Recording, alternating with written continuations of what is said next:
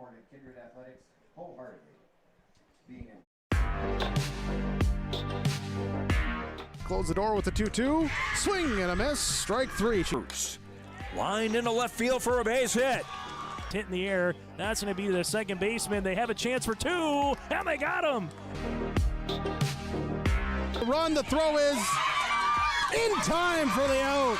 Lifted high into left field. Ball is way back, and that ball is way gone. Halsted Telephone Company and R&J Broadcasting Incorporated is proud to present to you this broadcast on yourliveevent.com. Will be throwing to their dad Shane, who is married to Polly's daughter Kathleen. Good evening, ladies and gentlemen. Bringing you American Legion Baseball on yourliveevent.com. I'm Mike Bernier along with Wendy Bernier. Good evening. A lot of activities here in Kindred. We have the Polly Rowe benefit. So right now some grandchildren of Polly Rowe are throwing out the first pitch in the game. And so we got a lot of festivities tonight, Wendy. Yeah, there are. They're setting up out back here. They're going to have, you can get a pork dinner or a turkey dinner, some chips, some water, a cookie, hot dogs. They're doing a 50-50 raffle from 5 to 7:30. The inflatables. I saw those getting blown up out there. You can do just $10. You get a wristband, you can jump all night. So yeah, we're all here doing a fundraiser for Polly Rowe in December of 2022. It caught her completely off guard. Recent medical setbacks have slowed her journey considerably, affecting her ability to maintain her independence. Polly's vibrant personality and love for socializing and staying active drive our collective efforts to support her in returning home to Kindred and reclaiming her zest for life. Tonight during the game, the Kindred Legion baseball game will start here at 5:30, and there will be regular concessions, a pulled pork dinner, like I said, those inflatables, and T-shirts are available. If you ordered one, you can pick them up tonight too. So all the T-shirts are out there to be picked up. So a good time. The dunk tank, just 3 balls, $2. You get to dunk. You could dunk at 5:30. You could dunk Paul Schmitz or Mr. Whale. Is going to be in the dunk tank at 6. Officer JJ at 6:30 and Scott Milburn at 7. So lots to do all evening. Come out and participate in the festivities and watch some good baseball we got going on here. Yeah, and with all the events, yeah, like you mentioned, we actually have a baseball game tonight as well. Yep. And so we'll be playing some baseball. The Kindred Vikings hosting the visiting team. All right, well, we'll take a break and we'll come back with some good baseball here. Check. From putting in an automatic lawn sprinkler system to making a new or revamping an existing fire pit or patio. From tree care, pruning to growing annual flowers, Green Earth Landscaping can answer your questions. Green Earth Landscaping, covering the Fargo-Moorhead area and beyond. For more information, go online to greenearthnd.com. That's greenearthnd.com. And we're back again, bringing you Kindred Vikings baseball. The Kindred Vikings baseball team, 6-5 record, looking to host the post 400 Comets. They come in with a 3-5 record in Legion ball play, and the Kindred Vikings come in with a 6-5 record. Sorry for the interruption a little bit earlier. PA address announcer Paul Quislin is going through the starting lineups for the ballpark tonight. Upcoming, we're going to have our national anthem and some other festivities as well. We had the first pitch, and again, the benefit going on for the Polly Rowe benefit. So come on out, spend some money. It's being supported by Lend a Hand Up. And again, we're going to have some baseball. Well, and too, I want to mention too, we're going to have here in just a moment. So the Pee-wees, the Kindred Youth Ball Pee-wees are all lined up. I won't be able to get a picture of them. I don't think my camera will go quite that far.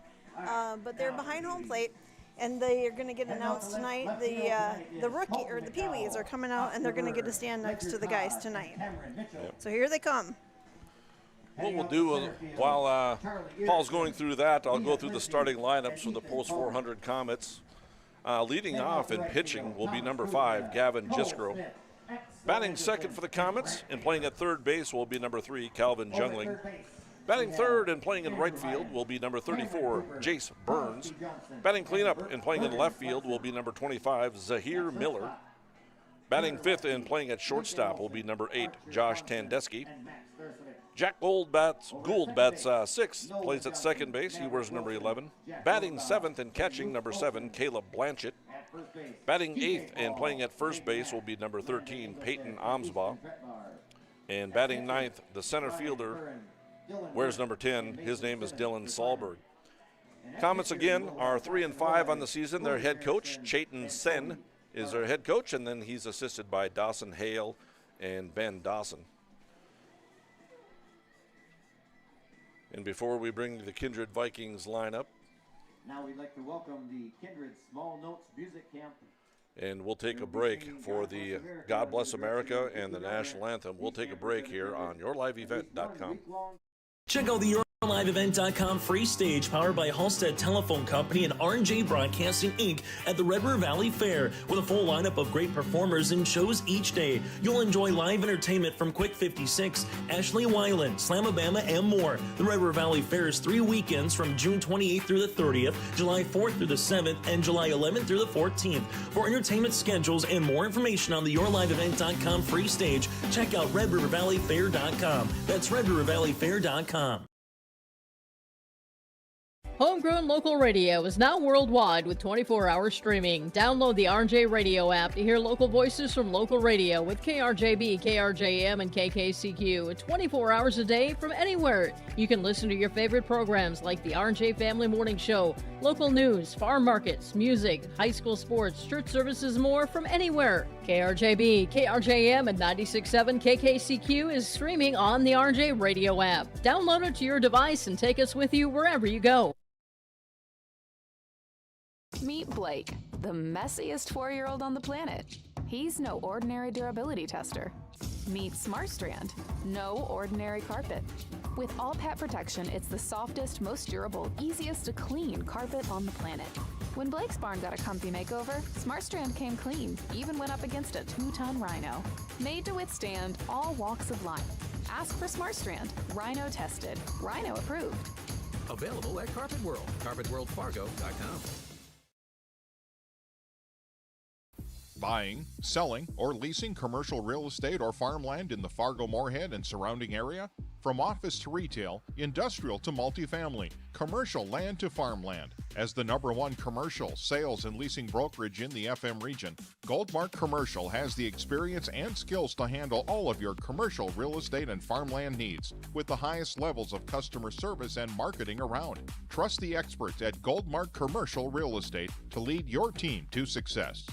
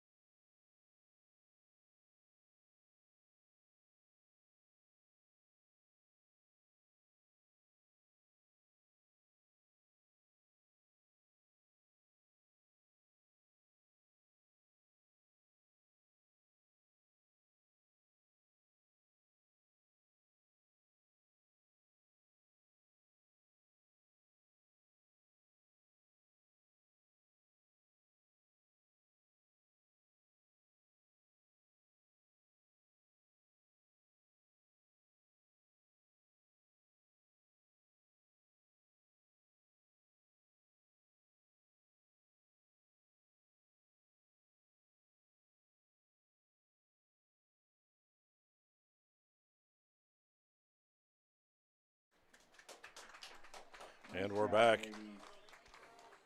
Beautiful rendition of the national anthem. from the Getty sisters, Peyton and Madison. And we're back. American Legion Baseball. We're getting ready to start. Kindred Vikings again taking on the post 400 Comets. We'll go through the starting lineup for the Kindred Vikings. We went through the post 400 roster. Leading off and playing in center field for the Vikings, Mason Almaris. Batting second and playing at left field will be Kylan Swenson. Catching and batting third is Bryce Whipple. Batting cleanup and at shortstop is Stanley Belaski.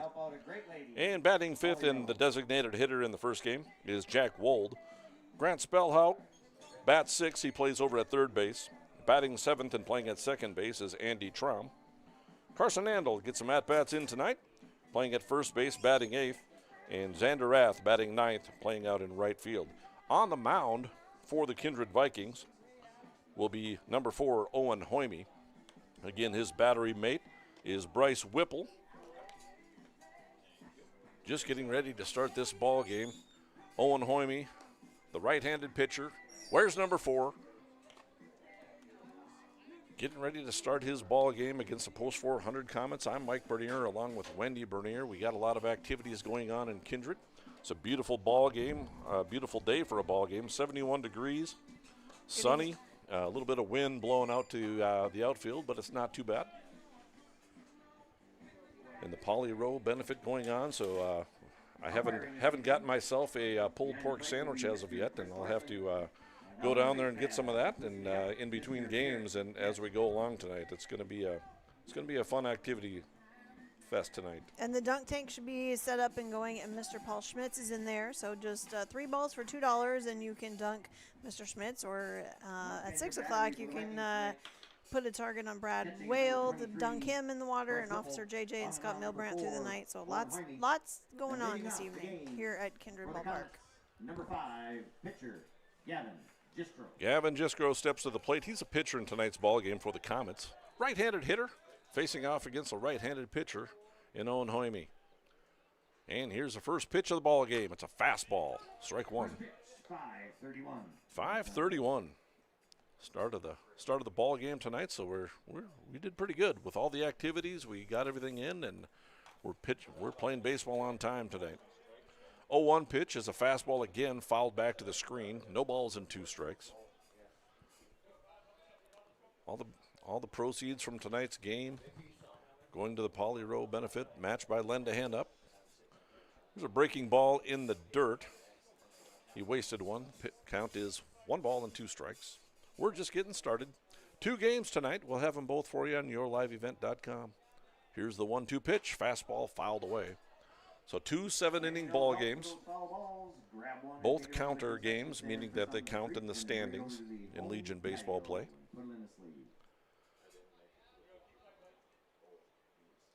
And here's a 1-2 delivery from Hoyme. Off-speed pitch, grounded over towards second base. Andel cuts in front of it and throws to his pitcher, and Hoyme missed it. And that's going to roll and get the Comets an extra base. That's going to go as an error on the pitcher. So that'll go as E1. Carson Andel made the play, made the throw to his pitcher, and it went off his glove and down the right field line. So the Comets have their leadoff runner aboard and moved to second base into scoring position after hitting a slow roller up the right field line towards first base. Carson Andel did a nice job of going over there and fielding the ball. Made a throw. Might have been a little hard from the distance that he was standing away from Owen Hoyme, and Hoyme couldn't handle it. But it'll go as an error. Runner on second, nobody out. Gavin Jungling steps to the plate, playing over at third base. Hoyme out of the stretch. Fastball, down low, and outside. Ball 1.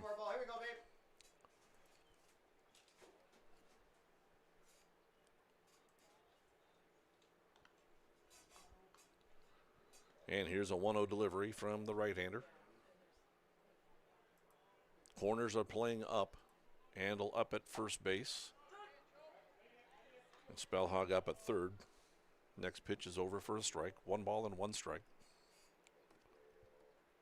Jace Burns is on deck for the Comets. And the pitch, 1-1, swing and a miss, strike 2.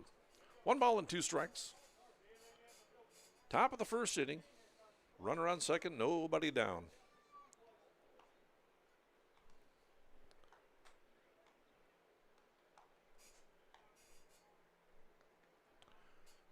And here's a pitch, fastball, just misses. 2 balls and 2 strikes. Home plate umpire is Mr. Chris Larson tonight, and out on the base paths is Mr. Gareth Hansen. Thanks to the gentleman for umping tonight's ball game. Now we got an equipment issue, I believe, with Bryce Whipple. He went into the dugout. Three ladies will be coming around with the 50-50 wrap. Thought he was pointing at his glove or having some issue with his catcher's equipment. Bryce got a new T-shirt before the game tonight after he hit a walk-off home run grand slam the other night, too. They presented him with a T-shirt earlier tonight that his teammates did, so they were having a little fun before the game. It was a lot of fun. Here's a 2-2 delivery, swinging a drive to center field. That's towards the gap, and it's going to be down for a hit, and that'll score a run. Almaris knocks it down. The throw into second base will not be a time, and that'll be a stand-up double for Jungling. Run batted in, double. Jiscro scores, and it's quickly 1-0 in favor of Post 400. That will be an unearned run charged to Owen Hoyme as Jiscro reached on that error. This will bring up the left-handed hitting right fielder, Jace Burns. And the pitch to him is outside, misses. Whipple didn't think so. Ball 1.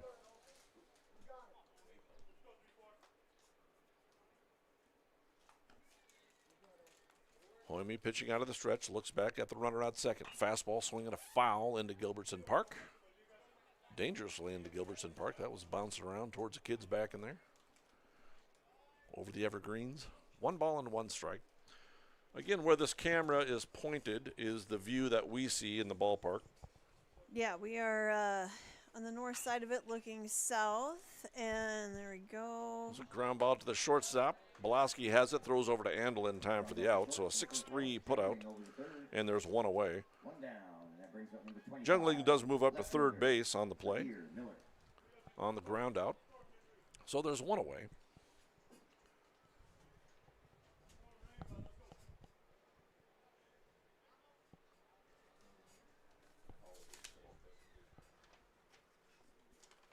And Owen Hoyme facing the cleanup hitter, left fielder, Zahir Miller, takes strike 1. Zahir spells his name Zaahir, and then Miller. Zahir is how he wants it pronounced. Here's the 0-1. High drive into center field. Almaris is there. He's got it. He'll make the catch. Throw to the plate is going to be high, and the run will score on the sacrifice fly to center field. So Almaris gave it a good toss, but a little too high, a little too far, but a good strong throw. And Zahir goes out on a sacrifice fly to center field for the second out of the inning. He does get credit for a run batted in and not charged with an at-bat as Jungling comes across to score to make it 2-0 in favor of the Comets. That run is earned.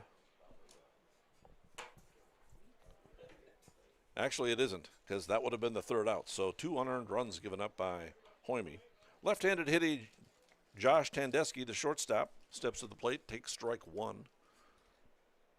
And here's the 0-1. Fastball is up. 1 ball and 1 strike.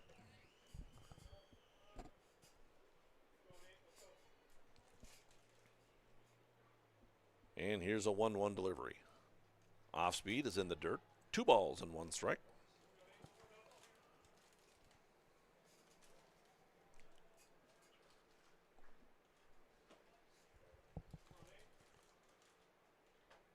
A lot of room down the left field line as Kylan Swenson is playing the left-handed hitter to pull. 2-1 pitch misses away. 3 balls and 1 strike. Jack Gould is on deck. And here's a 3-1 delivery. Off speed, grounded out towards second. Andy Traum is there. He's got it. Throws over to Andel in time for the out. Post 400 does come up with a couple of runs on 1 hit. There was an error by the Vikings. No runners left on base. Yeah, we just we'll take an opportunity now to talk a little bit more about the benefit that's going on tonight here at the park, the ballpark, a benefit for Polly Rowe. The dunk tank is going. I peeked out the window here out behind us, and they've got the dunk tank going. The inflatables are up. Kids can get a wristband and jump all they want for just $10. And the pulled pork sandwich and a turkey meal, $10 there for chips, water, cookie. The regular concession stand is, of course, still open and going too.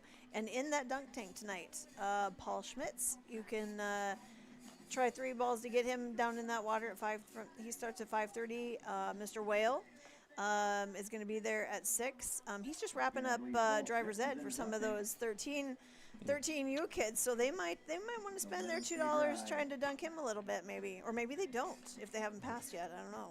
Officer JJ, I can dunk him about 6:30, and Scott Milbrandt hops up in that dunk tank at 7. So a lot going on. If you ordered a T-shirt, those are here at the ballpark, ready to pick up.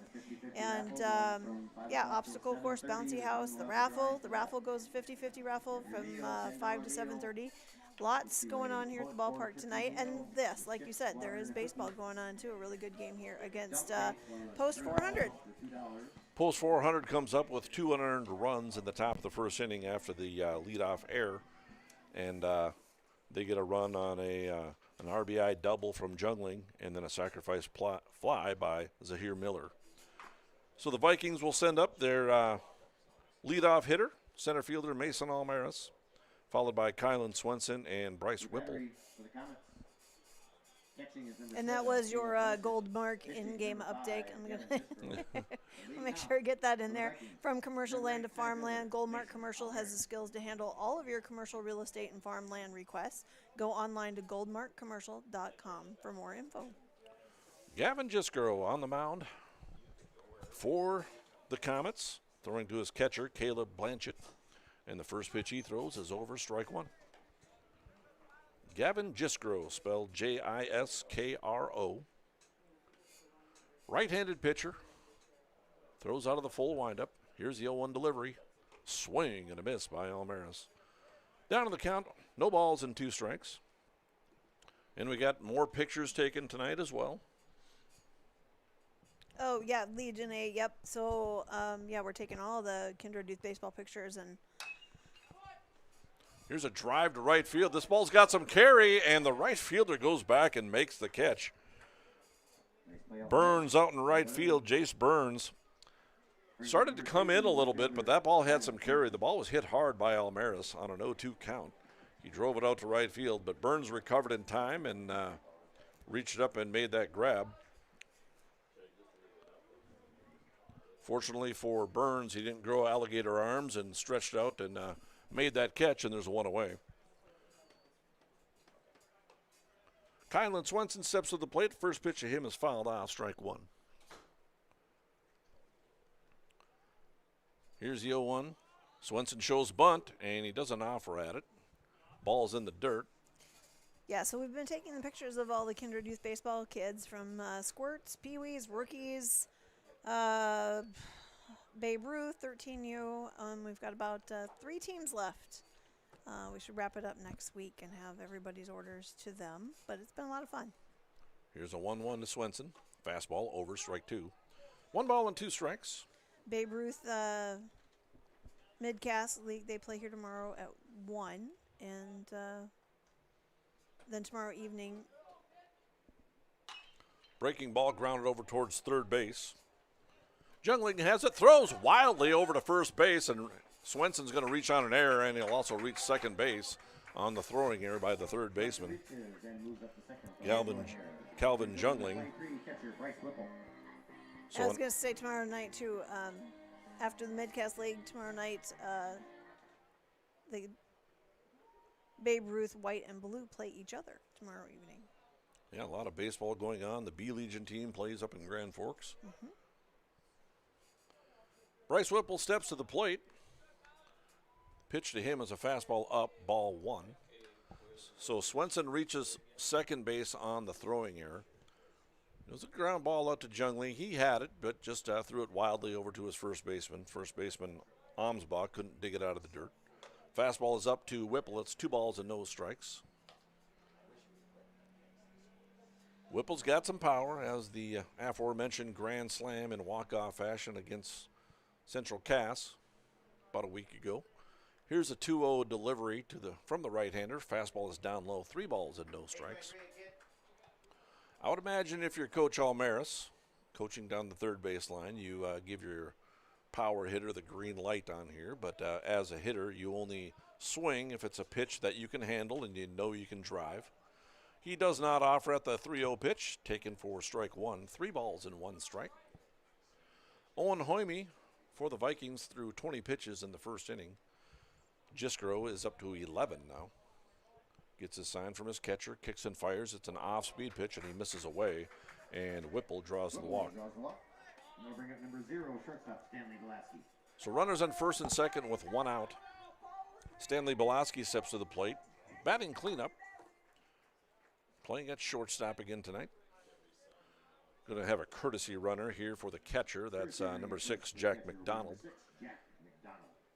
Comes on to courtesy run for the catcher.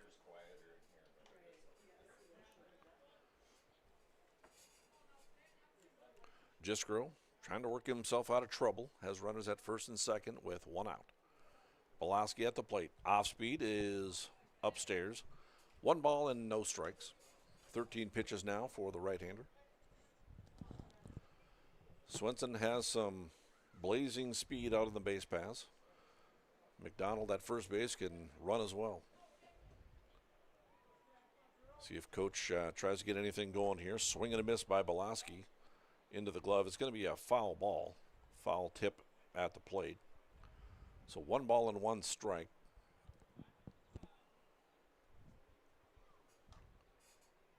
Jack Wold awaits on deck.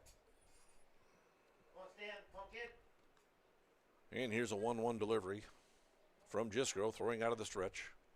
Fastball over, strike 2. 1 ball and 2 strikes. Just getting started, bottom of the first inning. A lot of baseball for you tonight. A lot of events going on in Kindred. I'm Mike Bernier along with Wendy Bernier. Good evening. Here's Jiskro looking on. Checks a runner back, kicks and fires an off-speed. Runner's going, and he is thrown out. Swenson trying to steal third base, and a nice throw from the catcher Blanchett, and Swenson is gunned out stealing. McDonald does move down to second base. He will not get credit with the stolen base. Kylan Swenson is thrown out stealing on a 2-5 putout. 2 down. And it's a 2-2 count on Belaski. Here's a pitch, off speed, high, pop fly. On the right side of the infield, Ahm's ball, the first baseman calls for it and makes the catch. So no runs for the Vikings, no hits. There was an error on post 400, and the Vikings do leave a runner on board. So pop up to first base, ends the inning. At the end of 1 inning, post 400 leads it by a score of 2-0. All right, and we will take a quick break and come back with that in-game update. Express Lane Marathon in Kindred is your neighborhood convenience store where convenience meets quality, whether you're fueling up with Marathon's top-tier fuel or grabbing a quick snack. Express Lane has you covered. From hot stuff pizza, smash hit subs, premium soft serve ice cream, gas, diesel, and propane exchange. Make sure to use your Marathon app and get 7 cents back per gallon all summer long. Now offering premium 91 non-ethanol fuel. Express Lane is your friendly and locally owned convenience store.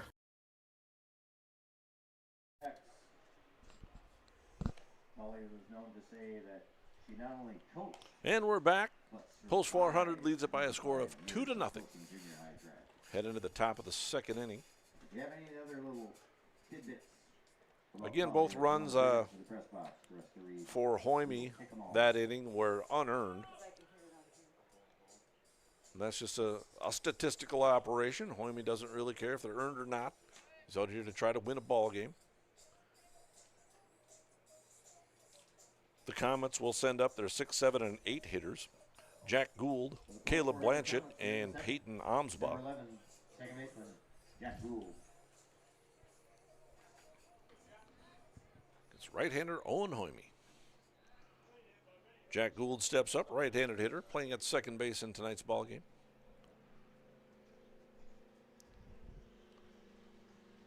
Belaski starts him off with a fastball, called strike 1.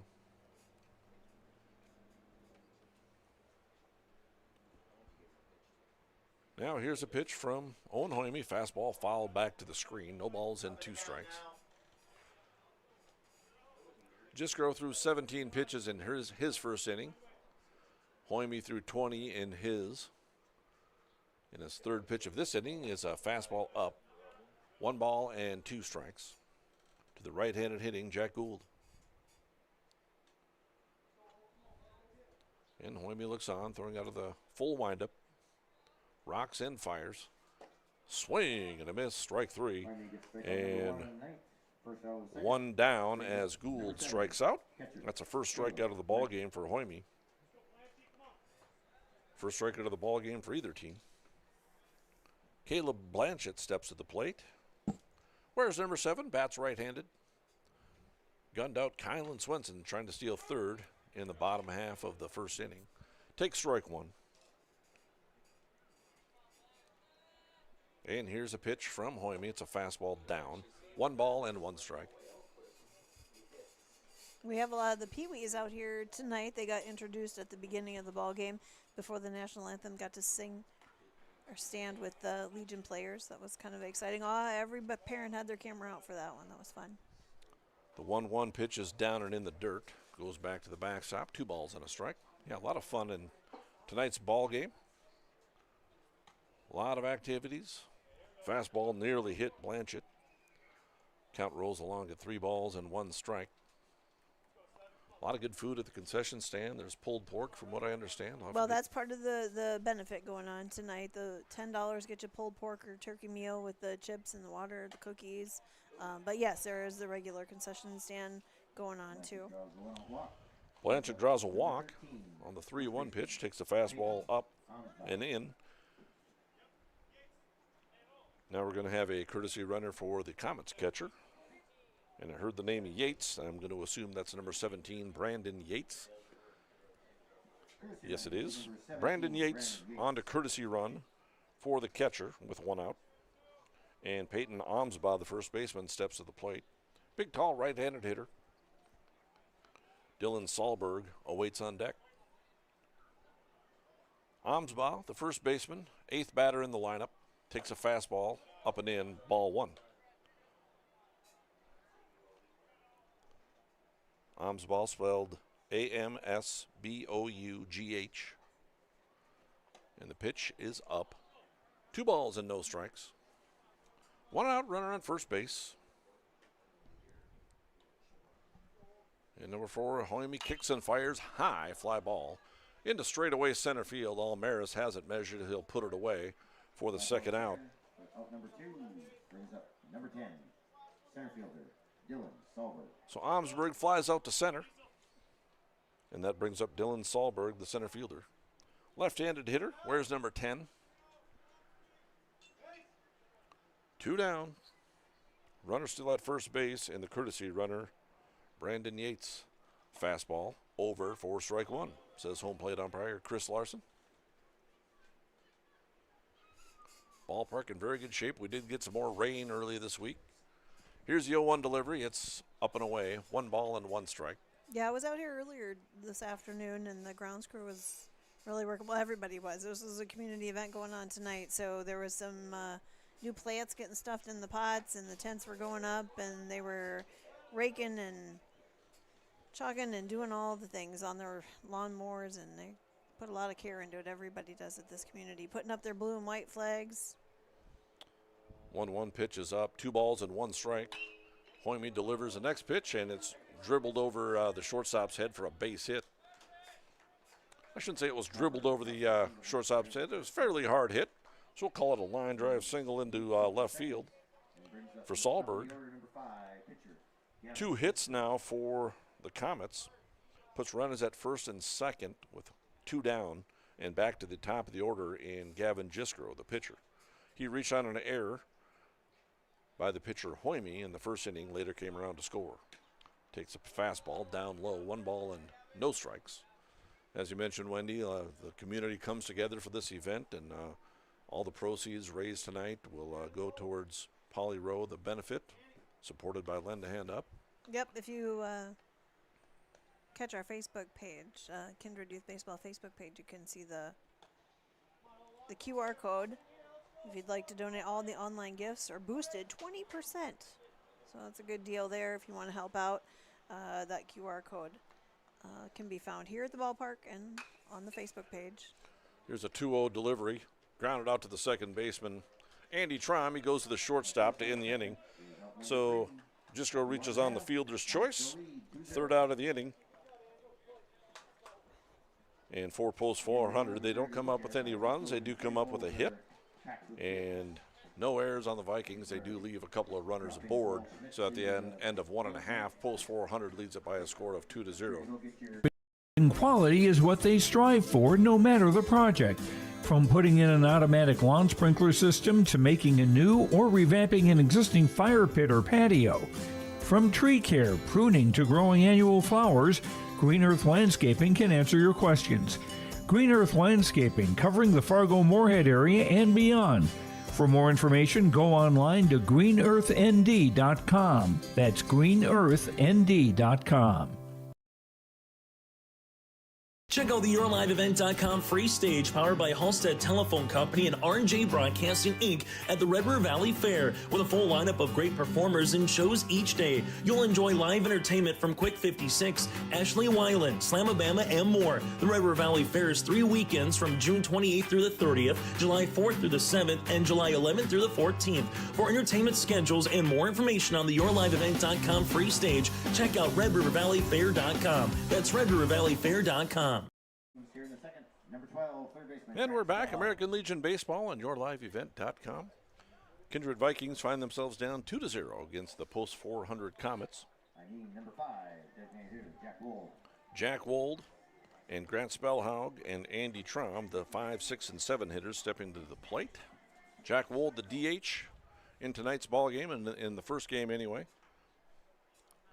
We got 2 games for you on YourLiveEvent.com. Right-handed pitcher Gavin Gisco rocks and fires, throws ball 1. His battery mate, Caleb Blanchett, behind the plate, getting a sign.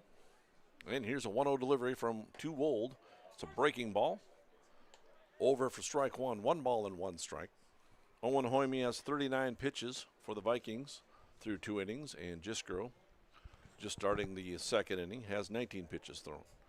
Breaking ball in the dirt, 2 balls and a strike. Mike Bernier along with Wendy Bernier bringing you American Legion Baseball on YourLiveEvent.com. Swinging a drive down the third base line, hit hard, and Wold's going to have himself extra bases, and he's going to take a big turn and stop at first base. Wold singles down the line, brings up number 12. Wold hit it hard. First hit for the Vikings. Line drive single down the third base line. I thought Wold might have had a chance for extra bases on that, but he was pulling up about halfway down the line, but his dugout got on him, and he hustled back to first base, and he thought about turning that single into a double, but he chose to stay at first base and be satisfied with the base hit, leadoff single, runner aboard. Throw over to first base is not in time and in the dirt. Amsbaugh knocked it down. Here's a pitch to the right-handed hitting Grant Spellhaug. Takes strike 1.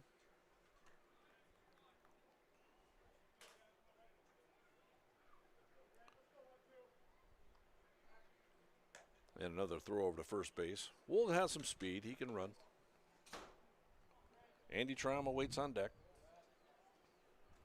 Grant Spellhaug at the plate. He has some power. Here's a pitch. Fastball away. Yeah, Jack was all worried as a picture before the game. We took it, and he didn't have the right pants on, but he must have changed. But I don't know if I can take his picture after the game because now he's all dirty, diving back into first base there. Scoreboard shows 0-2, but I believe the count is 1-1. And here's a pitch to Spellhaug. It's an off-speed pitch in the dirt for a ball. Good job, 12. Gisco throwing out of the stretch. And here's a pitch. Right-hander kicks and fires. Breaking ball away. 2 balls and 2 strikes.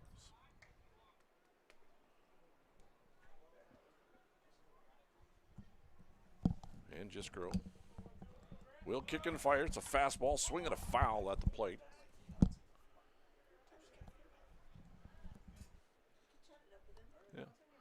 Yeah. We're joined up in the booth. Wendy Bernier turned her headset over to Mr. Michael Hall. Joining us, he's going to handle some games on yourliveevent.com next week. Welcome. Thank you. I've had the pleasure of calling a couple games from the color position, just running the camera, so going to be figuring out some of the controls tonight. You'll do a great job, no doubt about it. Another throw over to first base. Wold is back safely. Another throw in the dirt. Blocked by Amsbaugh. Here's a 2-2 delivery, and the fastball is outside. 3 balls and 2 strikes. Full count, nobody out.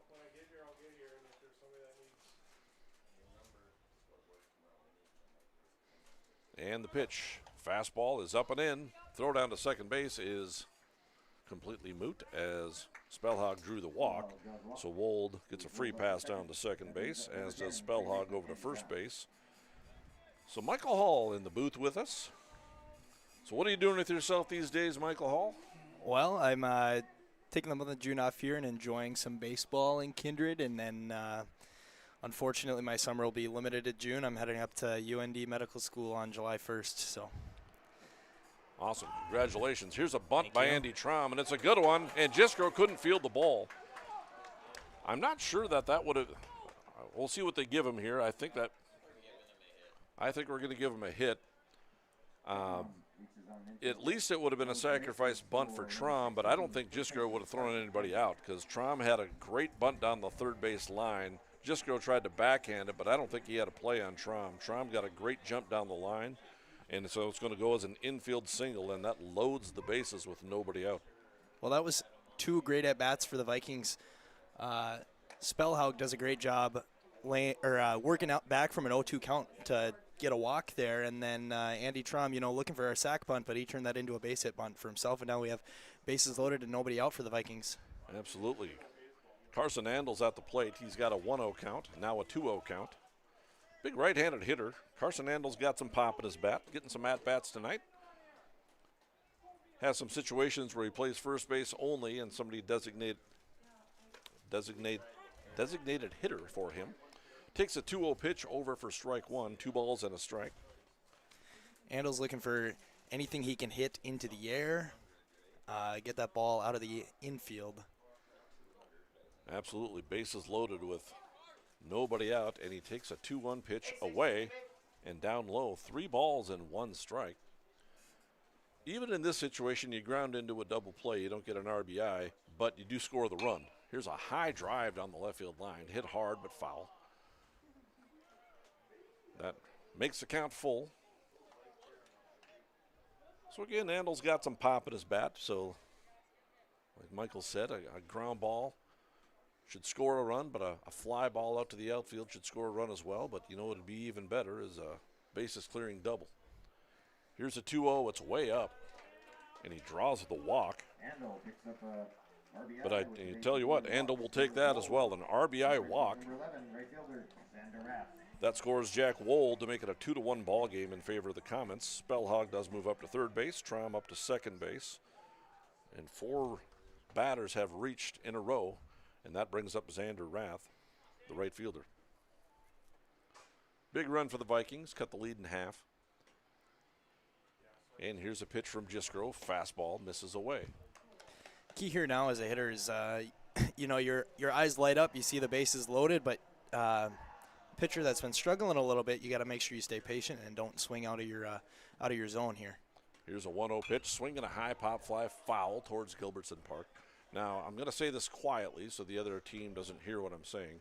Xander Rath, it's not beyond him to lay down a bunt with the bases loaded and nobody out. It's unconventional, but he's got such blazing speed. He gets that bunt down and he's able to score that run.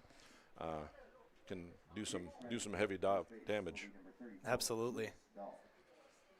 Lucas Dahl comes in to pinch run for the first baseman Carson Andel. So Lucas Dahl pinch running over at first base.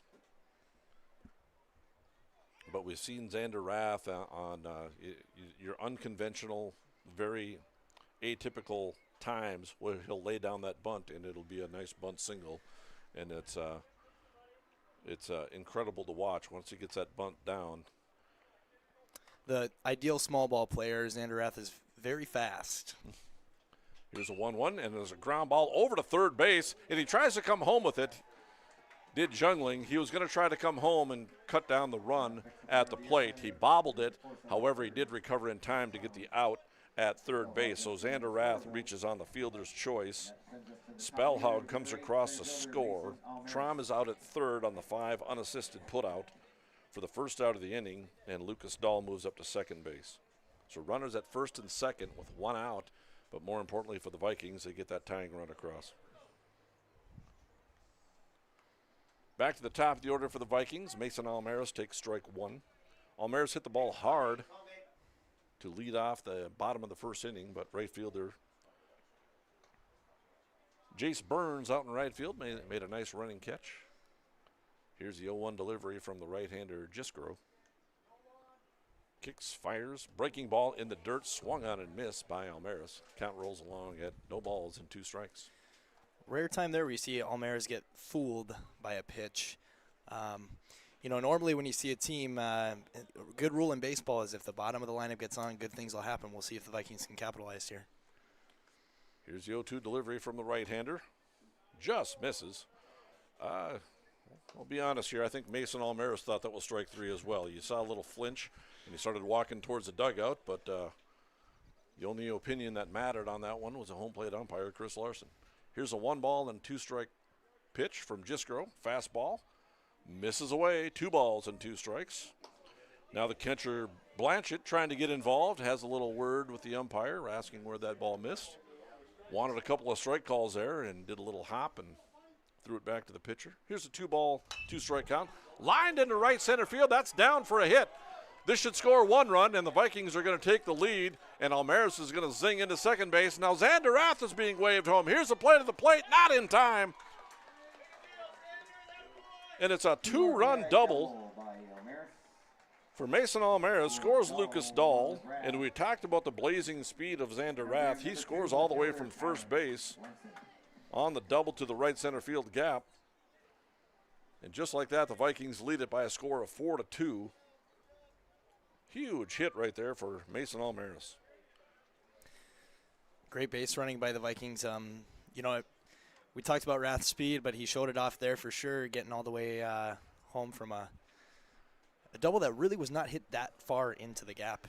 No, right center. And kind of Xander Rath kind of displaying like the 1980s, 1990s St. Louis Cardinals, getting on base and showing off a lot of speed. Some dangerous teams back in the day with Willie McGee and Vince Coleman and some of those guys on that team. Jose Oquendo. I'll have to take your word for it on that one, Mike. Ozzie Smith out at shortstop. Like I said, Paul Cousin, the Wizard of Oz, out at shortstop. 1 ball and 1 strike to the batter, Kylan Swenson. Yeah, Ozzie Smith, the Gold Glove shortstop, Hall of Famer, would go and do a backflip at every home game coming onto the field. He'd run out there and do a couple of somersaults and a backflip. Here's a bunt attempt by Swenson, and the catcher Blanchett makes a diving catch. What a play by the catcher Blanchett. And no, that's not going to be the play. We're going to have a balk called by the base umpire. So no play, no pitch on the balk. So I didn't see it. I don't have any idea what Jiskro did. So I didn't see the play, but base umpire Gareth Hansen called a balk on the pitcher Jiskro, and Almaris gets up to third base. So no play, so no pitch, no strike, no out. It's a 1-1 count to Swenson. Breaking ball in the dirt, 2 balls and a strike. Yeah, my best guess there would be that we had Swenson show enough early on that bunt that the pitcher kind of paused, and maybe the early show was enough to force a balk there. Right, probably twitched a little bit. Yep. Here's a 2-1 delivery, fastball away, 3-1. So what you're telling me is that you didn't watch the 1987 Minnesota Twins beat the St. Louis Cardinals in the World Series. Unfortunately, I did not. Okay, you didn't exist then. Yeah. Here's a 3-1 pitch. Here's a high fly ball into shallow left field. Zahir Miller makes a catch, and there's going to be a play at the plate. Here's a throw from Miller. It's going to be up the first base line, and Almaros comes across the score. It'll be a sacrifice fly to left field for Kylan Swenson for the second out of the inning, and a run batted in for Swenson. And Almaros comes across the score to make it a 5-2 ball game in favor of the Vikings. Zahir made a good, strong throw.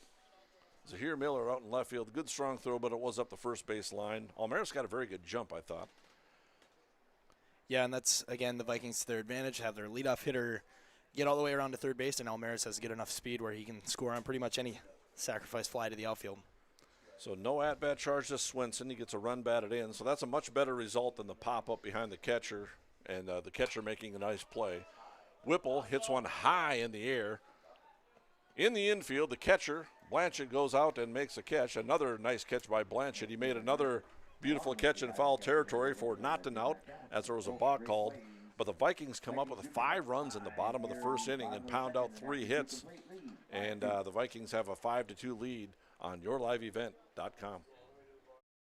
Homegrown local radio is now worldwide with 24-hour streaming. Download the RJ Radio app to hear local voices from local radio with KRJB, KRJM, and KKCQ 24 hours a day from anywhere. You can listen to your favorite programs like the RJ Family Morning Show, local news, farm markets, music, high school sports, church services, more from anywhere. KRJB, KRJM, and 96.7 KKCQ is streaming on the RJ Radio app. Download it to your device and take us with you wherever you go. Meet Blake, the messiest 4-year-old on the planet. He's no ordinary durability tester. Meet SmartStrand, no ordinary carpet.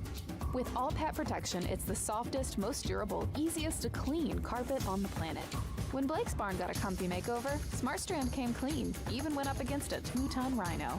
Made to withstand all walks of life. Ask for SmartStrand, rhino tested, rhino approved. Available at Carpet World, carpetworldfargo.com. And we're back. Kindred Vikings lead it by a score of 5-2 on the Goldmark in-game update.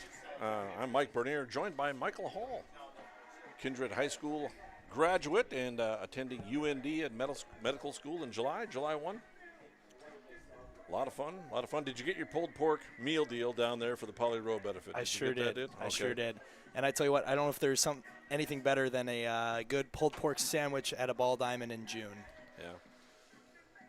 So I referenced the 1987 St. Louis Cardinals Minnesota Twins World Series. And I was talking about some of the players on that. Tommy Herr out at second base for the Cardinals, and Michael Hall has no idea what I'm talking about. Swinging a drive down the left field line. That's going to go for extra bases for the leadoff hitter in this inning, Calvin Jungling. He's going to scratch himself into second base with a leadoff stand-up double on the first pitch from Owen Hoyme of the top of the third inning. So Jungling reaches safely. Hard hit double down the left field line. I graduated from high school in '87, and they won, and from college. Well, that's a great opener for the Comets there. If you're a Comets fan, you're looking for a response to a 5-run inning. Nothing better than a first pitch double. Dan Nathan here running the scoreboard and playing the music in tonight's ball game. Said he graduated high school in 1987. That's the year the Minnesota Twins won the World Series. Graduated from college in 1991. Twins also won the World Series in 1991. Here's a 1-0 pitch in the dirt. The left-handed hitting Jace Burns, and that's going to be a wild pitch, and Jungling will move up to third base with nobody out. Did you exist in 1991 to watch the Minnesota Twins win the World Series? I also, unfortunately, did not exist in 1991. Okay, sorry I asked that.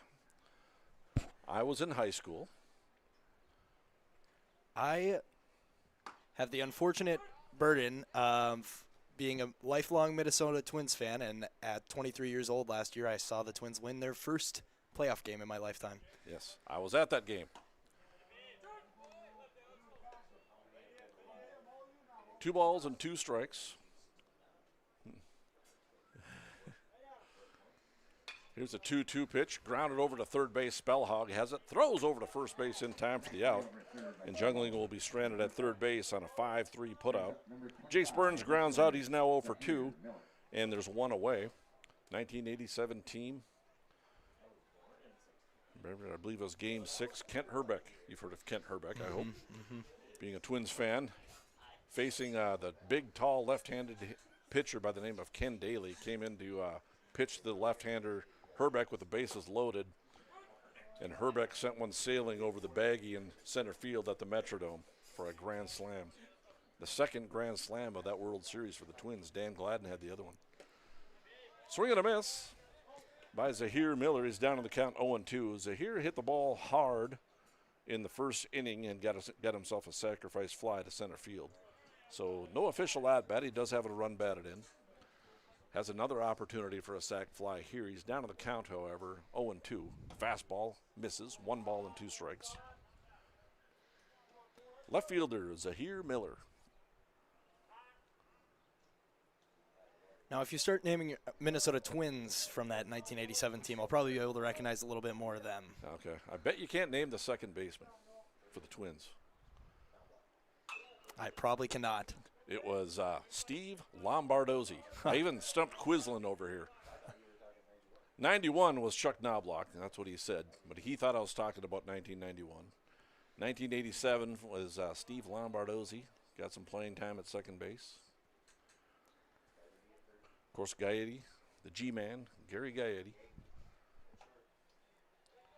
Greg Gagne, the shortstop, as Miller takes upstairs. 2 balls and 2 strikes.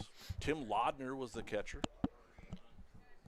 Hit 191 during the season, but he had some power. He hit 16 home runs. I believe he hosts the Twins Live now? He does. Yeah. 2 balls and 2 strikes. Fastball down low. He missed. He did not go around, says a base umpire. I didn't think he went either. It looked like he stopped his swing. Yeah, and a tough call there for a base umpire position behind the pitcher's mound. Yeah. So 3 balls and 2 strikes. Here's a pitch from Hoyme, swinging a drive down the third base line. Foul. Miller crushed it. It goes foul. 52 pitches now for the right-handed pitcher, Owen Hoyme. He has 1 out, runner on third, a leadoff double for Jungling. He moves to third on a wild pitch, and then Burns grounds out. And Miller takes ball 4. And the Comets have something more even brewing as Miller draws the walk. Runners at first and third with nobody out. Of course, Dan Gladden, the radio announcer, was the left fielder. And, of course, number 34, Kirby Puckett in center field. They also had a big, powerful right-handed hitter by the name of Tom Brunansky out in right field. He had a cannon for an arm out in right field. Randy Bush was a designated hitter. Frank Viola, sweet music. Left-handed pitcher for the Twins. Jeff Reardon was a closer at that time. First pitch to Josh Tandesky, the shortstop, misses. Ball 1. Tandesky's 0 for 1. He grounded out. Which World Series had the infamous play where Kent Herbeck's momentum took him off first base? That was 1991. Here's a ground ball out towards second base. Traum has it. He's going to go to second for 1 out.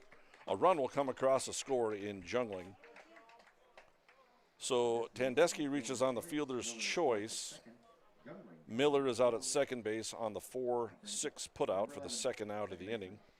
And Tandesky will get himself a run batted in as Jungling comes across the score to make it 5-3. The play you're talking about was Ron Gant, the outfielder. He played left field and center field for the Braves, the Atlanta Braves. And there was a throwback over to first base. Now they got the runner out on the base pass, and Hoyme's going to throw him out. And that'll end the inning for the Comets. So they do come up with a run as Tandesky is picked off to end the inning. It's going to go as, I believe, a 1-4 putout and for the third out of the inning. And Comets come up with a run to make the score 5-3 on yourliveevent.com.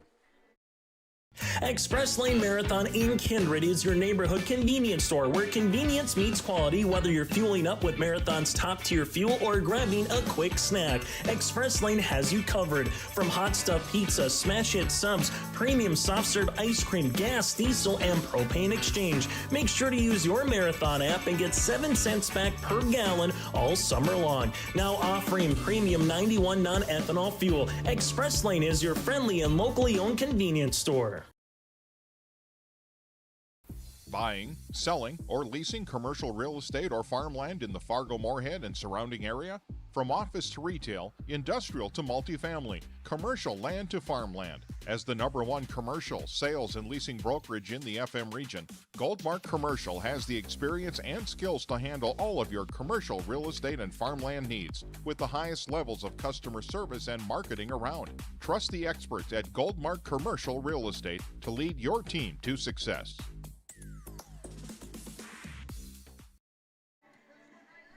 And we're back. It's time now for a Goldmark in-game update. Yeah, from Goldmark, from commercial land to farmland. Sorry about that. Sorry about that little audio issue up here. From commercial land to farmland, Goldmark Commercial has the skills to handle all of your commercial real estate and farmland requests. Go online to goldmarkcommercial.com for more info. First pitch to Stanley Blasky is grounded out towards third base. Jungling has it, throws over to Amsbaugh, the first baseman. So 1 pitch, 1 out.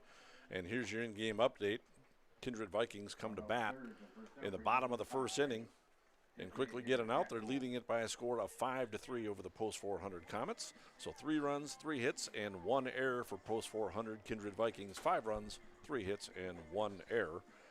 Stanley Blasky, first pitch swinging, grounds out to third base for 1 away, and Jack Wold steps to the plate. Hard hit single down the third base line to lead off the bottom of the second inning. He later came around to score, and he takes strike 1. So, yeah, the play you're talking about, Ron Gant, is at first base. There's some sort of a throw over to Herbeck, who makes the catch, and Gant is going towards first base and almost kind of runs into Kent Herbeck. Here's a high pop fly in the infield. Shortstop Tandesky has it, and it's a pop-up to the shortstop, and there's 2 away. And so Gant's momentum is going towards the foul line into foul territory, and Herbeck made the catch and put the tag on the back of his leg, and they both kind of fell backwards, and it sure looked to me like Herbeck pulled him off the base. The umpire didn't see it that way, and they ruled him out. Of course, the Atlanta Braves would argue that vehemently. I don't recall if there was any ejections in that game or anything like that, but to this day, Kent Herbeck is still hated down in the Atlanta area for that play. Ball 1 to Grant Spellhog. He drew like Michael Hall said earlier, a great at-bat. He was down to the count 0-2, and he worked himself a walk and later came around to score. So Spellhog, no official at-bat, has a run scored. 2 down. Bottom of the third inning, high pop fly over the press box. 2 balls and 1 strike. And Spellhog batting. Andy Traum awaits on deck.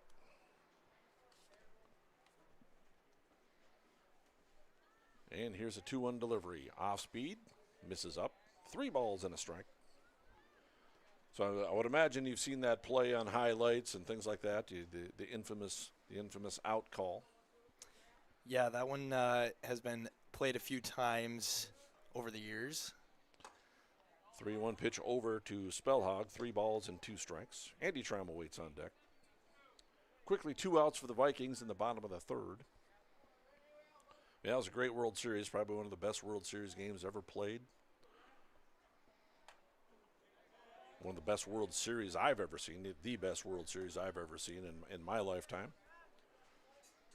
Not only because the Twins win it, but the Game 7 was a 1-0 victory. Dan Gladden on third base. Bases are loaded, and Gene Larkin steps to the plate and hits a high fly ball out into left center field to end the ball game. Spellhog draws another walk.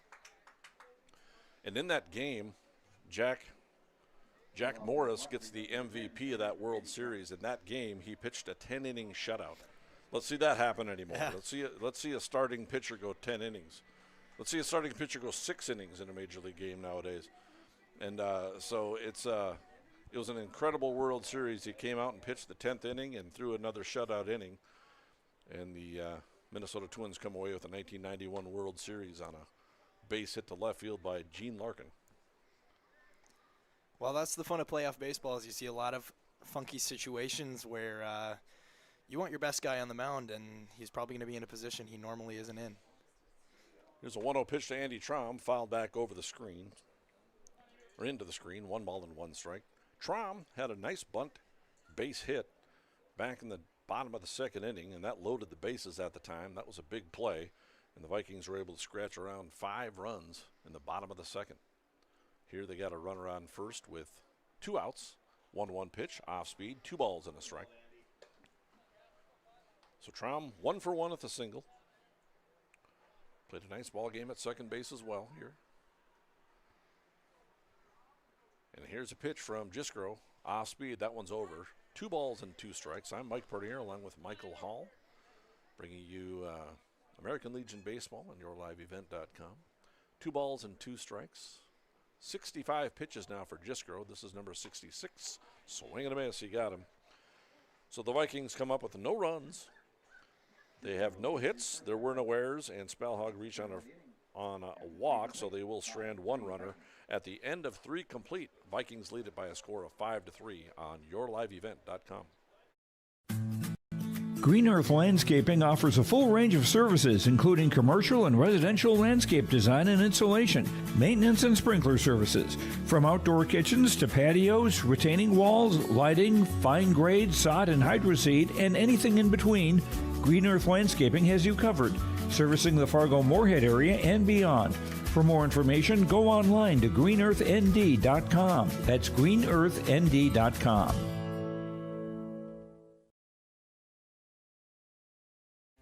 Make your stop before or after the game at the Knickerbocker in Hickson, North Dakota. Stop out throughout the week for mouth-watering lunch specials weekdays and mark Friday nights down on the calendar for prime rib, ribeye steak, or some walleye at the Knickerbocker. For more information or to find out about daily specials, give the Knickerbocker a like on Facebook by searching the Knickerbocker. Great food and good people. You can find it all at the Knickerbocker in Hickson, North Dakota.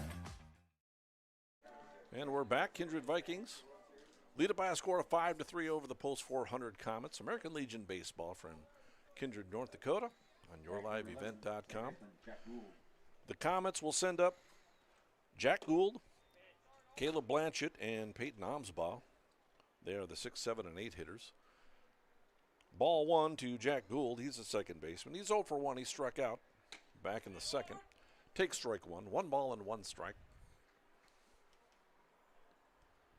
Owen Hoyme is still on the mound. This is his 58th pitch of the ball game. Fastball, swinging a line drive foul down the right field line. Well foul. Into the bullpen of the Vikings. Post 400 Comets. Head coach is Chayton Sen. Dawson Hale and Ben Dawson are his assistants. For the Vikings, Josh Almaris, the head coach. Swing and a miss, and Gold goes on strikes for the 2nd time.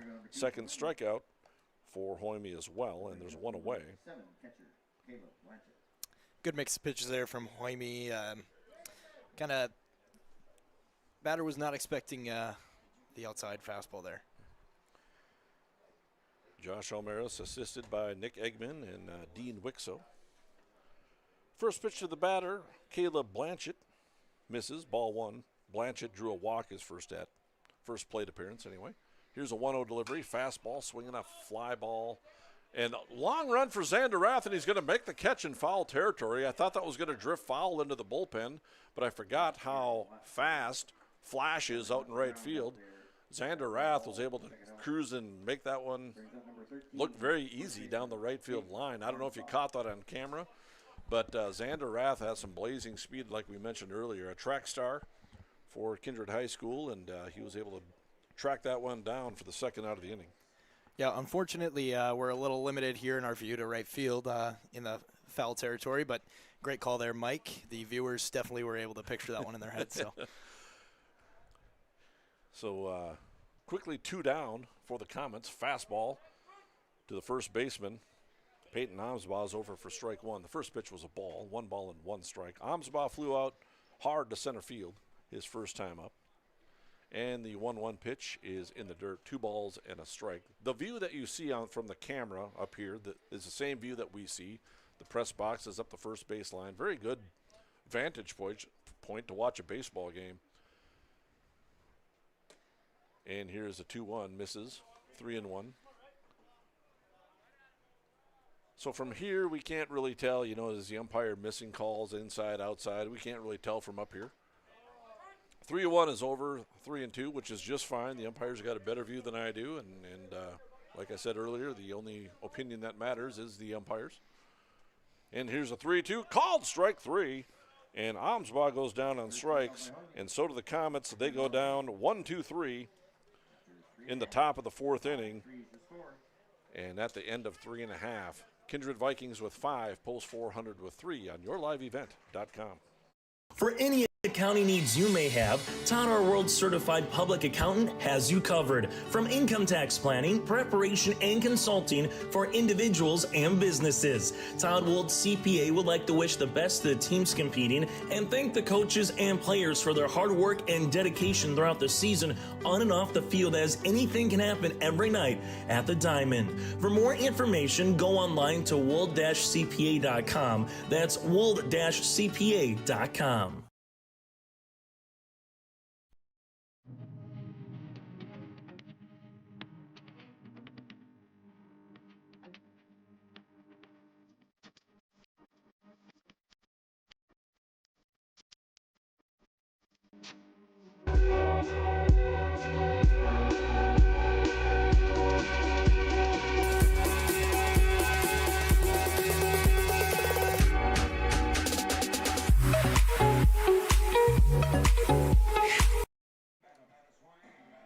Kindred Vikings lead it by a score of 5-3. We head into the bottom of the 4th inning from beautiful Kindred, North Dakota.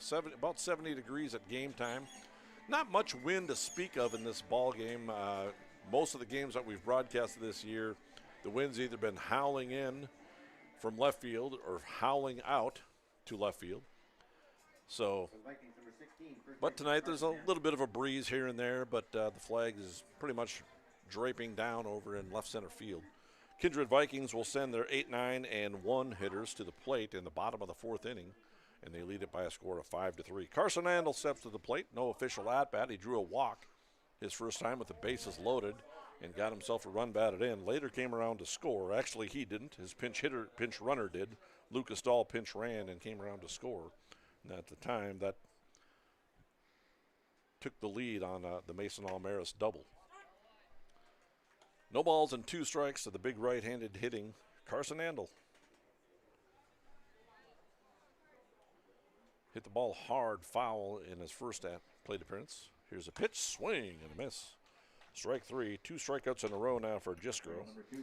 Well, after an eventful, first 3 innings, both Hoyme and Jiskro are settling in here, and they've put together a string of some good outs. Absolutely.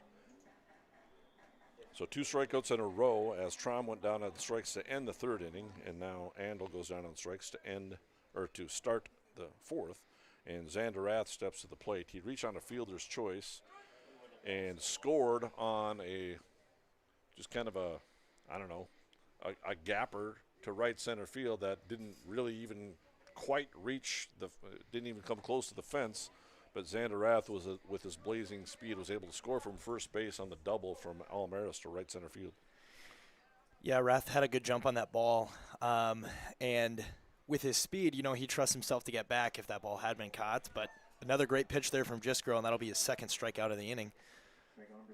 3 in a row now for Jiskro, and there's 2 outs. So Xander Rath with an 0-2 count takes a fastball on the outside part of the plate, and he's rung up by the home plate umpire.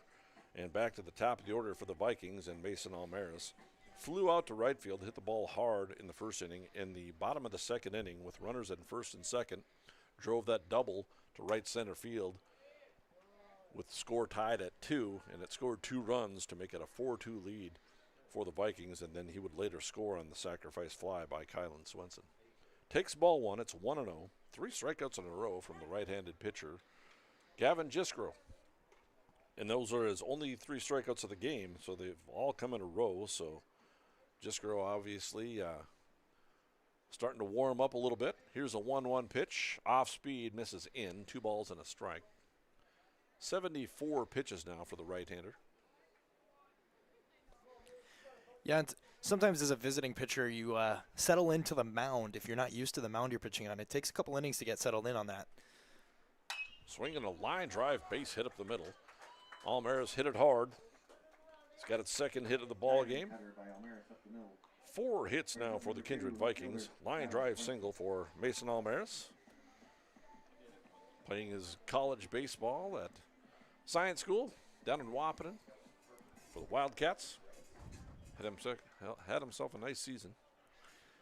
Yeah, from the updates I saw, it seemed like Mason has continued his smart baseball play with great hitting, just solid hits. Here's a pitch to Swenson. It's over for a strike. Swenson reached on an error in the first, and it was stranded at second base, and then had a sacrifice fly that scored Almaris back in the second. Almaris is off on the pitch. Here's a little dribbler up the line. This is going to be a tough play. Jungling won't even make the throw, and now Almaris. You just mentioned the smart base running and the smart play by Mason Almaris. I'll call him a veteran out here because he is a super senior getting another chance to play American Legion baseball after playing a year of college ball. After the third baseman Jungling vacated third base like he's supposed to do, but Kylan Swenson just has a blazing speed. He had no chance to throw at Swenson at first base, but Almaris rounded second and never slowed down and took third base because there's nobody covering, and that's a shortstop's responsibility to cover that base. Absolutely, and kind of an unfortunate play there, as there's a base hit from Bryce Whipple. Whipple will drive a single into right center field, and that scores a run. So an RBI single for Bryce Whipple scores Almaris from third base. So the Vikings are rewarded by the outstanding base running and the blazing speed. Swenson will move all the way over into third base. Courtesy running again will be Jack McDonald, number 6. Courtesy running for the catcher. RBI single for Bryce Whipple. He's now 1 for 2 with that run scoring single. Swenson over to third, and that brings up Stanley Belowski, who's 0 for 2. 6-3 lead for the Vikings. Fastball is up from Jiskro to Belowski, and it's 1 ball and no strikes. A lot of action right there. A lot of first pitch swinging and a lot of action. Yeah, Vikings taking advantage. They're top of their lineup. Here's a high fly ball. It's drifting foul down the third base line, but Belowski hit it hard. It'll go foul. 1 ball and 1 strike. A lot of speed on this team for the Vikings, and we can't mention that enough. We mentioned the speed of Xander Rath. We mentioned the speed of Kylan Swenson, but you got guys like Jack McDonald that can run as well. You got Jack Wold. You got Mason Almaris. You got some guys that can run the base paths. They're smart, and they're fast. Absolutely. And McDonald takes off. Here's the throw down to second base. It's not in time. And McDonald steals second base. The throw went all the way through. Swenson stays put at third. So McDonald steals third base, or second base, I should say. Puts runners at second and third with a 1 ball and 2 strike count on the cleanup hitter, Stanley Belowski. Too much going on for me to get my analysis in. But, it's baseball, and the base runners are running, and they're doing it smartly, and that's basically what I was going to say. So, breaking balls in the dirt, 2 balls and 2 strikes. Nice job of blocking that pitch from going to the backstop by the catcher, Caleb Blanchett. For the Comets, for now, saves a run. If you're the Vikings, you can't ask much more of the top of your lineup here doing some damage with 2 outs. Here's a 2-2 fastball called strike 3. And Belowski goes down on strikes for the 4th strikeout now for Jiskro. But the Vikings do come up with a run on a couple of hits, and they do leave 2 runners stranded at the end of 4 innings. It's 6-3 in favor of the Vikings on yourliveevent.com. For trusted news, weather, and sports from your community, look to R&J Broadcasting Incorporated. KRJB, KRJM, and KKCQ Radio, and rjbroadcasting.com. Hear local voices from local radio with news and information from the area. Your information stations, KRJB, KRJM, and KKCQ Radio, and rjbroadcasting.com. Local voices from local radio. Meet Blake, the messiest 4-year-old on the planet. He's no ordinary durability tester. Meet Smartstrand, no ordinary carpet. With all pet protection, it's the softest, most durable, easiest to clean carpet on the planet. When Blake's barn got a comfy makeover, Smartstrand came clean, even went up against a 2-ton rhino. Made to withstand all walks of life. Ask for Smartstrand. Rhino tested. Rhino approved. Available at Carpet World. CarpetWorldFargo.com. We're back and in time for the Goldmark in-game update. From commercial land to farmland, Goldmark Commercial has the skills to handle all of your commercial real estate and farmland requests. Go online to goldmarkcommercial.com for more info. Here's the first pitch from Hoyme. It's a fastball down low, ball 1.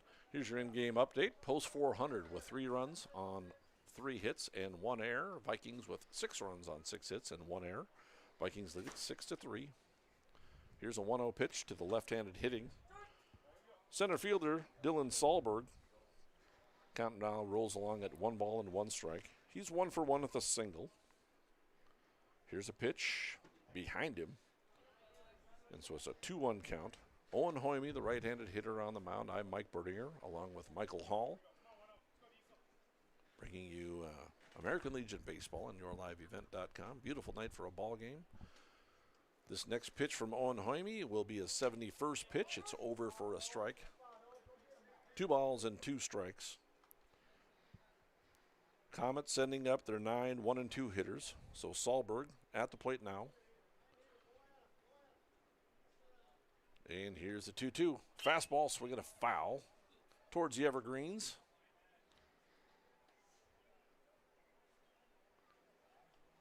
And the kids that bring the baseball back to the concession stand get themselves a little treat, a little taffy or something. Here's a 2-2 pitch outside, 3 balls and 2 strikes. Poly Row benefit going on, lots of good food, lots of good events, concession stands open. Here's a 3-2, called strike 3 on the outside part of the plate. Sahlberg goes down on strikes. Good job by Hoyme there to attack the bottom of the order. You definitely don't want to lose the bottom of the order to a free base on a walk. And you could hear it from Coach Almaraz down in the Kindred dugout. 4 strikeouts now for the right-hander, Owen Hoyme. Top of the 5th inning. Comets batting back to the top of the order as Gavin Jiskro, the pitcher, takes strike 1. He reached on an error and scored a run in the first and reached on a fielder's choice to end the second. Here's a high pop fly towards the press box. And wow, if I would have reached out, I might have had a play on that one.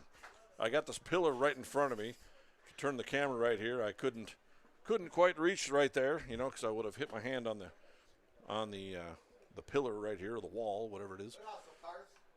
But good hustle over on the line. Carson Andel giving chase. Owen Hoyme, the pitcher, running over. Nobody could get to it, so strike 1 to the pitcher, Gavin Jiskro. And here's a pitch, fastball, swing and a miss. I guess there was 2 strikes on him, so we missed a strike somewhere. So Jiskro goes down on strikes. 3 strikeouts in a row now for Owen Hoyme, and there's 2 outs quickly. Galvin Jungling steps to the plate. He's 2 for 2 with 2 doubles. 2 runs scored and an RBI. So he's had an action-packed ball game at the plate, but also in the field. A lot of balls hit over towards him. He's made most of the plays. He did have an error earlier in the ball game, but he's hit the ball hard twice. Here's a high pop fly. Carson Andel, the first baseman, gives chase, and he can't get it, and it falls in for a base hit. Xander Rath came over. Andy Traum went out. Carson Andel went out. But it just kind of was in no man's land, no man's land out in right center field, and nobody could come up with it, and it falls in there for a base hit. Yeah, unfortunately, kind of in the Bermuda Triangle of the baseball field. Carson Andel not exactly fleet of foot, and that's a tough play for him to make. And Xander Rath, as there's a steal attempt here. Throw down to second base is not in time as Jungling steals second base. So Jungling is now 3 for 3, and now he's added a stolen base. And you know who the first baseman that was one of the best I've ever seen at that? We mentioned his name earlier for the Minnesota Twins. Kent Herbeck could go back and make that play just look simple. And I don't know what it was about it, but he would go back and make those plays back in the late 80s and, all the way from the early 80s into the 90s. And Kent Herbeck was one of the best at that, at making that play behind first base. Little meeting of the minds here between the battery mates for the Vikings. My guess would be a sign change here to make sure the runner at second isn't picking up on anything. It's a 1-ball, no strike count to the left-handed hitting Jace Burns. He's grounded out to the left side of the infield a couple of times. He's 0 for 2. Has a 1-0 count from the right-handed pitcher, Owen Hoyme. Fastball that misses down. 2 balls and no strikes. 82 pitches now for Hoyme. Runner on second base. There's 2 outs. 2 quick outs on strikeouts. Now a little bloop single and a stolen base. Swing and a miss by Burns. Makes it a 2-ball and 1 strike count. Yeah, Jungling has done a good job. You know, he takes advantage of that bloop single and then takes second to put himself in scoring position. Now the Comets are going to try and steal one back on the Vikings with 2 outs. And this is potentially a big run. If they could get a base hit here with 2 outs after the first 2 batters go down on strikes, and you kind of get a little bit of a gift base hit down the right field line. 3-1 count to the third hole hitter. And it misses. Burns draws himself a walk. And that puts runners at first and second with their cleanup hitter coming to the plate, and Zahir Miller. Miller had a sacrifice fly to center field his first time up. Got himself an RBI and then grounded out. Back in the third. Actually, I'm sorry, I take that back. He drew a walk, and then he was later put out at second base when the next batter reached on the fielder's choice. So he's 0 for 0 so far. A sacrifice fly and a walk. So no official at-bat for Miller. Takes strike 1. Miller's got a big swing. Doesn't get cheated. He's hit the ball hard, foul a couple of times. Here's another high pop fly into shallow left field. Kylan Swenson coming on. Calls for it, makes the catch. And that's the inning for the Comets. They don't come up with any runs. They do have a base hit. They leave 2 runners aboard. At the end of 4.5, it's a 6-3 lead for the Kindred Vikings over Post 400 on yourliveevent.com. Buying, selling, or leasing commercial real estate or farmland in the Fargo-Moorhead and surrounding area? From office to retail, industrial to multifamily, commercial land to farmland. As the #1 commercial, sales, and leasing brokerage in the FM region, Goldmark Commercial has the experience and skills to handle all of your commercial real estate and farmland needs with the highest levels of customer service and marketing around. Trust the experts at Goldmark Commercial Real Estate to lead your team to success.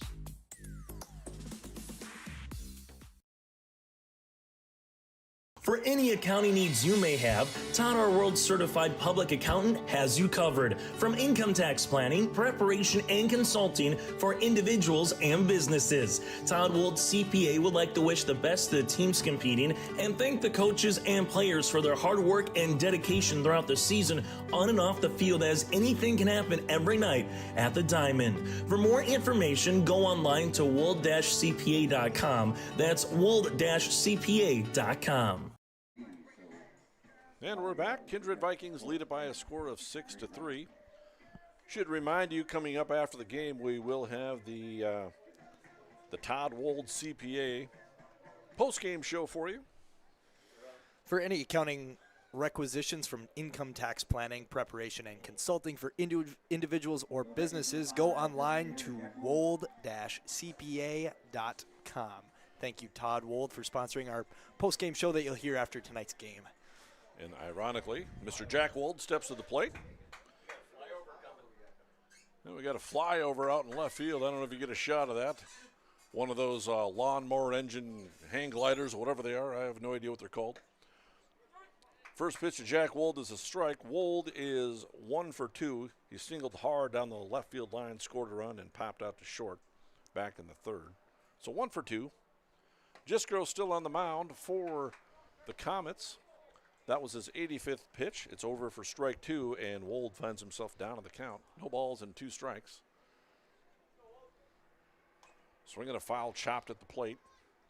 Count remains no balls and 2 strikes. I have no idea what to call those things that are like half plane, half hang glider, half parachute. I have no idea. Run by what seems to me like a lawnmower engine that you pull start and hopefully it works. Yes, yeah. I don't know if I'd trust myself in one of those. I would not. North Dakota's a little too windy. I feel like you get the wrong gust of wind. Yeah. Some. And I'm not sure how you get them started if they catapult themselves up in the air. I really have no idea. I'm just guessing from my limited knowledge on flight. Here's a 1-2 pitch. Off speed, laced into center field. This ball is crushed. The center fielder is going to go back and make the catch. Had him played perfectly. I don't know if they had their scouting report, but Dylan Sahlberg out in center field made about, 3-4 steps back and just reached up and made the catch. A line drive out for Jack Wold. Very frustrating as a hitter. You saw Jungling with the pop-up down the right field line. Now, Jungling's hit the ball hard a couple of times tonight, got a couple of doubles. But he hit that one down the first base line. Should have been an out maybe. And he gets himself a single. Jack Wold comes up and just laces one to center field, and he's out. The injustice of baseball has always driven me nuts. Absolutely. You know, you can do everything right and still get the wrong outcome in baseball. Spellhog pounds one out to shortstop, on over to first base in time for the out, a 6-3 putout. As the shortstop, Josh Tandesky throws over to the first baseman, Amsbaugh, for the second out, and quickly there's 2 outs. I will say, as an outfielder, credit to the center fielder there's not many balls that are harder than a hard line drive right to you. Yep. Hard to read off the bat. I tell you what, Sahlberg made it look fairly easy. He just took a few steps back and made the catch. Absolutely. But you're right, that is not an easy play by any stretch. First pitch to Andy Traum is called for strike 1. Had a beautiful bunt single back in the second inning that loaded up the bases, and he struck out to end the third, so he's 1 for 2.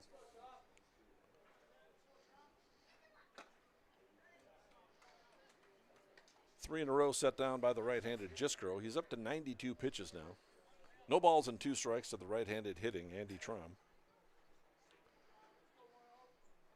And here's the pitch, fastball, misses, 1 ball and 2 strikes.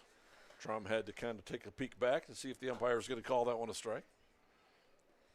Comets had some activity in the bullpen. They're comfortable to let Jiskro kind of go the distance here on his pitch limit. Osby, a little pop-up on the right side of the infield. Second baseman Gould has it, and the Vikings go down 1-2-3 in the bottom of the 5th inning. And at 5 complete, Kindred Vikings with 6, Post 400 with 3, and they're coming to bat on yourliveevent.com. Express Lane Marathon in Kindred is your neighborhood convenience store where convenience meets quality, whether you're fueling up with Marathon's top-tier fuel or grabbing a quick snack. Express Lane has you covered. From hot stuff pizza, smash hit subs, premium soft serve ice cream, gas, diesel, and propane exchange. Make sure to use your Marathon app and get 7 cents back per gallon all summer long. Now offering premium 91 non-ethanol fuel. Express Lane is your friendly and locally owned convenience store. At Green Earth Landscaping, quality is what they strive for, no matter the project. From putting in an automatic lawn sprinkler system to making a new or revamping an existing fire pit or patio. From tree care, pruning to growing annual flowers, Green Earth Landscaping can answer your questions. Green Earth Landscaping, covering the Fargo-Moorhead area and beyond. For more information, go online to greenearthnd.com. That's greenearthnd.com. YourLiveEvent.com, bringing you American Legion Baseball. Happy to be here. I'm Mike Bernier along with Michael Hall, bringing you some baseball. The Goldmark in-game update. Post 400 comes to bat in the top of the 6th inning. They have 3 runs, 4 hits, and an error. The Kindred Vikings lead it 6-3. They have 6 runs, 6 hits, and 1 error. Owen Hoym is still on the mound for the Vikings, trying to go the distance. He'll face the 5, 6, and 7 hitters. Josh Tandesky, Jake Gould, and Caleb Blanchett. Tandesky, the shortstop, takes ball 1 and then ball 2. 89 pitches for the right-handed pitcher, Owen Hoym. What a great ball game so far. Again, the Vikings lead it by a score of 6-3. Post 400 took the early 2-0 lead in the top of the first. 2-0 pitches over, strike one. And then the Vikings struck for 5 runs in the bottom of the second inning. And then Post 400 answered back with 1 run of their own in the top of the third. And then the Vikings made it where the score stands right now in the bottom of the fourth by putting up a run in the bottom of the fourth to make it 6-3. 3 balls and a strike from Owen Hoyme. Fastball is upstairs, and Tandeschi draws a leadoff walk. It's been a pretty clean game from both teams, aside from a couple errors. But I think if you're both teams, you would like to see a few more strikes thrown. A couple control issues for both Hoyme and Jiskro at certain points in this game. A leadoff walk for Tandeschi. Jack Gould steps to the plate. He's 0 for 2. He struck out twice, and he got hit. So very quickly, 2 runners aboard. And sometimes as a hitter, although that pitch looked like a good hard fastball from Hoyme, and I'm sure that hurt a little bit, when you're in a slump, you're 0 for 2, you're looking to get that hit, but sometimes just getting on base to help your team, helping the old on-base percentage, kind of hopefully get you off the snide, you'll take that as a hitter when you're 0 for 2 with a couple of strikeouts. Maybe you're not seeing the ball against that pitcher. Absolutely. Any way on is a good way on, and sometimes it's the best way to break out a slump. You just got to see the field from the bases if you haven't done that for a while. So Josh Almiras will go out and talk to his pitcher and his infield and kind of let him know what the plan is. Chances are they're going to ask that the catcher coming to the plate, Caleb Blanchett, move up the runners, but we'll see what they have in store. It depends on your philosophy, right? Do you bunt and give up an out to put runners in scoring position, to put them on second or third, or do you look at it this way? Hey, the pitcher just walked somebody, then he hit the next guy. Okay, let's let him get the outs, not let's give him an out. So it depends on your philosophy. So Blanchett steps to the plate. He's the catcher. Owen Hoyme looks back to second. Fastball. He was showing bunt. It's a fastball in, and now you just kind of helped out the Comets there a little bit, to my point. The pitcher's struggling a little bit. He throws one to the backstop. Now you don't have to give up an out because he threw it to the backstop. It's a wild pitch. Runners move up anyway without giving up an out. Absolutely no bunt required there now that runners have moved up to second and third. Pitch, of course, was a ball to Blanchett. 1-0, swing and a fly ball foul over the press box. Over us, Blanchett drew a walk back in the second, and then he hit a foul fly down the right field line, and Zanderath, the speedy right fielder, ran it down. So he's 0 for 1 officially. Here's a 1-1 pitch, fastball grounded out on the right side. Andel checks him at third base, throws down to second base, is missed by Belowski. Now a run's going to score.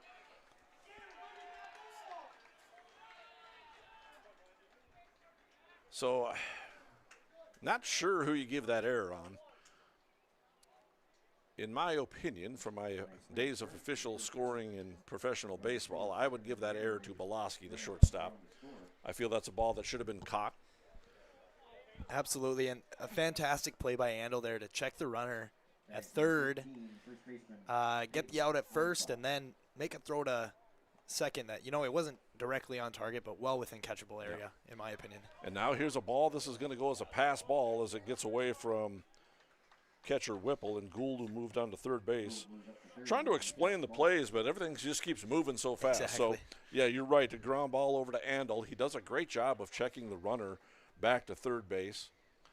Goes over and gets the out at first, and then the runner off of second base, and Jack Gould kind of got stranded, so a throw down to the shortstop, Belowski, got by him.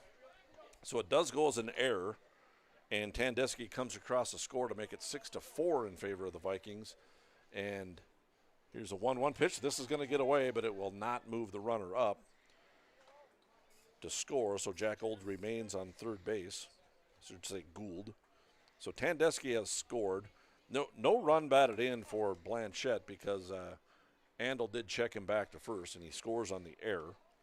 So for now, that run could be unearned, depending on how the rest of this inning goes. Amsbaugh's the batter, by the way, with a 2-1 count. He takes strike 2. He's 0 for 2, a flyout and a strikeout. 2-2 the count. 100 pitches now for the right-handed pitching. Owen Hoyme. Sahlberg is on deck. And here's a 2-2 pitch. Fastball swinging laced out towards second base. Traum has it. He'll throw over to first base in time for the out. So I think that run is earned for Tandeschi now. However, it's possible that Jack Gould's run wouldn't be earned, because that would have scored Tandeschi. So it's a 4-3 put out for the second out. Give Omsberg a run batted in. And now the ninth batter comes up, the center fielder, Dylan Sahlberg. He's 0 for 1, or 1 for 2, I should say, a single and a strikeout. Takes the ball 1. 102 pitches now for Hoyme. It's a 6-5 ball game. Post 400 to scratch across a couple of runs in the top of the sixth. The Comets don't care if the runs are earned or not earned. I'm just a statistical nerd, so I got to worry about whether or not these runs are earned or not. Fastball is down low. Well, and from a coaching perspective, the Vikings certainly do care whether the runs are earned or unearned. Yep. That is something they'll be talking about in this post-game meeting. There's a little foul ball down the third base line. Coach has it. 2 balls and 2 strikes now to the left-handed hitting Dylan Sahlberg. So, in my opinion here, Tandeschi's run is now earned. And Gould scored on that ground out, so unofficially there should be a runner at third base now if it wasn't for the error. So that makes Tandeschi's run earned because he scored on the error, but he would have scored anyway on the ground ball.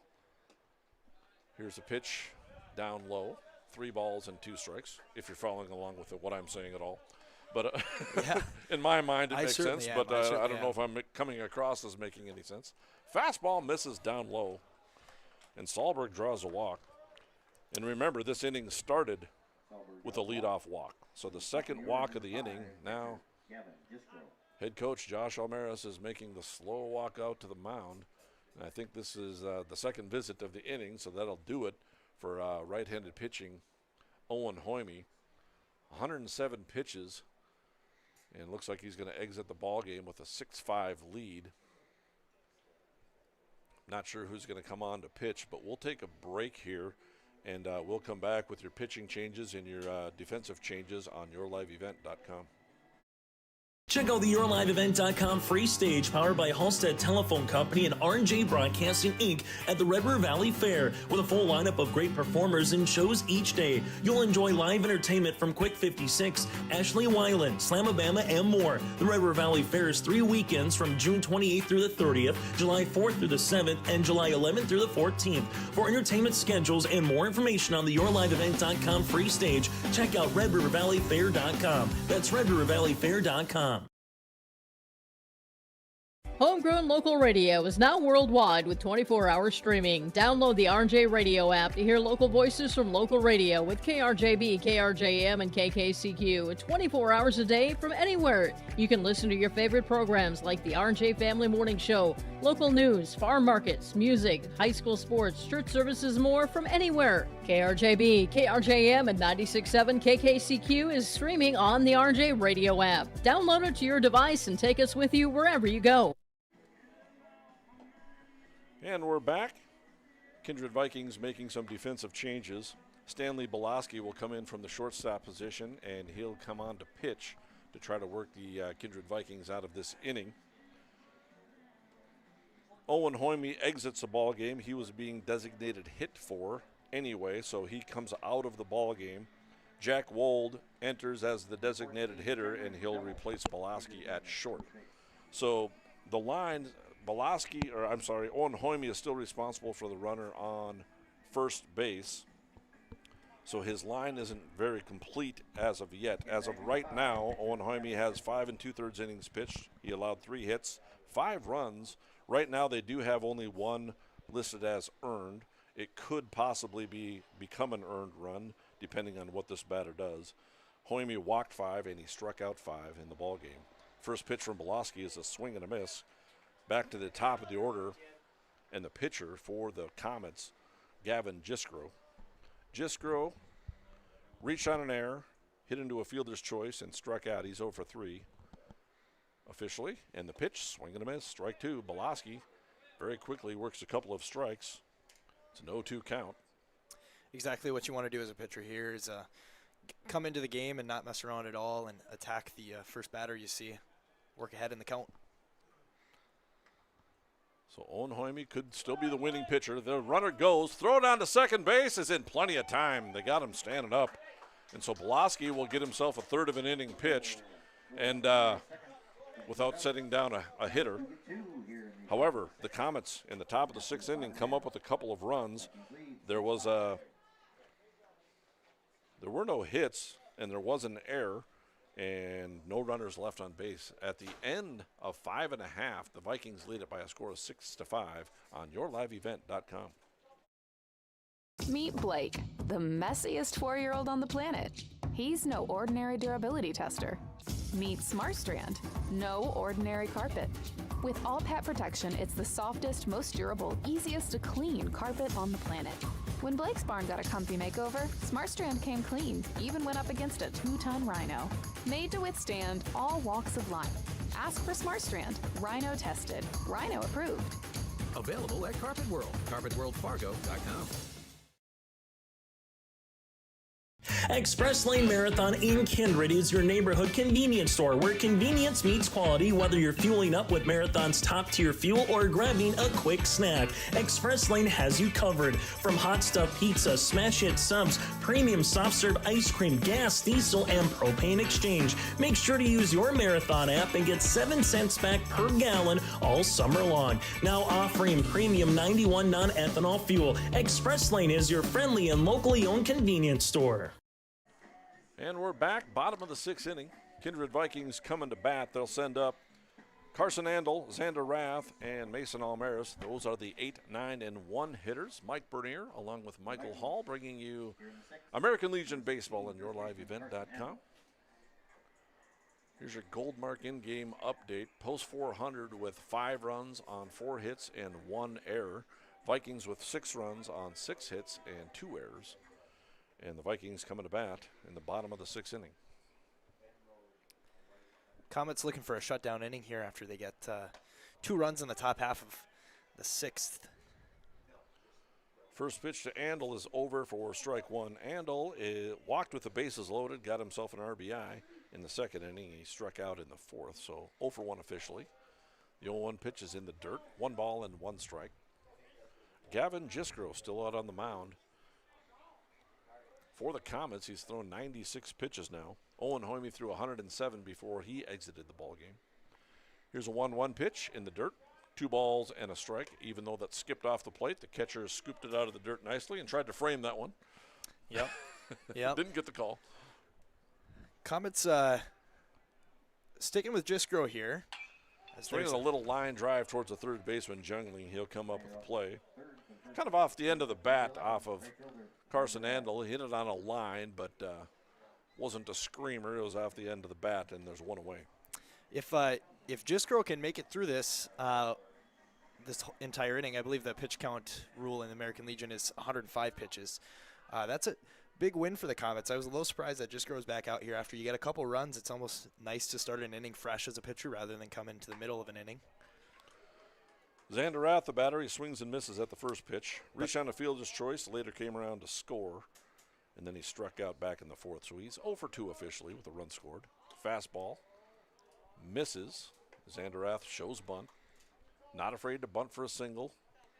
Pretty much in any given situation, doesn't matter if there's no outs, 2 outs, bases loaded, bases empty, and he pops this one up down the third base line and didn't get the bunt down that time. Jungling will make the play. We'll call it a pop-up to the third baseman for his 2nd put out of the inning, and there's 2 away. And look at this. Jiskro has set down 6 batters in a row. After the RBI single by Bryce Whipple, he set down 6 batters in a row. Now he has to face the top of the lineup again. For the Vikings, they had some success with the top of the order coming back to see Jiskro.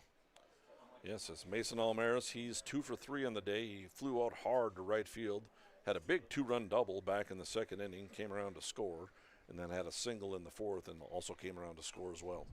Swing and a foul tip at the plate. 1 ball, 1 strike. So 2 for 3 with 2 runs scored, 2 runs batted in for the super senior. Again, played college ball at NDSCS. And young enough so he gets another year of eligibility at Legion Baseball. Fastball is up and in. I thought it hit him, but it did not. Yeah, it looked like that one almost grazed the jersey. Getting a little bit of a ribbing from his teammates out of the dugout saying he should have worn that one. And here's a 2-1 delivery from the right-hander. Off speed, misses up. 3 balls and a strike. 105 pitches now. And if it is 105 pitches, which I believe you're right, he can finish the batter. Correct. So if Almaris puts together a 35-pitch at bat here, he can, throw as many pitches as will allowed, but he does draw the walk. It's a fastball up, and I think you are right. Looks like we're gonna have ourselves a pitching change again, as Almaris draws the walk to put a runner on board.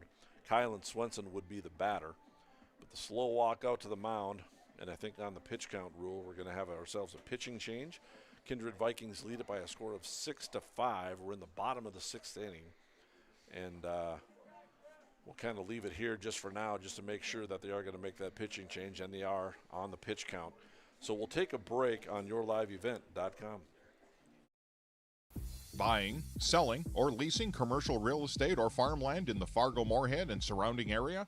From office to retail, industrial to multifamily, commercial land to farmland. As the #1 commercial, sales, and leasing brokerage in the FM region, Goldmark Commercial has the experience and skills to handle all of your commercial real estate and farmland needs with the highest levels of customer service and marketing around. Trust the experts at Goldmark Commercial Real Estate to lead your team to success.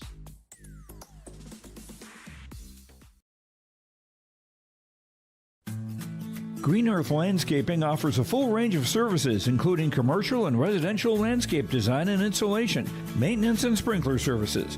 From outdoor kitchens to patios, retaining walls, lighting, fine grade, sod and hydroseed, and anything in between, Green Earth Landscaping has you covered, servicing the Fargo-Moorhead area and beyond. For more information, go online to greenearthnd.com. That's greenearthnd.com.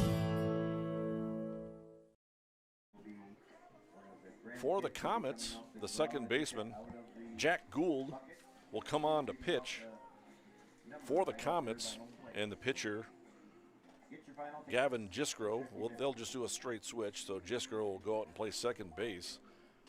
Kindred Vikings lead it by a score of 6-5. They do have a runner on base.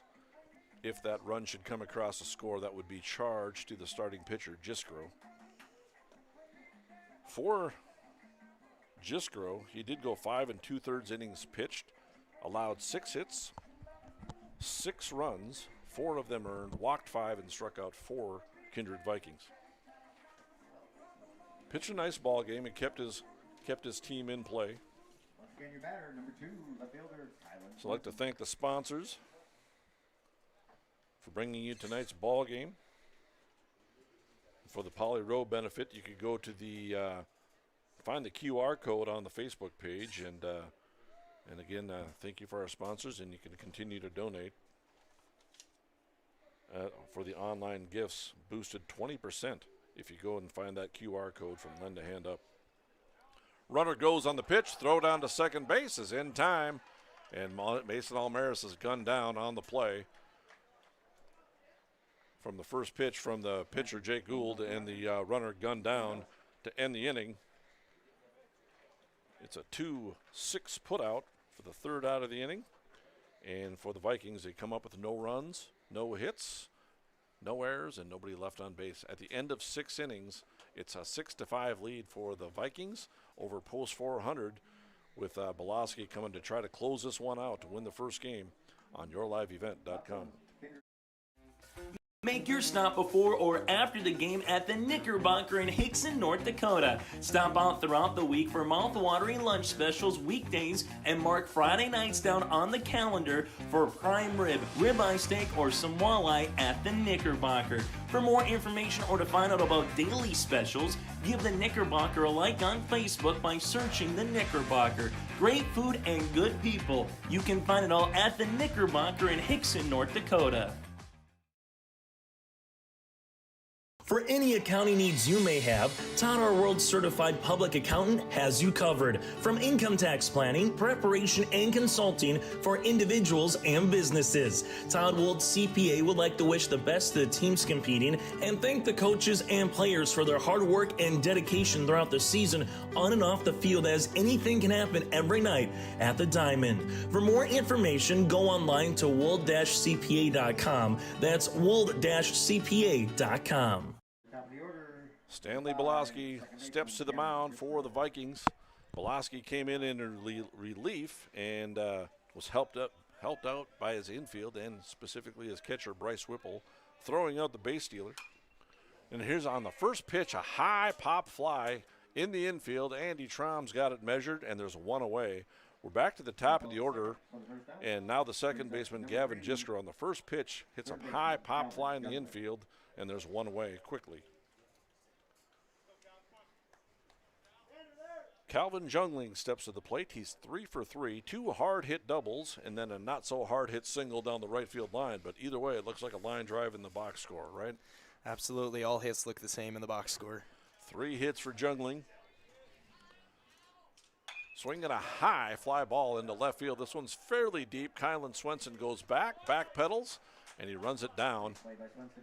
2 pitches, 2 outs in the top of the 7th inning with a 1-run lead in the last inning here, and you couldn't ask for much more from Belaski. I think Belaski threw a pitch or 2 in the 6th inning, and then the runner was thrown out, so he didn't set down a batter. Now he's thrown 2 pitches, and he's got himself 2 down.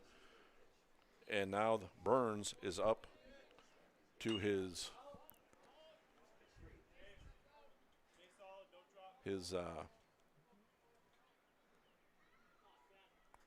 last out. Lost my train of thought there, and I'm trying to think how many pitches that they've thrown. And here's a pitch from Belaski. Swinging a high drive into right field. This ball's hit well. Back it goes. We got ourselves a tie ball game, folks. That one's hit out on the road, out onto the highway, and we got ourselves a tie ball game. So just like that, Belaski had 2 very quick outs, and Jace Burns had the count in his favor, and he gave it a ride. Absolutely crushed that ball and sent it out onto the highway, and we got ourselves a tie ball game, folks, at 6-6. Yeah, fantastic first 2 outs from Belaski there, but he saw 3 straight swings. First 2 were outs. The third one was a foul ball, and then he threw another very hittable pitch for his 4th pitch, and hitter certainly took advantage there, and we have a tie ball game. Here's a breaking ball. Called strike 1. It got past Whipple, but it doesn't matter. Nobody on base. Zahir Miller steps to the plate. 0 for 1 officially. He had a sacrifice fly in the 1st inning for a run batted in. Drew a walk in the 3rd, and he flew out to left field to end the 5th. Takes strike 2.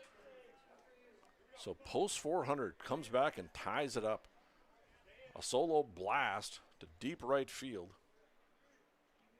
And here's the 0-2 delivery from Belaski. Off speed, called strike 3. And Miller goes down on strikes. That does end the inning.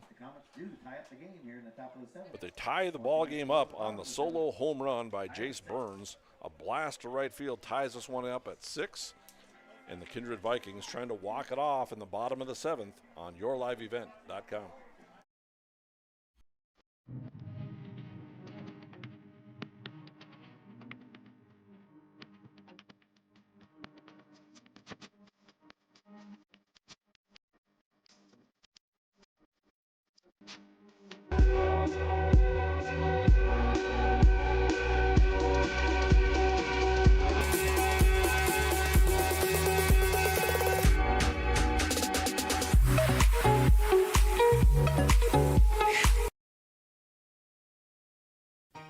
For trusted news, weather, and sports from your community, look to R&J Broadcasting Incorporated, KRJB, KRJM, and KKCQ Radio, and rjbroadcasting.com. Hear local voices from local radio with news and information from the area. Your information stations, KRJB, KRJM, and KKCQ Radio, and rjbroadcasting.com, Local voices from local radio. And we're back. Kindred Vikings coming to bat. They'll send up the 2, 3, and 4 hitters to face Jack Gould. Started the game at second base, came on to pitch. He threw one pitch, and Mason Almaris was gunned down stealing by the catcher Blanchett to end the bottom of the 6th inning. And the Vikings came in to try to close this one out. Boloski was on the mound, got 2 outs on 2 pitches. And then Jace Burns sends one soaring into the right field skies and ties this ball game up. So it's tied at 6, bottom of the 7th inning. So we will have the Wold CPA, Todd Wold CPA post-game show for you, and we're going to have a lot to talk about because this has been a heck of a baseball game. Absolutely, and it's been so active on a lot of first pitch swings that we've hardly had time to talk, so you'll get to hear our voices in that post-game show. We'll bring that up. Kylan Swenson steps to the plate, 2, 3, and 4 hitters. Swenson is 1 for 2. Here's the 1-0 pitch, swinging a foul over the screen, 1 ball and 1 strike. Kind of over our heads. Swenson reached on an error back in the first, was stranded at second base. Had a sacrifice fly in the 2nd inning, and he had an infield base hit in the 4th. Here's a 1-2, breaking ball over, 1 ball and 2 strikes. Jack Gould on the pitch.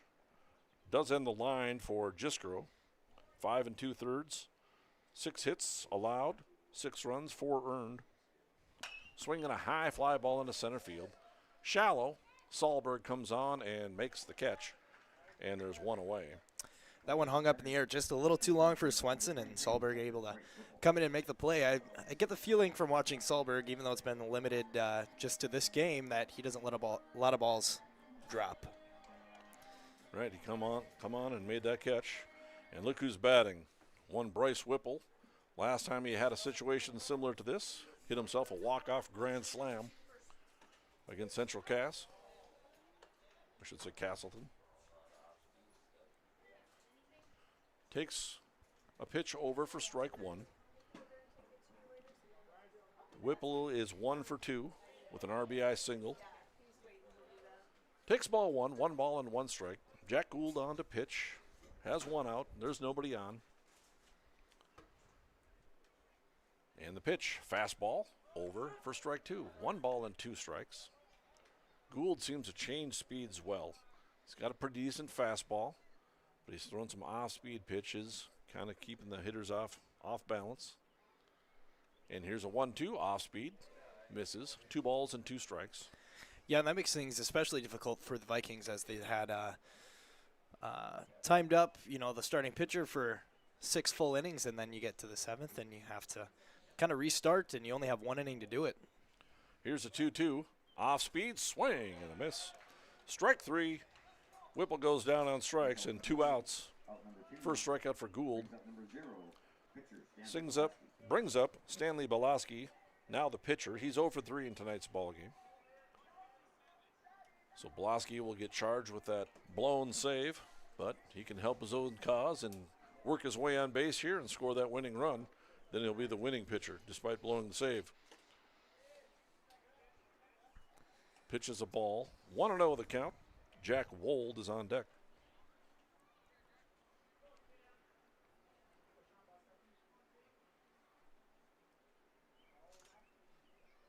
And here's a 1-0 delivery. Fastball up. 2 balls and no strikes. Boloski just trying to scratch his way on base any way he can. Let his teammates get a chance to drive him in. Yeah, important here for Boloski to stay within his zone and look for only 1 pitch that he really likes to hit here. Off speed, misses away, 3 balls and no strikes. So Gould finds himself down on the count. He's thrown just 13 pitches. Came on in relief of the starter, Gavin Jiskro. Jiskro threw a good ball game, kept his team in the ball game. Here's the 3-0 over for strike 1. Pulls 400, 2 in the first, 1 in the third, 2 in the 6th, and 1 in the 7th. And here's a 3-1 fastball swing and a miss, and Boloski was behind that one. For the Vikings, they scored 5 runs in the bottom of the second inning and then scratched another one across back in the fourth. We're tied at 6. Here's the 3-2 delivery, down low and in the dirt, and the Vikings have themselves a base runner. Brings up number 5, shortstop, Jack Wold. Jack Wold steps to the plate. He's 1 for 3, singled and scored a run in the second, popped up to the shortstop in the third, and hit a laser beam out to center field, but unfortunately the center fielder was there to make the catch. So he's 1 for 3 officially. Grant Spellhaug steps on deck. Blanchett's done a nice job behind the plate throwing out runners. He's thrown out a couple of base stealers today, one at third, one at second. And he's thrown out some speedy runners as well. He threw out Kylan Swenson, he threw out Mason Almaris. Yes, 2 guys that don't have a lot of caught stolen to their names. So Belaski, he can run as well. On first base, see if there's any movement. Here's a 1-0, over for strike 1 to Jack Wold. 1 ball and 1 strike. Good mix of deliveries here. We had a high leg kick on that first pitch and then quick move home on the second pitch. Here's a 1-1 pitch. Off speed, taken for strike 2. Wold didn't think so. Thought it was up a little bit. 1 ball and 2 strike the count. Gould changing speeds. He has a pretty good fastball. Does change speeds with a little off-speed curveball type deal. Here's a 1-2 delivery. Out of the stretch, off-speed, swinging a ground ball towards the hole. Jungling has it. Throws on over to first base in time for the out. We got ourselves some bonus baseball on your live event as the Vikings failed to score, and at the end of 7 complete, we head to the top of the 8th. Tied at 6 on yourliveevent.com. Blake, the messiest 4-year-old on the planet. He's no ordinary durability tester. Meet SmartStrand, no ordinary carpet. With all pet protection, it's the softest, most durable, easiest to clean carpet on the planet. When Blake's barn got a comfy makeover, SmartStrand came clean, even went up against a 2-ton rhino. Made to withstand all walks of life. Ask for SmartStrand, rhino tested, rhino approved. Available at Carpet World, carpetworldfargo.com. Buying, selling, or leasing commercial real estate or farmland in the Fargo-Moorhead and surrounding area? From office to retail, industrial to multifamily, commercial land to farmland. As the #1 commercial, sales, and leasing brokerage in the FM region, Goldmark Commercial has the experience and skills to handle all of your commercial real estate and farmland needs with the highest levels of customer service and marketing around. Trust the experts at Goldmark Commercial Real Estate to lead your team to success. And the Kindred Vikings go back out into the field as the Comets come to bat. After this ball game, we will have the Todd Wold CPA postgame show. For any accounting requisitions from income tax planning, preparation, and consulting for individuals or businesses, go online to wold-cpa.com. Thanks again, Todd Wold, for sponsoring our postgame show. We'll have it a little more delayed than we thought earlier. We got some free baseball. Yeah. Bonus baseball, free baseball. Stanley Belaski does go out to the mound again for the Vikings. He'll face the 5, 6, and 7 hitters. For the Comets, Josh Tandesky steps to the plate. He'll be followed by Jack Gould and Caleb Blanchett. Tandesky takes ball 1. He is 0 for 2. A ground out, reach on a fielder's choice, did get an RBI, and walked back in the 6th and scored a run. Here's a 1-0 delivery, fastball, swinging a ground ball over to first base. Carson Andel has it. He'll take it himself for the first out. A 3 unassisted put out, and there's 1 away. Big out for Belaski right there. You want to get those outs early on in the inning. Don't allow anybody to get any base runners and get that go-ahead run on as we're in the extra innings of this ball game. Yeah, Belaski's really done a nice job. It's just one swing, and that can change your whole pitching outing. Yeah, it's one pitch, and tied this ball game up. 1-0 the count to Jack Gould, the batter, swing and a miss, strike 1. Gould is 0 for 2. He struck out twice, was hit by a pitch in the 6th, and later came around to score. Here's a 1-1 delivery from Belaski. Off speed. In the dirt, 2 balls and a strike.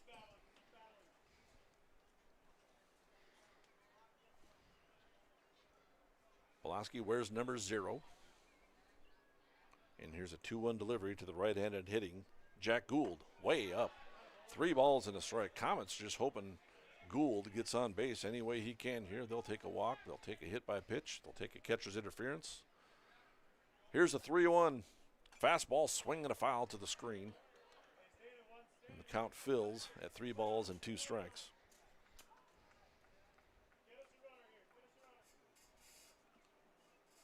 Belaski has faced 5 hitters and got 4 of them. There's a ground ball over towards Traum. Fairly hard hit, but Traum's there, makes a nice play. Whips it on over to Andel at first base, and quickly there's 2 down. So remember the last inning. On 2 pitches, Belaski had 2 outs to start that inning after throwing 1 or 2 pitches in relief in the 6th, and the runner was thrown out stealing by Bryce Whipple. So Caleb Blanchett steps to the plate. He is 0 for 2. He walked in the 2nd, and he hit a foul fly out down the right field line, and he grounded out to first. Takes strike 1. So Belaski has faced 6 hitters now and got 5 of them out, but the one big swing by Jace Burns tied this ball game up at 6th in the top of the 7th inning. 1-1 the count. Belaski actually quickly working ahead 0-2. I think we have an incorrect. Yeah, 0-2 the count, and we got a timeout on the field as Whipple goes out to talk to Belaski. And we did confirm that it is an 0-2 count. Dan Nathan with a very, very, very rare mistake running the scoreboard. He thinks I'm funny. He thinks thinks I'm joking around up here. And here's a pitch from Belaski. The 0-2 delivery is off speed. 1 ball and 2 strikes. Peyton Omsbaugh, first baseman, is on deck. 3 in a row set down by Belaski. He's actually got credit for 2 innings of work. Here's a fastball, just misses upstairs. 2 balls and 2 strikes. Like I mentioned, he came on in relief, and then Whipple threw out the base stealer Sahlberg. So Belaski gets himself credit for a 1/3 of an inning for that. Breaking ball over strike 3, and the Comets go down 1-2-3 in the top of the 8th inning. More bonus baseball coming up for you. The Vikings are going to try to walk this one off in the bottom of the 8th. We're tied at 6 on yourliveevent.com. For any accounting needs you may have, Todd R. World Certified Public Accountant has you covered. From income tax planning, preparation, and consulting for individuals and businesses. Todd Wold CPA would like to wish the best to the teams competing and thank the coaches and players for their hard work and dedication throughout the season on and off the field, as anything can happen every night at the Diamond. For more information, go online to wold-cpa.com. That's wold-cpa.com. Express Lane Marathon in Kindred is your neighborhood convenience store where convenience meets quality, whether you're fueling up with Marathon's top-tier fuel or grabbing a quick snack. Express Lane has you covered. From hot stuff pizza, smash hit subs, premium soft serve ice cream, gas, diesel, and propane exchange. Make sure to use your Marathon app and get 7 cents back per gallon all summer long. Now offering premium 91 non-ethanol fuel. Express Lane is your friendly and locally owned convenience store. And we're back. What a baseball game, folks. Here on yourliveevent.com. What a baseball game. Post 400, the Comets tied this one up on a solo home run by Jace Burns in the top of the 7th inning, and that's where the score remains. 6-6. Extra baseball, bonus baseball, free baseball. We got it all here. Poly Row benefit again tonight, and raising money for that event. And the Kindred Vikings have a chance to walk this one off in the bottom of the 8th inning. They'll send up the 6th, 7th, and 8th hitters. Grant Spellhaug, Andy Traum, and Carson Andel due up. I'm Mike Bernier along with Michael Hall, bringing you baseball. Yeah, it's been a fantastic night of baseball and really a fantastic night for the Kindred community. You know, Poly Row has been such a staple to many kids going through the Kindred school district, and just the fact that the community is able to come together at a baseball game shows you, you know, that baseball means a little more when you get the community involved. And what an effort by everybody in the community. Thank everybody for bringing you this event. Thank the sponsors for bringing you baseball on yourliveevent.com. Spellhog takes strike one. He's walked a couple of times and grounded out, 0 for 1 officially. Breaking ball, over for strike 2. Remember back in the second inning, Spellhog worked himself a walk with an 0-2 count on him. He came around to score a big run. In fact, that tied it up at the time. Here's the 0-2 delivery, fastball outside, 1 ball and 2 strikes. Jack Gould still on the mound. He came in relief of the starter, Gavin Jiskro. So Gould's done a nice job. Inning a third worth of work so far. He also benefited from a catcher throwing out a base stealer, swing and a miss by Spellhog, and Gould picks up his second strikeout. Both pitchers, Gould and Belaski, working really well right now for both teams. And like I said, besides that one swing in the top of the 7th, it's been shut down baseball for both pitchers. It was a big swing for Burns. He sent that one out onto the highway. Was that Highway 18? Cass County 18? 15. 15, you're right. Yeah, here's a high fly ball out to left field. Miller goes back, and he casually makes a catch. It was a long run for Miller, and Miller kind of made that look easy, like it was a fairly hard hit by Traum, and it went back, and Miller just kind of strolled back there and easily made that catch, and there's 2 away. A couple balls now I've seen hit to left field, and I'm wondering if the ball just isn't carrying well in that direction. I mean, there's not a ton of wind, but it seems like the ball has died whenever it's been hit in that direction tonight. Carson Andel steps to the plate, takes a fastball over for strike 1. He walked with the bases loaded in the second, came around to score later, actually, his pinch runner did. And he struck out and lined out. So he's 0 for 2. Big Carson Andel. And here's the 0-1. Fastball. Misses. 1 ball and a strike. Andel's got some pop. He can end this ball game off one swing of the bat as well. Yeah, and he's definitely looking to do that here. It'll be interesting if Andel does get on, if the Vikings go with another pitch runner. This one misses, and the catcher, Blanchett, has trouble with that one. Might have gotten a strike call had he made the catch on that. Pitch is called the ball. It's 2 balls and 1 strike. And here's the 2-1 delivery. Fastball, or a breaking ball, I should say, in the dirt. 3 balls and a strike.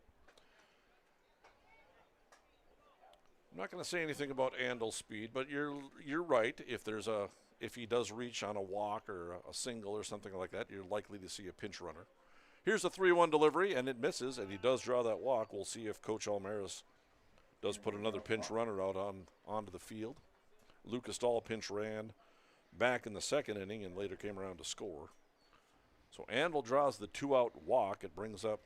Now batting will be number 3, Sawyer Hess. Sawyer Hess will step to the plate.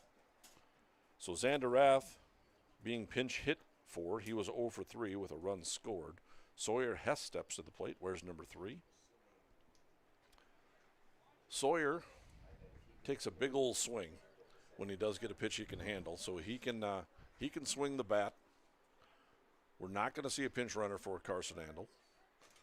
And here's a pitch. It's a fastball over for strike 1. I think the thought process there is unlikely to have a runner score from first in this situation, and you want to keep Andel at first, at first base defensively as long as you can.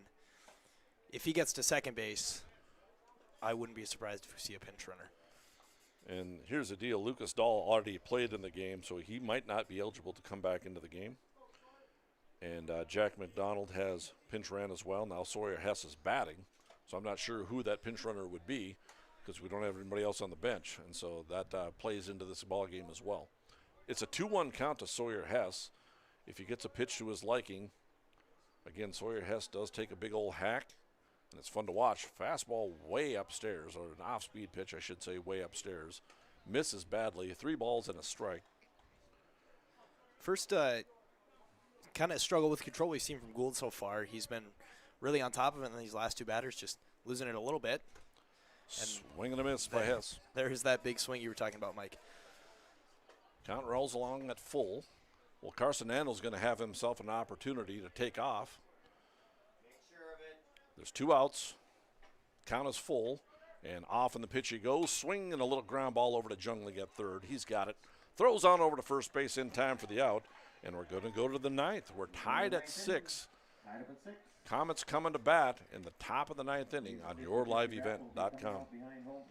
At Green Earth Landscaping, quality is what they strive for, no matter the project. From putting in an automatic lawn sprinkler system to making a new or revamping an existing fire pit or patio. From tree care, pruning to growing annual flowers, Green Earth Landscaping can answer your questions. Green Earth Landscaping, covering the Fargo-Moorhead area and beyond. For more information, go online to greenearthnd.com. That's greenearthnd.com. Check out the YourLiveEvent.com free stage powered by Halstead Telephone Company and R&J Broadcasting Inc. at the Red River Valley Fair with a full lineup of great performers and shows each day. You'll enjoy live entertainment from Quick 56, Ashley Weiland, Slamabama, and more. The Red River Valley Fair is 3 weekends from June 28th through the 30th, July 4th through the 7th, and July 11th through the 14th. For entertainment schedules and more information on the YourLiveEvent.com free stage, check out RedRiverValleyFair.com. That's RedRiverValleyFair.com.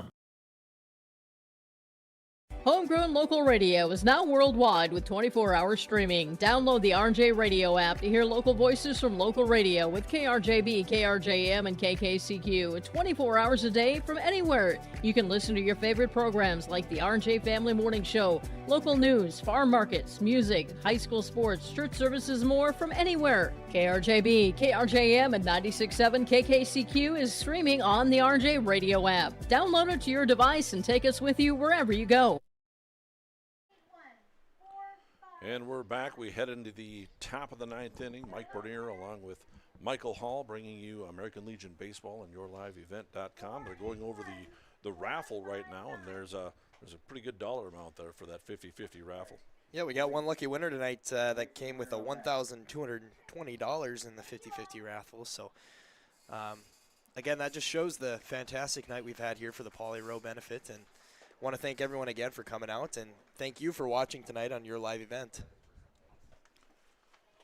Stanley Belaski steps out on the mound for the Vikings in the top of the 9th inning. We're tied at 6. It's been a wonderful ball game to watch. Happy to bring it to you on yourliveevent.com. They did the announcements for the 50-50 raffle. Goldmark in-game update. 6 runs on 5 hits and 1 error for post 400. And for the Vikings, 6 runs on 6 hits and 2 errors. Post 400, the Comets will send up their 8, 9, and 1 hitters. First baseman, Peyton Amsbach, steps to the plate. He's 0 for 3. He does have a run batted in with a ground out back in the 6th. It was a big run at the time. Here's a fastball, swing and a miss, strike 1. So I'm running out of room on my scorebook, so I'm going to try something. I'm going to call the 8th inning, the 9th inning now, and I'm going to start scoring these guys there to get another little bit of work out of this scorebook. And here's a pitch, over for strike 2. Very quickly, Amsbach finds himself in the hole at an 0-2 count. Dylan Sahlberg will step on deck, followed by the top of the order and Gavin Driscoll. And the pitch hit him. You hate to see that on an 0-2 count. You get ahead of the hitter with 2 strikes, and then you hit him on the next pitch. That's the worst time to hit somebody. Puts the go-ahead run and potential winning run on base. Dylan Sahlberg steps to the plate. Left-handed hitter. He's 1 for 2 with a single, a strikeout, and a walk. Vikings now in bunt coverage, as there's an unsuccessful pickoff move from Belaski just to kind of keep runner close to the base there. Yeah, pretty obvious bunting situation here.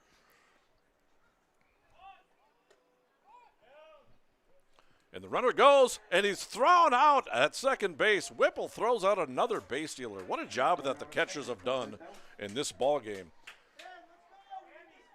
So they don't get the bunt down. The pitch is thrown down to second base, and Whipple threw him out.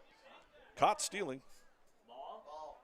The pitch is a ball to the left-handed hitting Sahlberg, and Whipple throws out a second base stealer of the game, and that's a huge out. Yeah, absolutely a huge out. Completely shifts the momentum here. The Comets, looking to get a base hit or a sacrifice bunt there, and they kind of run themselves out of the play. The opportunity to do that. That's not a must-steal situation there, so I don't know if that's a miscommunication there as far as reading signs, but surprised we saw the runner take off without a bunt down. And if it works, we're talking about, hey, they surprise us and they steal a base instead of bunting, but it did not work. Whipple gunned him out, and both catchers have done an outstanding job in tonight's ball game. 3-0 pitch is over for strike one to Sahlberg. 3-1 the count. 30 pitches now thrown by Belaski. Here's number 31, fastball over for. It missed somewhere. Somewhere it It's did a ball. miss. The umpire called it a ball, so it's a walk for Sahlberg. And the second batter that has reached against Belaski. Fortunately, Whipple threw out the base stealer. I shouldn't give all the credit to Whipple. It was a great job of throwing him out, but that takes a lot. The pitcher's got to get rid of the ball quickly. The catcher's got to make a nice play. Fielder's got to make the tag. Fastball in the dirt. Throw down to first base is close, but not in time. Pitch was a ball to the batter. Now second baseman Gavin Jiskro. Through 5 2/3 innings for the Comets in this ball game. Yeah, to the catcher's credit, on both sides there have been some free bases, but not due to catcher play. 2 balls and no strikes. We're going to have a timeout on the field. Josh Almaris, the head coach, will run out to talk to his pitcher, trying to kind of break the spell a little bit here. He had an 0-2 count on the hitter, Peyton Amsbach, and he hit him. But fortunately, on the next pitch, he was thrown out stealing. Then Sahlberg worked himself a walk. Now he's got a 2-0 count to the hitter Jiskro. So certainly Almaris just going out there to try to calm down his pitcher and tell him to get a little bit more focus and snap out of it a little bit. Here's a 2-0 delivery from Belaski. It's a fastball, misses down low. 3 balls and no strikes. On that full count pitch, I believe, or the 3-1 pitch, I believe Belaski was a little frustrated that he didn't get that call. Here's a 3-0. That one's over for strike one. 3 balls and a strike. Runner on first with 1 out. 3-1 count. Important pitch here for Belaski. And the pitch, fastball, swing and a miss. Count rolls full. Every pitch is important, but you do not want to lose that batter there to a walk. Get some activity down in the bullpen. Jack McDonald looking to roll down there and warm up. In case he has to come on to pitch here. Throw over to first base is not in time. Sahlberg on at first. 1 out. Full count to the hitter. Jiskro. Fifth. Here's a pitch. Ground ball. And it eats up Spellhog and bounces into left field. That'll go down as an error. E5 on the play. Runners at first and second now. That brings up number 3, third baseman Calvin Jungley. Vikings had a chance to have an inning-ending double play because that ball was hit hard to Spellhog. Kind of took a little bit of a funny hopper. We're going to give him an error. Yeah, a ground ball that had the potential to be a double play, and then kind of worst-case scenario, you don't even get 1 out of it. And now there's the go-ahead run on second base in scoring position here with just 1 out. Calvin Jungling steps to the plate. He's 3 for 4 with a couple of doubles and a flyout. Swings and fouls this one over the screen. Strike 1. Tied at 6. Top of the 9th inning. Bonus baseball. What a game. What a night. What an event going on here in Kindred with the Poly Row benefit. Here's the 0-1 delivery from Belaski. Fastball, swinging a line drive, base hit into left field. That'll fall in front of Swenson. He gets it into the infield quickly, and the bases are loaded. Sahlberg moves up to third. Jiskro up to second base. And Jungling has his 4th hit of the ball game. 4 for 5 on the first game. This ball game, and look who's at the plate. One Jace Burns, who's responsible for this free baseball with that solo bomb out to right field in the top of the 7th inning that tied this ball game at 6. Now he's got the opportunity to give his team a big lead. Yeah, and I guarantee you that Burns is licking his chops here. He sees the bases juiced, and, you know, after you hit a home run, it does so much for your mental game. That ball is probably looking like a beach ball for him. We'll see. Off speed is away. 1 ball and a strike. He doesn't need a grand slam here. Anything will do. A walk with the bases loaded, a single, whatever it takes to get that go-ahead run on board and the potential winning run. Here's a 1-0 over for strike 1. 1 ball and a strike. What a game. What a game, folks. Yeah, that's the key as a hitter, too, is you have to stay within your zone again. Can't be swinging at pitches just because you want to hit the ball. Got to be patient as a hitter. And the pitch, swinging a line drive, base hit, left center field. This will score at least 1. It'll score at least 2. Here's a throw into the infield, and it will be going all the way through to Whipple. So a line drive base hit for Jace Burns, and it's a 2-run single. And just like that, Post 400 has themselves an 8-6 lead in the top of the 9th inning. Sahlberg scores. Jiskro scores. Jungling will stop at second base. A 2-run single for Jace Burns. His second and third run batted into the night, and Zahir Miller steps to the plate, and he can put a charge into this one. Swings and misses at the first pitch. Miller is 0 for 2, a sacrifice fly, a walk, and a flyout, and a strikeout. 8-6 lead for the Comets. Top of the 9th inning. Yeah, and just another fantastic at-bat from Burns there. He saw a pitch that he liked, as there's a swing and a miss from Miller. He saw a pitch that he liked, and he did what he could with it. He didn't try and do too much, pull his head, and really swing for the fences. He had a great line drive into center field, and that scored 2 runs for the Comets. That's a good point, and after hitting the home run, hitters have a tendency to pull that head and look out to drive another one to right, but he stayed on the ball and drove it the other way. Miller's down on the count, 0-2, big right-handed hitter. Belowski looks on, out of the stretch, kicks and fires, breaking ball, swing and a miss, and Miller goes down on strikes. Second out of the inning. Again, 2 runs scored in the top of the 9th here for the Comets. It's been a wonderful ball game to watch. Josh Tandesky steps to the plate. Tandesky is 0 for 3 officially. He does have a walk with a run scored. Takes this one in the dirt, ball 1. Runners in first and second with the 2 outs. For the Vikings, they'll have the top of the order coming to bat in the bottom of the 9th. And here's a pitch from Belowski. Fastball over for strike 1. 1 ball and a strike. Yeah, the key is damage control here for Belowski. Keep this to a 2-run deficit, and the Vikings have the top of their order coming up. That's the ideal situation for them. 1-1 is grounded up the middle, and the shortstop, Wold has it. He'll kick it on over to second base to end the inning. The Comets do come up with a couple of huge runs in the top of the 9th inning as we're in extra innings in this ball game. Vikings coming to bat, trying to tie this ball game up or end it on a walk-off on yourliveevent.com. The messiest 4-year-old on the planet. He's no ordinary durability tester. Meet SmartStrand, no ordinary carpet. With all pet protection, it's the softest, most durable, easiest to clean carpet on the planet. When Blake's barn got a comfy makeover, SmartStrand came clean, even went up against a 2-ton rhino. Made to withstand all walks of life. Ask for SmartStrand. Rhino tested. Rhino approved. Available at Carpet World. CarpetWorldFargo.com.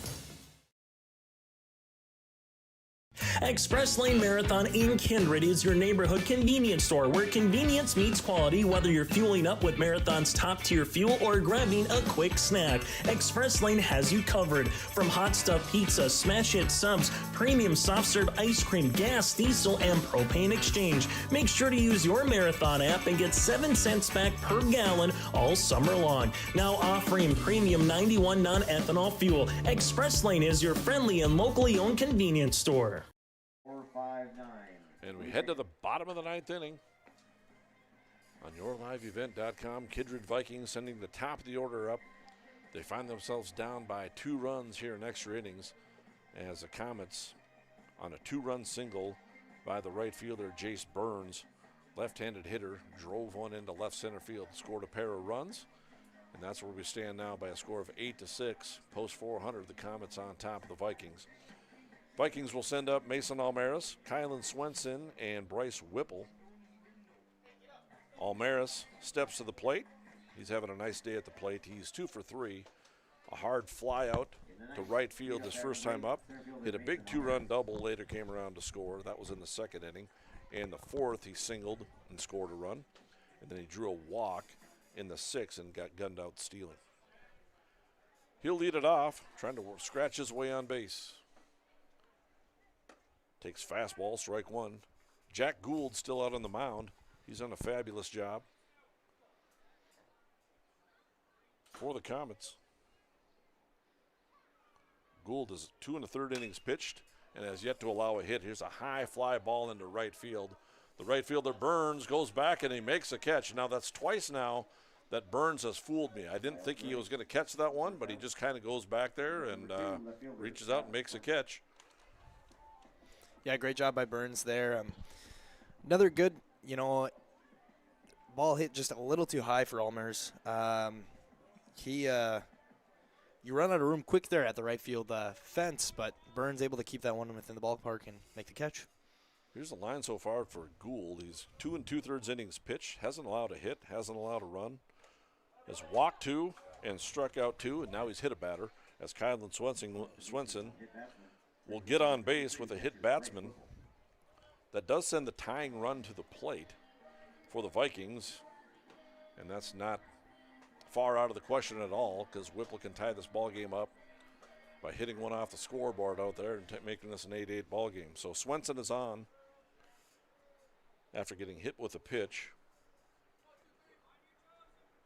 Jack Gould on the mound, right-handed pitcher for the Comets. Bryce Whipple at the plate. And the pitch, swing and a line drive into right center field. This one's fairly well hit, but Burns goes back there and makes the catch. Hit hard but playable. And Burns just went back there. He made that one look easy. He sure did. Whipple just missed that pitch. Just got a little too far underneath it and didn't quite barrel it up. And Burns, again, able to range over and make another play. And that shows you the strength of Bryce Whipple. Like you said, I think it caught inside towards the handle, but he still drove it out nearly to the fence out in right center field. Stanley Belaski, the batter, he takes ball 1. He's 0 for 3 on the evening. A pop-up, a ground out, a strikeout. He did draw a walk back in the 7th. Here's a 1-0 delivery. Off speed. Over for strike 1. Kylan Swenson on first base. 1-1 the count to the right-handed hitting Stanley Belaski. Jack Wold is on deck. Here's a 1-1 pitch. Off speed is in the dirt. That'll get away from the catcher. And Swenson does take second base easily on the wild pitch. You don't want to take any chances on the base paths because if you get out, either way, Belaski's got to reach base, right? So you don't want to take any chances, but when you get a free pass down to second base, you're going to take that every time. Yeah, Swenson right now, what you call a meaningless runner at the moment, and so not wanting to get picked off on the bases. But, again, yeah, take that free base when you get it. Don't want to end the ball game on the base paths. Here's a fastball in the dirt. Swenson, again, not taking the chance because at this point his run is, like you said, meaningless. So either way, no matter what happens, Belaski has to reach base in some fashion for this game to continue on. It's a 3-1 count. And the delivery from Gould. The right-hander kicks, fires, off speed, taken for a strike. 3 balls and 2 strikes. 45 pitches now for Gould.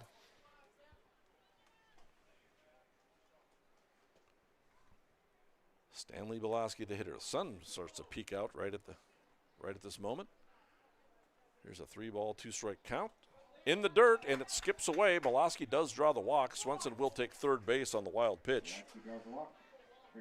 So a big at-bat for Belaski. He keeps this game alive by drawing that walk, his second one in a row. That brings up Jack Wold. So now, speed does make a difference in this ball game. You don't necessarily want to get thrown out stealing in this ball game. However, you do get Belaski down to second base, and a little bloop out into the outfield ties this ball game out. Yeah, I'd be surprised to see a steal here. I almost certainly, and there's a line drive right at the second baseman, and that ends the ball game. Wold hit it fairly hard on the first pitch. Had a good at-bat, but hit it right at the second baseman. He didn't have to move.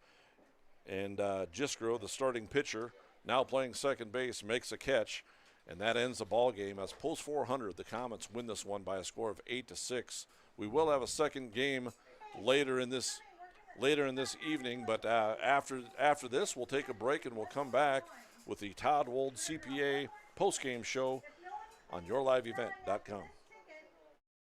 Buying, selling, or leasing commercial real estate or farmland in the Fargo-Moorhead and surrounding area? From office to retail, industrial to multifamily, commercial land to farmland. As the #1 commercial, sales, and leasing brokerage in the FM region, Goldmark Commercial has the experience and skills to handle all of your commercial real estate and farmland needs with the highest levels of customer service and marketing around. Trust the experts at Goldmark Commercial Real Estate to lead your team to success.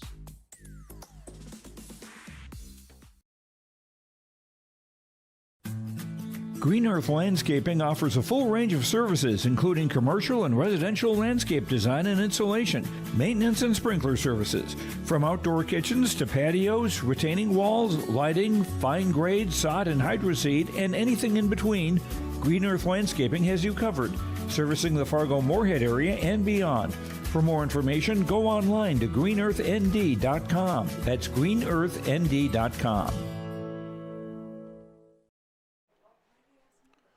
And we're back. Kindred Vikings.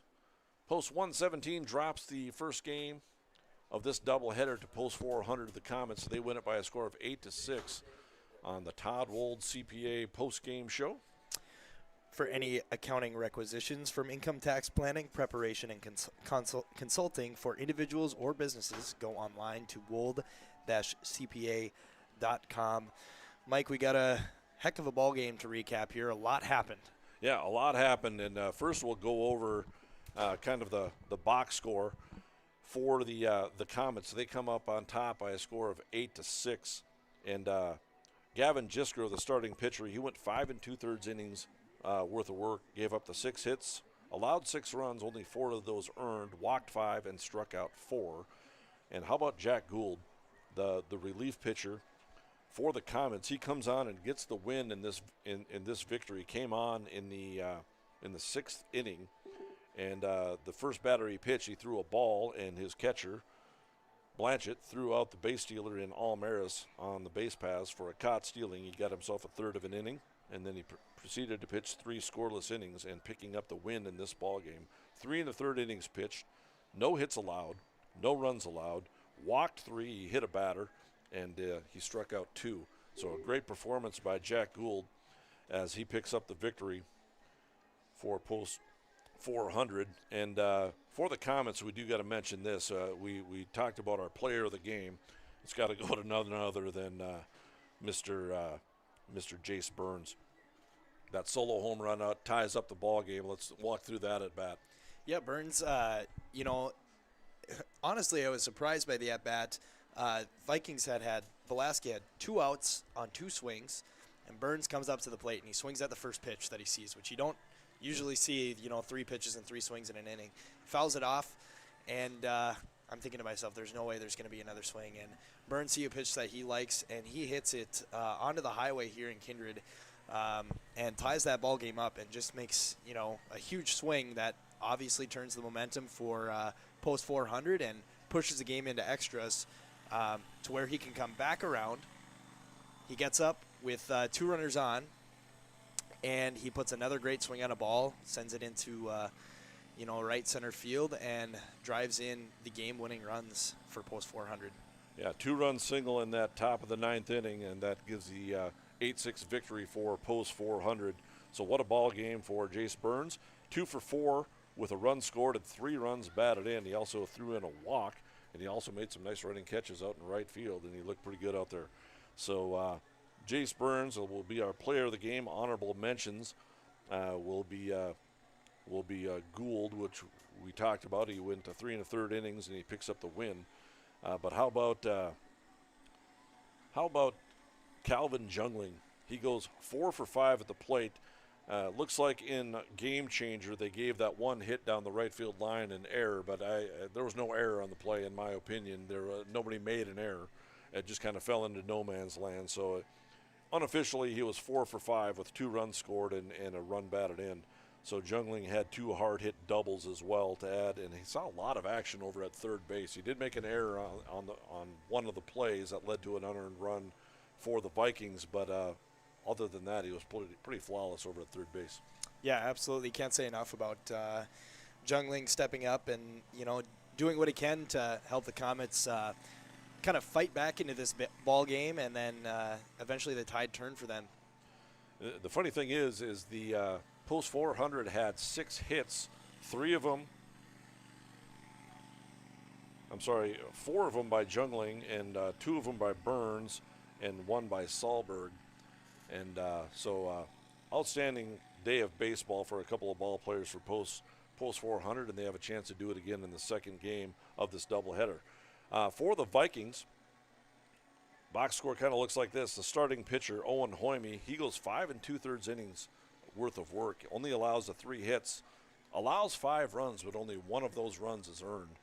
And so 4 unearned runs allowed by the Vikings tonight. He did walk 5 and struck out 5. Stanley Belaski came in relief. He pitched 3 1/3 innings, gave up 3 hits, 3 runs, only 1 earned, walked 1 and struck out 3, and he'll take the loss as he gives up the 2 runs in the top of the 8th inning. Yeah, for the Vikings, you look back on this game and you think there was plenty of opportunities to put that game away and kind of win it, and they just let the Comets kind of hang around, and the Comets taking advantage of their opportunities to stay in that game, claw back in it, and come back and win. So the Vikings will have a lot to learn from this game as it comes to giving up free bases and as it comes to kind of letting a team hang around and not going for those insurance runs in the later innings. Right. Errors did hurt the Vikings in tonight's ball game. They did commit 3 errors. Mason Almaris was 2 for 4 at the plate, scored 2 runs, had a big 2-run double in the 4th inning of that ball game.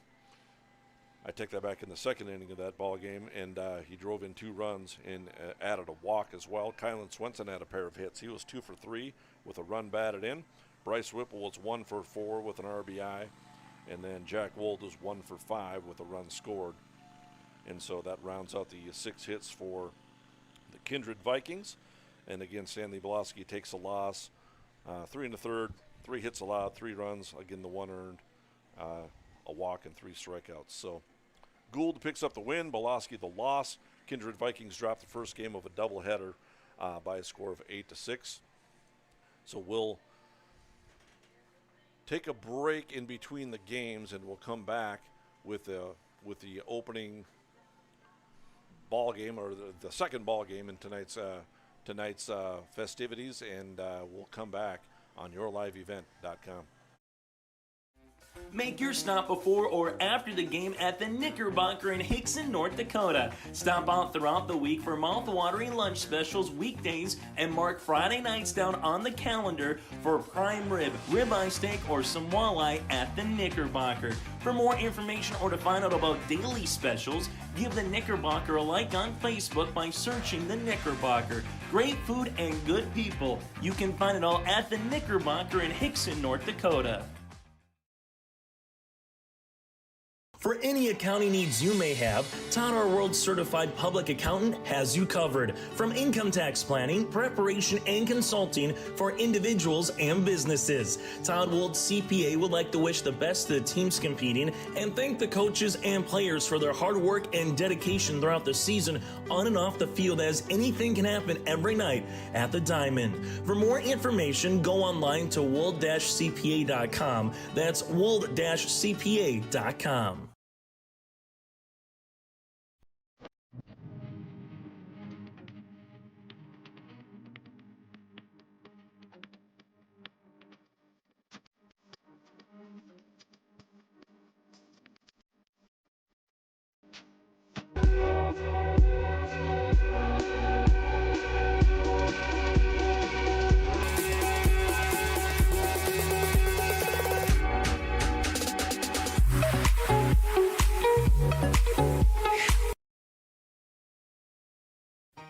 For trusted news, weather, and sports from your community, look to R&J Broadcasting Incorporated, KRJB, KRJM, and KKCQ Radio, and rjbroadcasting.com.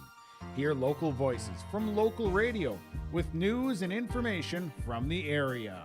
Your information stations, KRJB, KRJM, and KKCQ Radio, and rjbroadcasting.com.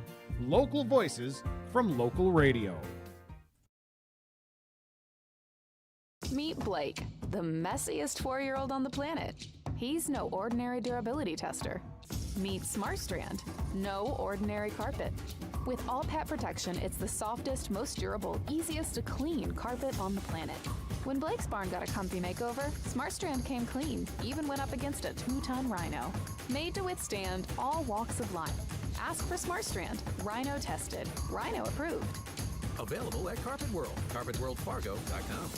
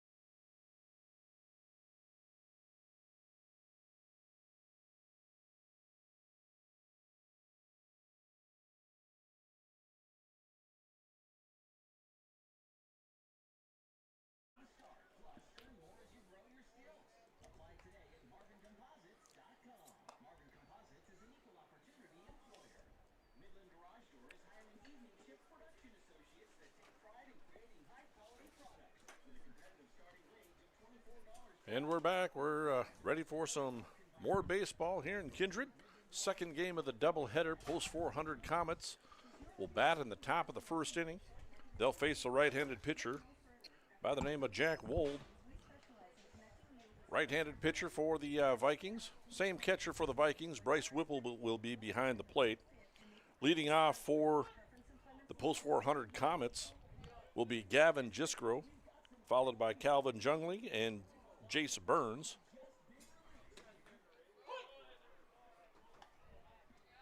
First pitch is over for strike one. And here's a pitch from Wold. 0-1, off speed is bunted, and it's a good one. Whipple jumps out, throws down to first base in time for the out. And a 2-3 put out, and there's one away after Jiskro tries to lay down a bunt single. Whipple does a nice job jumping out there. The ball never really made it into the grass, or if it did, it barely made it into the grass, but Whipple was able to hop out, make the throw down to first base, and there's one away. And Jack Wold with the next pitch, a high fly ball into center field. Mason Almaris is out there. He's got it. And there's two away. Fly to center for the second out. Brings up number 34, right fielder Jace Burns. Two down very quickly. Jack Wold on the mound will face Jace Burns, a player of the game in the first ball game. Big home run and a 2-run single to give the Comets an 8-6 victory in the first game.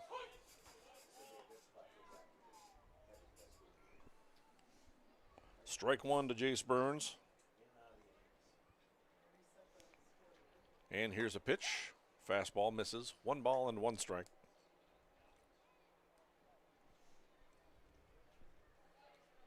Jace Burns, left-handed hitter. Hit one on to County 15 in the first game. Here's a ground ball up the middle, fielded nicely by Belaski. On over to Carson Andel at first base. And 3 up, 3 down for the Comets in the top of the first inning. And the Vikings coming to bat on yourliveevent.com. Buying, selling, or leasing commercial real estate or farmland in the Fargo-Moorhead and surrounding area? From office to retail, industrial to multifamily, commercial land to farmland. As the #1 commercial sales and leasing brokerage in the FM region, Goldmark Commercial has the experience and skills to handle all of your commercial real estate and farmland needs with the highest levels of customer service and marketing around. Trust the experts at Goldmark Commercial Real Estate to lead your team to success.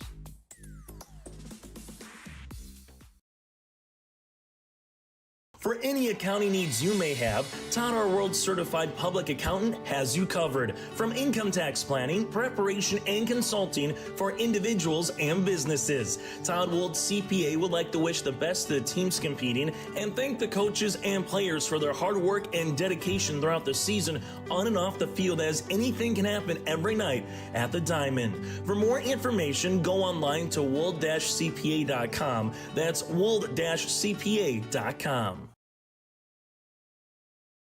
Express Lane Marathon in Kindred is your neighborhood convenience store where convenience meets quality, whether you're fueling up with Marathon's top-tier fuel or grabbing a quick snack. Express Lane has you covered. From hot stuff pizza, smash hit subs, premium soft serve ice cream, gas, diesel, and propane exchange. Make sure to use your Marathon app and get 7 cents back per gallon all summer long. Now offering premium 91 non-ethanol fuel. Express Lane is your friendly and locally owned convenience store. And we're back. Kindred Vikings coming to the plate. Mason Almaris leads it off. He's playing in center field in this ball game as well.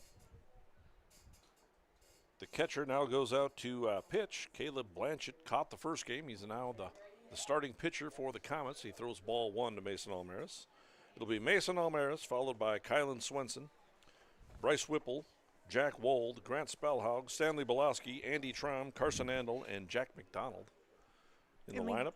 We did do a Poly Road benefit earlier today we've been talking about, and it has ended, and now we have some visitors that are going to make their way up here, and we'll do a little chat with them to see kind of how it went and if they're happy with the turnout and all of that. So I'll get them all set up while you continue round 2 here. 2-0 pitch to Mason Almaris is over for a strike. Caleb Blanchett on the mound, the new catcher for the Comets, is one Josh Tandesky. 2-1 count to Almaris. Fastball swinging a ground ball up the third base line. It's foul. 2 balls and 2 strikes.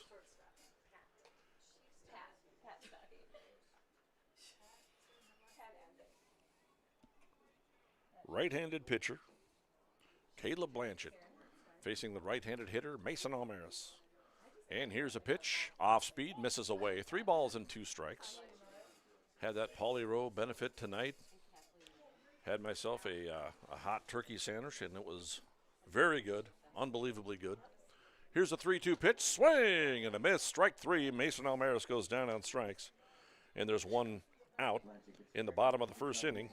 Left fielder Kylan Swenson will step to the plate.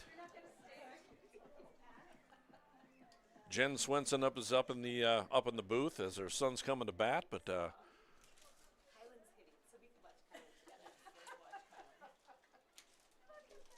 all right, first pitch to Kylan Swenson, misses for a ball. 1 ball and no strikes. Kylan Swenson had a hit in the first game.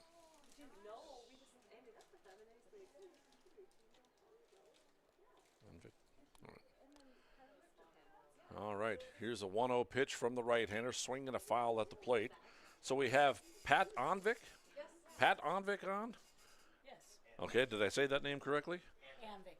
Anvik. Unless you're on the other side of the river, then it's Well, here's a 1-1 delivery from the right-handed pitcher. Fastball, swinging a foul again at the plate. 1 ball and 2 strikes. Well, how did the benefit go tonight? It was awesome. The weather was beautiful, and people turned out, and we had a really night day for Pauly. Here's a 1-2 delivery, foul again at the plate. Count remains 1-2. Did you have enough food? Yes, but the turkey was just down to the bottom. I bought 3 sandwiches. I went down there in between games and I bought 3. Pitched to Kylan Swenson as a ball, 2 balls and 2 strikes. So you had enough food to get through the evening, and did the bouncy house go well? Yes, until I had to supervise some 7th graders, then it got a little scary. Count rolls along full now. And so, how did the dunk tank go? How did the Yes, it was a lot of dunking. Yeah, a lot of dunking. She brought friends. Yeah. Getting heckled in the background by the friends and my friends. Yeah. I see you kind of use that term "friends" loosely just now. Yeah, but they were good leaders, even though nobody was a leader. Kylan Swenson goes down on strikes. He takes called strike 3, and there's 2 away. Blanchett strikes out the first 2 batters that he faces. Now he'll step to the plate. Will be one Bryce Whipple, the catcher. So Paul Schmitz was in there. I hope all of them got dunked into the water at some point. Many times. Excellent. Yeah, Mr. Whale did. He was dunking a lot. Deputy JJ was in the booth as well, and sounds like Mr. Milbrandt, Brad Whale. Strike 1 to Bryce Whipple, but the 50-50, we had 2 drawings, right? Because somebody didn't claim their first one, and here's a swing and a foul at the plate over the screen. No balls and 2 strikes. Right-handed pitcher Blanchett on the hill, trying to work a 1-2-3 inning. So how did everything else go? How did the inflatables go? Did kids have their fun out there? Kids always love inflatables, you know. It's just when they see an inflatable, they just want to come out, and that brought out the parents. And there's a line drive single into right field for Bryce Whipple. We'll have a courtesy runner for him. It'll be number 11, Xander Rath, the speedy base runner. Will come on to courtesy run. What do you want to say to the community for coming out to support the Pauly Rowe benefit? We can't thank them enough for coming out, and the people that helped us put everything on. The businesses could do not enough for us, and the people showed their appreciation for a gal that put in a lot of hours helping people in this area. It was fun to see everybody coming out to help with the ballpark and mowing grass and making the ballpark look good and putting up the the American flags and the bunting. It's sort of a small town thing, you know. Yeah. Everybody supports everybody. Very good community feel here, and when things are going bad for somebody, the community really comes around to support. They sure do. Yes, they do. 2-0 count now on the batter, Jack Wold. He's a pitcher in tonight's ball game. 2 balls and no strikes. 18 pitches thrown by Blanchett. We had the Poly Row benefit tonight. How did Lend a Hand help? Lend a Hand I up was just help going out. to say that Lend a Hand is just an awesome organization for anybody that is going to do a benefit. They have just been very supportive and led us through everything we needed to do. Xander Rath takes second base on the steal, and the Dakota Medical Foundation partners in this event as well, and what an outstanding evening. And Karen can maybe tell you a little bit about that. okay, we got Karen coming over. Swing and a miss by Wold. Count rolls along at 2-2.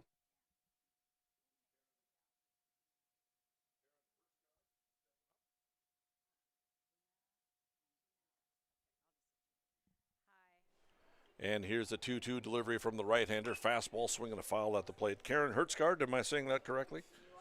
You are. All right. Well, outstanding. So you're coming on to tell us about a little bit more about the event tonight? Yes. Dakota, you were talking about the Dakota Medical Foundation and the Lend a Hand Up organization. And we want to give a shout-out to Gina and Alex who helped us.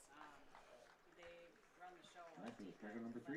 After one complete, we have no score. Terrific help, and they've got a great organization. They gave us lots of helpful advice on how to run an event like this, which is huge. And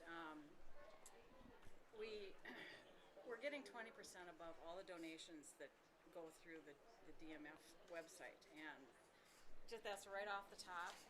And we should say that comes from people who have already donated in the past. So that doesn't come from anybody but other people who have donated to DMF and the Lend a Hand Up group. And so it's a pay it forward kind of a thing. And so it's fantastic. And they have a great organization to help people like us get something like this done. Absolutely. And if you can't make it out for the ball game, you can go to lendahandup.org, and you can go to the QR code on there, and you can continue to donate as well.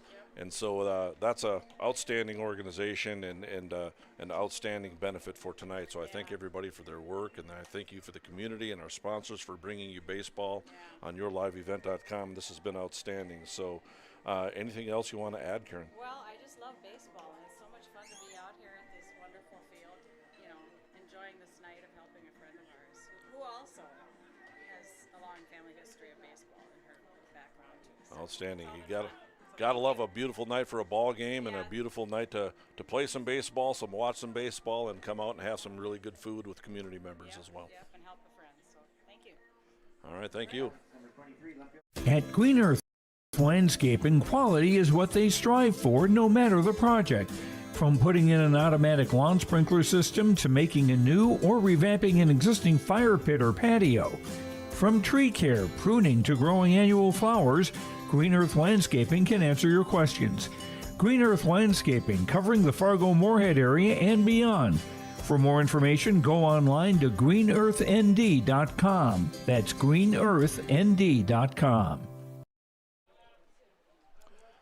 Now batting for post 400 will be Zahir Miller. The 4, 5, and 6 hitters step to the plate as the Comets went down 1-2-3 in the top of the first. Great night for baseball, great night for a benefit. Back to the ball game, post 400 batting. Blanchett, 4 post 400, wound up striking out the side despite giving up a base hit to Whipple, but he wound up striking out the side as Jack Wold went down on strikes. And Jack Wold is pitching now, and he gets a strikeout of his own. Records his first strikeout of the night on a breaking ball to Zahir Miller, and he goes down, and there's one away.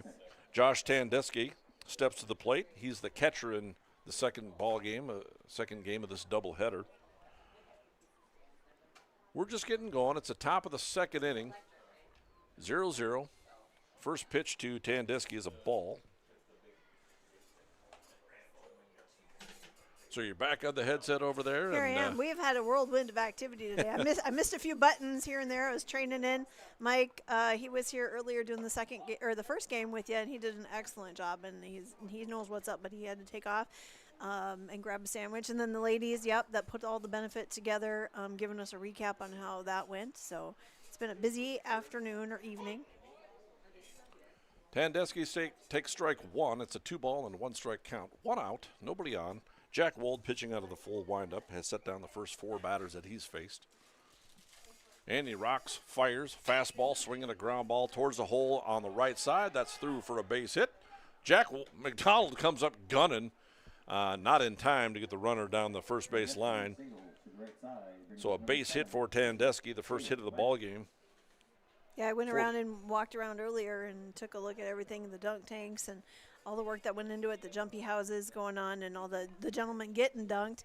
I think when little kids ran out of balls, they just let them run up and hit the little thing and hit the bullseye with their hand and knocked them in. So that was kind of fun to let them do that. Yeah, I didn't get a chance to do any of the dunk tank. I did not get you in there. I had the ladies up here. I should have put in a request for next time they put an event together. Blanchett, the pitcher, laces a ball into right field again. 2 hits in a row for the Comets. Puts runners on first and second base. We do have a courtesy runner for the catcher, Tandesky. Number 17, Braden Yates, comes on to run. Courtesy run for the catcher. 1 out and 2 straight singles for the Comets. Now we're going to have another courtesy runner, this time for the pitcher. This is number 14, Cameron Bevel. Steps on, and he'll be the courtesy runner. So we have runners in first and second, 2 straight hits for post 400. Jack Wold on the mound, pitching out of the stretch. Jack Gould, the batter. Jack Gould was a winning pitcher in game 1, pitching 3 1/3 innings worth of work. Got himself the victory. First pitch to him is a ball. Grant Schluchter is on deck. And the pitch from Wold. There's a high chopper over towards short. Boloski has it. It'll go to second for 1 out. And the throw down to first base is not in time, dug out of the dirt by Carson Andel. Yates will move down to third base. Blanchett, actually the courtesy runner, Bevel, is out at second base. So a short-lived base running. A 6-4 putout puts him down, so there's 2 outs. Gould reaches first base on the fielder's choice. So he's 0 for 1. Grant Schluchter steps to the plate, third baseman. Where's number 6, right-handed hitter? Getting his first action of tonight's ball games. Takes first pitch over strike 1. Schluchter spells his last name S-C-H-L-U-C-H. T-E-R, Schluchter. Third baseman. 0-1 pitch, misses up high, 1 ball and 1 strike. I'm Mike Bernier, along with Wendy Bernier. Good evening. Bringing you baseball on yourliveevent.com, American Legion Baseball. Second game of a doubleheader, post 400 Comets versus the Vikings. From Kindred. Kindred Vikings, post 117. The 1-1 pitch to Schluchter, swung on and missed. It's a 1 ball and 2 strike count. 2 outs, runners at first and third. Peyton Amsbaugh is on deck for the Comets. Comets took the first game by a score of 8-6. Went into extra innings. We played a full 9 innings. Swinging a ground ball towards a hole. That's a through for a base hit on the right side again. And just like that, Yates comes across the score, and it's 1-0 in favor of the Comets. 3 singles in this inning. Schluchter gets an RBI single, and here's first plate appearance of the evening. Gould moves up to second base, and that brings up Peyton Amsbaugh, the first baseman. Right-handed hitter, where's number 13? 1-0 lead for the post 400 Comets. Jack Wold on the mound for the Vikings, working with his catcher, Bryce Whipple. And the pitch, fastball, over, strike 1.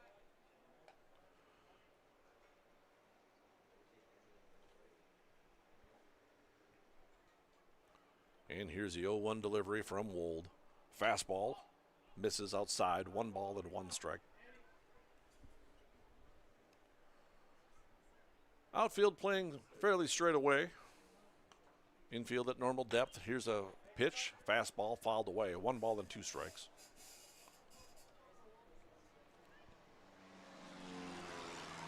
You get a little bit of a flyover as a Cessna-looking airplane flies over into right field.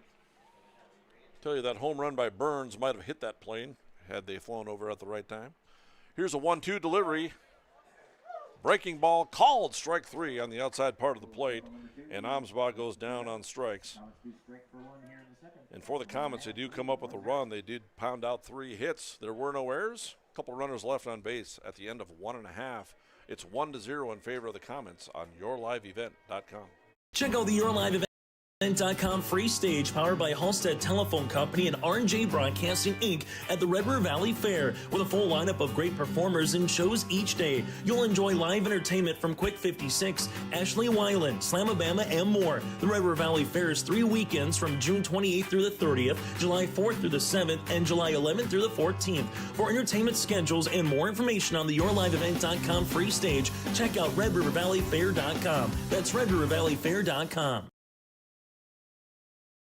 Homegrown local radio is now worldwide with 24-hour streaming. Download the RJ Radio app to hear local voices from local radio with KRJB, KRJM, and KKCQ 24 hours a day from anywhere. You can listen to your favorite programs like the RJ Family Morning Show, local news, farm markets, music, high school sports, church services, more from anywhere. KRJB, KRJM, and 96.7 KKCQ is streaming on the RJ Radio app. Download it to your device and take us with you wherever you go. And we're back. We head to the bottom of the second inning. Kindred Vikings coming to bat. They'll send up the 5, 6, and 7 hitters. Grant Spellhaug, Stanley Belaski, and Andy Traum. Vikings find themselves down by a score of 1-0. Right-handed pitcher Caleb Blanchett on the mound. Kicks and fires. Fastball is up. 1 ball and no strikes. Grant Spellhaug, the batter, playing over at third base.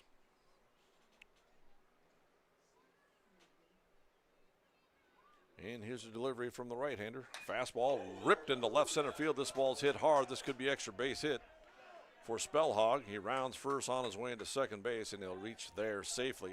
A stand-up leadoff double for Grant Spellhaug. A laser beam out into left center field. That'll bring up Stan Belaski. Where's number 0? Unfortunately, the losing pitcher in the first ball game, although he didn't pitch poorly at all.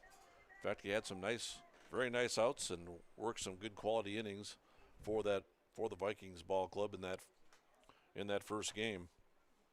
Unfortunately, he took the loss.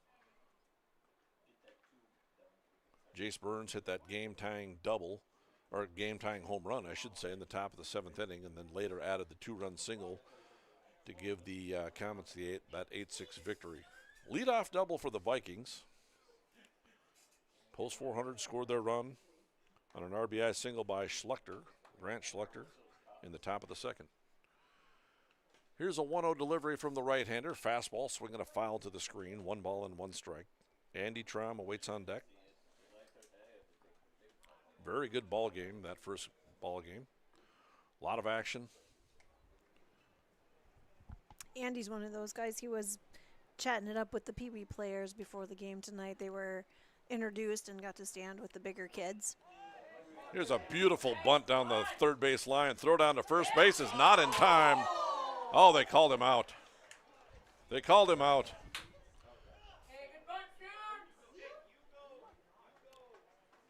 It'll go down as a sacrifice bunt.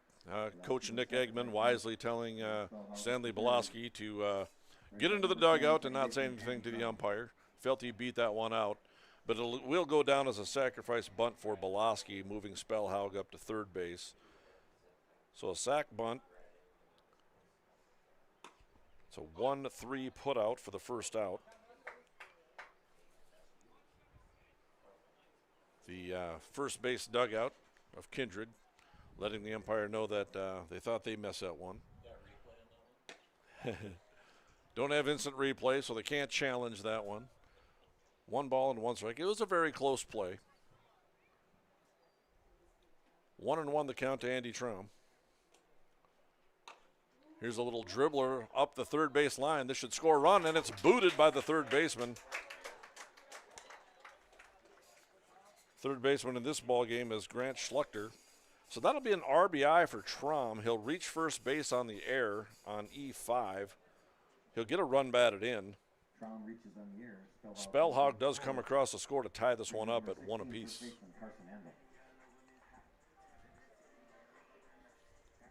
So an error for post 400. Like I said, Traum does get credit for an RBI. Spellhawk was going to score anyway. The play was going to be to first base. Carson Andel takes strike 1. Playing at first base in the ball game. Where's number 16? Big right-handed hitter. He's got some pop in his bat. There's a throw over to first base, and it hits Traum in the rib cage, preventing it from scaling out into right field. Get an extra base. So no error on the play. Here's the 0-1 delivery. Breaking ball over, strike 2. No balls and 2 strikes. 33 pitches now for the right-hander, Blanchett. Jack McDonald awaits on deck for the Vikings. And here's the 0-2. Well, we're not going to see an 0-2 delivery. We're going to see another throw over to first base. Traum is back safely. Tied at 1, bottom of the second inning. Now here's a delivery on the 0-2 pitch. Fastball swinging a ground ball out towards short. This could be 2. On to second for 1. Throw over to first base. Dug out of the dirt nicely by the first baseman. And we got ourselves a 6-4-3 double play. And the Vikings are out of the inning. However, they do come up with a run on the ground out by Traum. Ties it at 1. And at the end of 2 complete. We're tied at 1 on yourliveevent.com. Meet Blake, the messiest 4-year-old on the planet. He's no ordinary durability tester. Meet SmartStrand, no ordinary carpet. With all pet protection, it's the softest, most durable, easiest to clean carpet on the planet. When Blake's barn got a comfy makeover, SmartStrand came clean, even went up against a 2-ton rhino. Made to withstand all walks of life. Ask for SmartStrand, rhino tested, rhino approved. Available at Carpet World, carpetworldfargo.com. Express Lane Marathon in Kindred is your neighborhood convenience store where convenience meets quality, whether you're fueling up with Marathon's top-tier fuel or grabbing a quick snack. Express Lane has you covered. From hot stuff pizza, smash hit subs, premium soft serve ice cream, gas, diesel, and propane exchange. Make sure to use your Marathon app and get 7 cents back per gallon all summer long. Now offering premium 91 non-ethanol fuel. Express Lane is your friendly and locally owned convenience store. And we're back. Kindred Vikings taking on Post 400. The first pitch from Jack Wold is a breaking ball, misses ball 1. Here's your in-game update brought to you by Goldmark. From commercial land to farmland, Goldmark Commercial has the skills to handle all of your commercial real estate and farmland requests. Go online to goldmarkcommercial.com for more information. Jisco, the leadoff hitter in the top of the third, sends one out to center field. Mason Almaris is there for out number 1. Here's your in-game update brought to you by Goldmark. Post 400 does score a run in the top of the second, but the Vikings answer back with a run of their own in the bottom of the second, and that's where we're at. 1 run, 3 hits, 1 error for the Comets, and for the Vikings, 1 run on 2 hits and no errors. And there's 1 out very quickly. For the Comets in the top of the third, Calvin Jungling is the batter. He's the shortstop in today's ball game. He flew out to center field his first time up. He's 0 for 1. Here's the 0-1 delivery.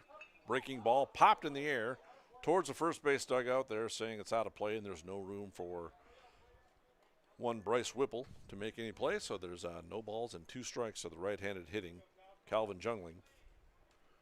4 hits in the first ball game. Hit the ball hard a couple of times for a pair of doubles. Here's the 0-2 delivery from Wold. Fastball is up, 1 ball and 2 strikes. Hi, Mike Bernier along with Wendy Bernier. Good evening. Baseball, a lot of activities in Kindred. Here's a 1-2 delivery. breaking ball, swung on and missed. Whipple couldn't hold on, but he will make the tag. And there's 2 down. And a lot of action here tomorrow as well. See if I can remember it all, right? So the little kids play out back, the peewees, rookies, squirts, all that. But there's also at 1 o'clock, Babe Ruth midcast. And then following that, about 5 o'clock, is the Babe Ruth white and blue play each other. So lots of baseball to be played here tomorrow as well. There's a hard hit ground ball out to shortstop. Pulaski has it. On over to first base, and very quickly, the Comets go down 1-2-3 in the top of the 3rd inning. After 2.5 innings, we're tied at 1 with the Vikings coming to bat on yourliveevent.com.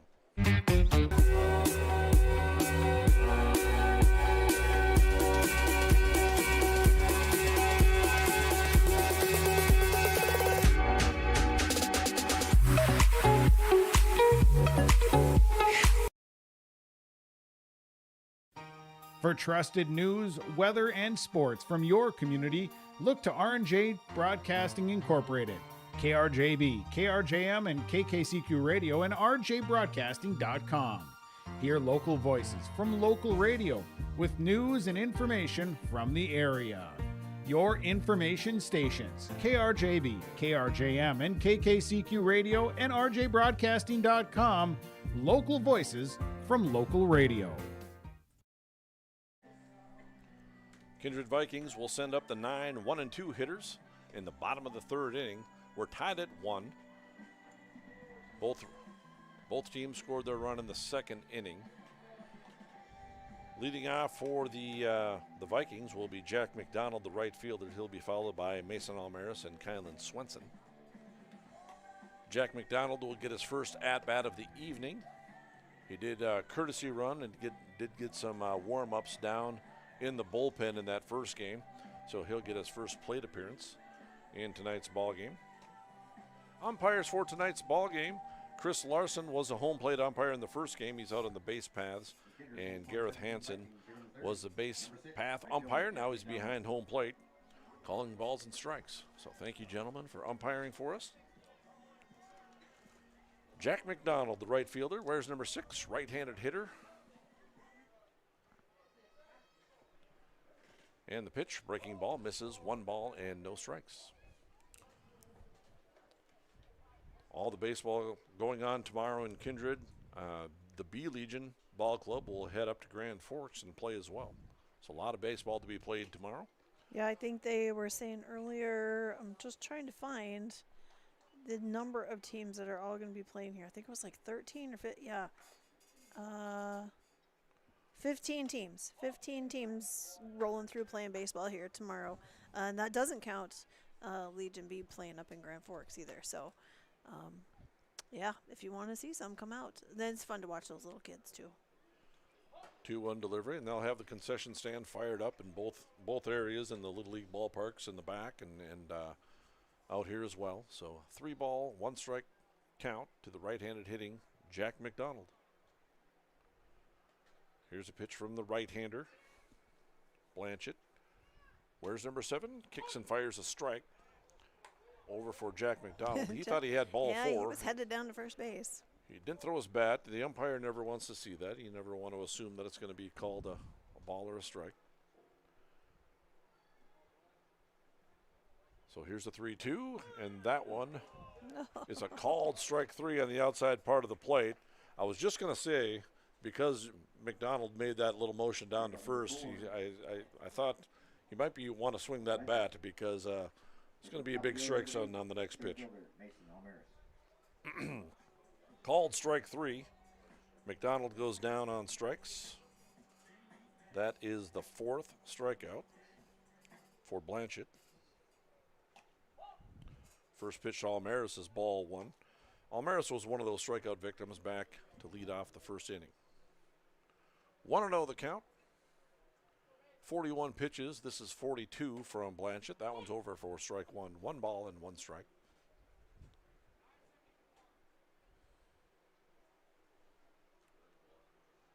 And here's a 1-1 delivery from the righty.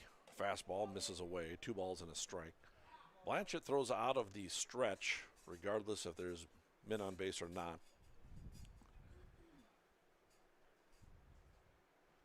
3 hits for post 400, 2 hits for post 117. Here's the 2-1 fastball up, 3 balls and a strike. Kylan Swenson awaits on deck. And here's a 3-1 delivery. Misses up, and Almaris draws the walk.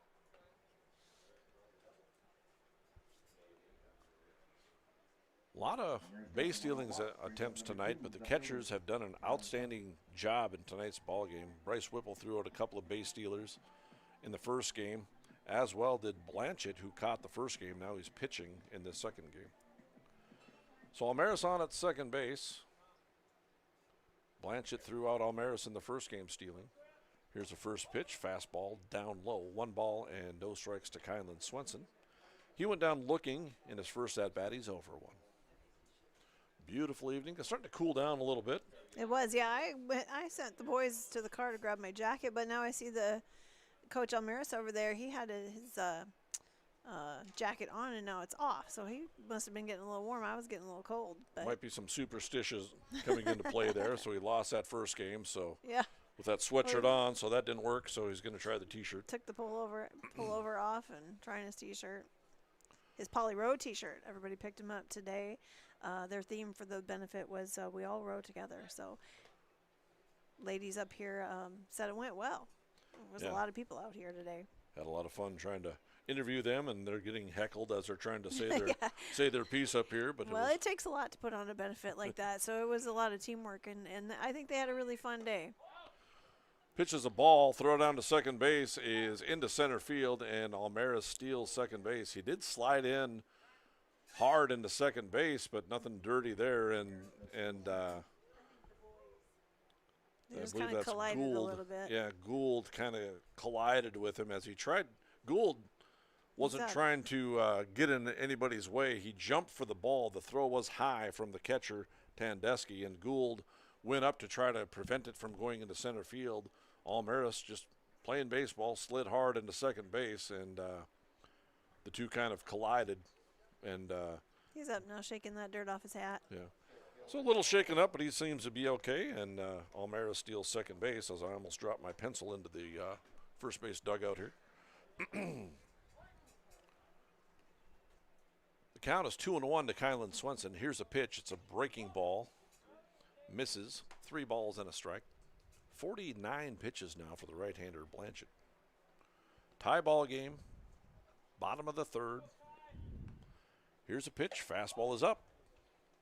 And Swenson draws a walk. So the funny thing about that is Almaris steals second base. There's a collision at second base. There's a lot of action. The ball goes into center field. Gould's all shaken up. And then Swenson draws a walk anyway. So Almaris didn't need to steal second base to get a free pass over to second base. Going to have a mound visit from Chayton Sen, the head coach for the Comets. Again, this ball game is tied at 1 apiece on your gold mark in-game update. Post 400 with 1 run on 3 hits and an error. Vikings with 1 run on 2 hits and no errors. From commercial land to farmland, Goldmark Commercial has the skills to handle all of your commercial real estate and farmland requests. Go online to goldmarkcommercial.com for more information. Thanks to Goldmark and to all of our sponsors for bringing you baseball in your live event. Gareth Hansen, the home plate umpire, makes a stroll out to the mound to kind of break up this visit and get the ball game rolling a little bit. Says that's enough time, and we're back ready to play some baseball. Runners at first and second with the 1 out. Bryce Whipple steps to the plate. He singled his first time up. And his courtesy runner was stranded at second base. That was back in the first inning. So he's 1 for 1 with a base hit. And Blanchett kicks and fires. Fastball misses outside. 1 ball and no strikes. Jack Wold awaits on deck. Bottom of 3, tied at 1. Really good baseball game in that first game. Vikings came up short by a score of 8-6, post 400. Wins it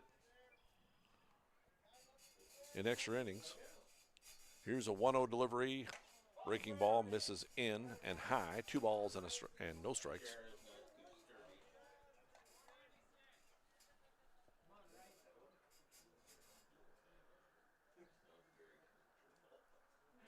And Blanchett looks back to second, kicks and fires a breaking ball. That's going to skip away. It's in the dirt. The runners do advance on the wild pitch. Almaris up to third, Swenson up to second. A base hit to the outfield. Should score a couple of runs because of the top speed on the base paths in Almaris and Swenson. 3-0 is a count. And the pitch, swing and a miss by Whipple. It didn't get cheated, had the green light on a 3-0 count, and he took a big old hack. Came up empty, and it's a 3-1 count. Still has himself a hitter's count. Swinging a ground ball towards the hole and fielded by the shortstop. Long throw across the diamond is not in time, and it skips away from the first baseman. That'll score another run. So that's going to be an infield single for Whipple. He beat it out. Anyway, the throw was wild, and that's going to allow Swenson to score, so that'll be an error, presumably on the shortstop. So we'll give the shortstop Jungling an error for Swenson to be allowed to score. Almaris scores, give Whipple an RBI single, and then Swenson scores on the error. And Xander's in to run here too. And, yep, Xander Rath into courtesy run again for the catcher, Whipple. So an RBI infield single for Whipple. Xander takes off. No surprise there. He goes in standing as the catcher. Tandeschi had a little trouble handling that pitch. It's ball one to Jack Wold. Another stolen base for Xander Rath, the second of the ball game. It's a 3-1 lead for the Vikings. Here's a pitch. Fastball is in. 2 balls and no strikes.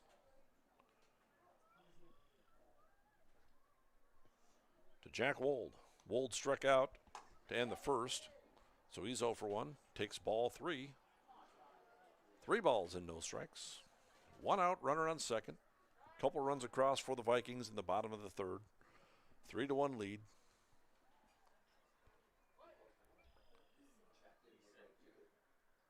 And here's a 3-0. Fastball over strike 1. Grant Spellhog awaits on deck.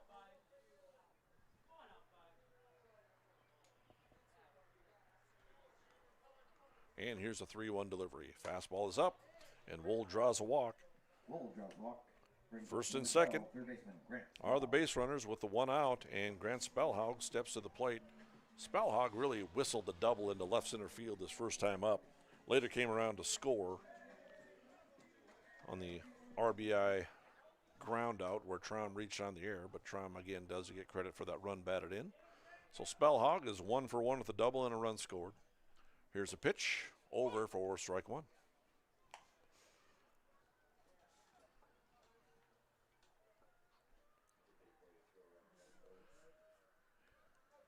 And Blanchett gets his sign, pitching out of the stretch. Kicks, fires, fastball outside and high, 1 ball and a strike. 62 pitches now for Blanchett. And here's a delivery. Fastball. Misses outside. 2 balls and a strike. And the pitch. Fastball. This one's over. 2 balls, 2 strikes. Number 7, Caleb Blanchett on the mound. Outfield playing straight away. Very calm evening. The wind, a little breeze here and there, but starting to cool off a tad. Swinging a high pop fly in foul territory. It's going to go out of play. Count rolls along at 2-2.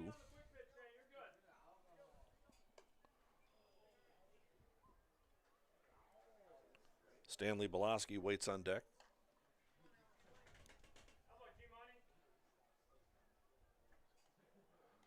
And here's a 2-2. Fastball. Called, strike 3. And Spellhog goes down on strikes. And there's 2 away.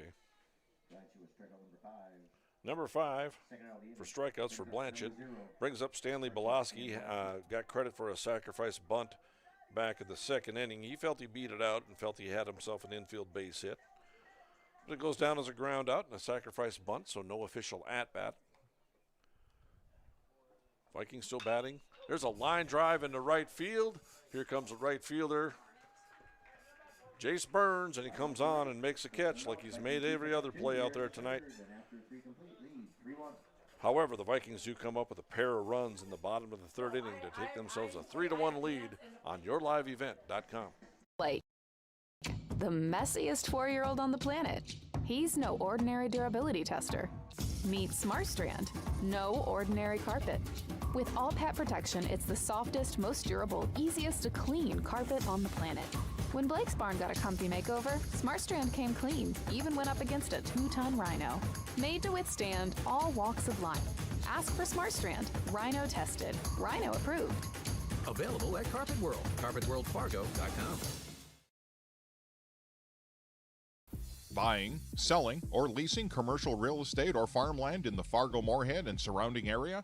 From office to retail, industrial to multifamily, commercial land to farmland. As the #1 commercial sales and leasing brokerage in the FM region, Goldmark Commercial has the experience and skills to handle all of your commercial real estate and farmland needs with the highest levels of customer service and marketing around. Trust the experts at Goldmark Commercial Real Estate to lead your team to success.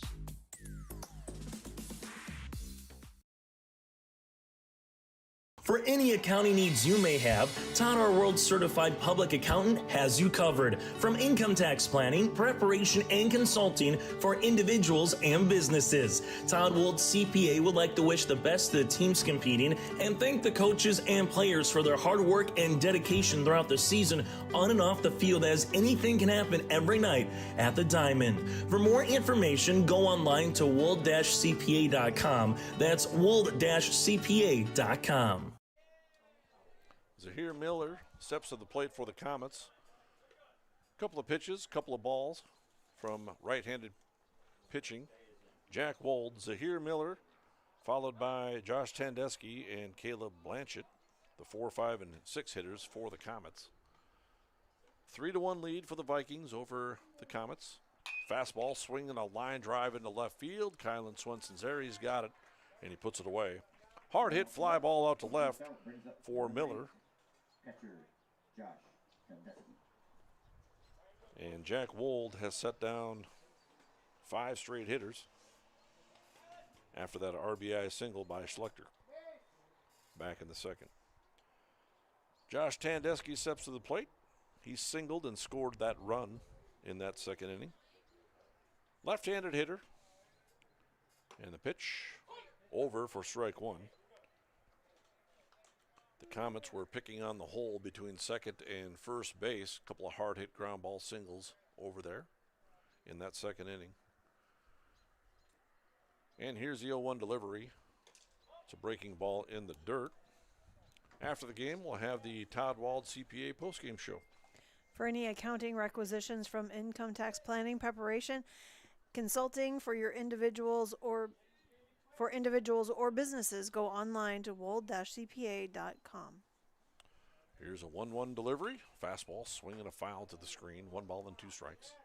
38 pitches now for Jack Wold. His pitch count looks really good.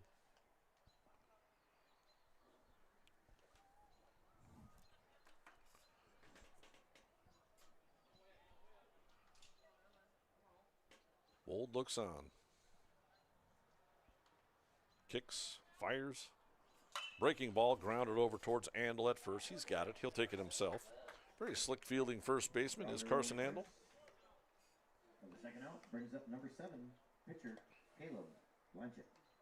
6 batters set down in a row now by Jack Wold. Nice play, Carson. Caleb Blanchett steps to the plate. He singled hard through the hole on between second and first. His first time up, so he's 1 for 1 with a base hit. Jack Gould awaits on deck. Here's a fastball up. 1 ball and no strikes. 2 down, nobody on. Top of the 4th inning. 3-1 lead for the Kindred Vikings.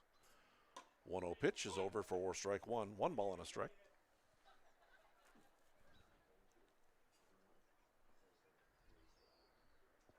And here's a 1-1 delivery. Breaking ball is in the dirt. 2 balls and a strike.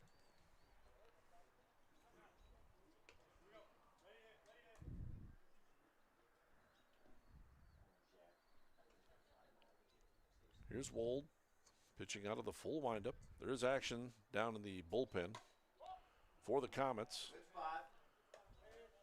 Next pitch misses outside. It's 3 balls and a strike to the right-handed hitter, Caleb Blanchett.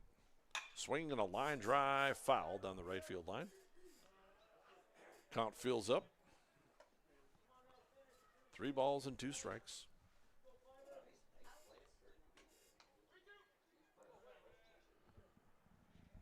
And Wold looks on.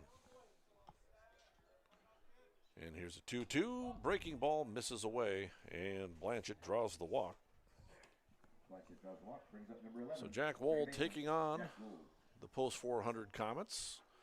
And Jack Wold has committed to Mayville State, so he'll become a Comet as well in years to come. Committed to Mayville State to go play some baseball. Going to have a courtesy runner for the pitcher. Once again, it's number 14, Cameron Bevel. He'll be the courtesy runner for the pitcher. You can courtesy run for the pitchers and the catchers. Jack Gould steps to the plate. He reached on the fielder's choice his first time up. He's 0 for 1.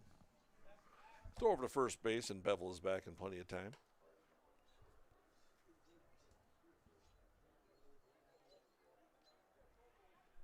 And the pitch outside, 2 balls. Or no, I think it's 1 ball and a strike. I'm sorry.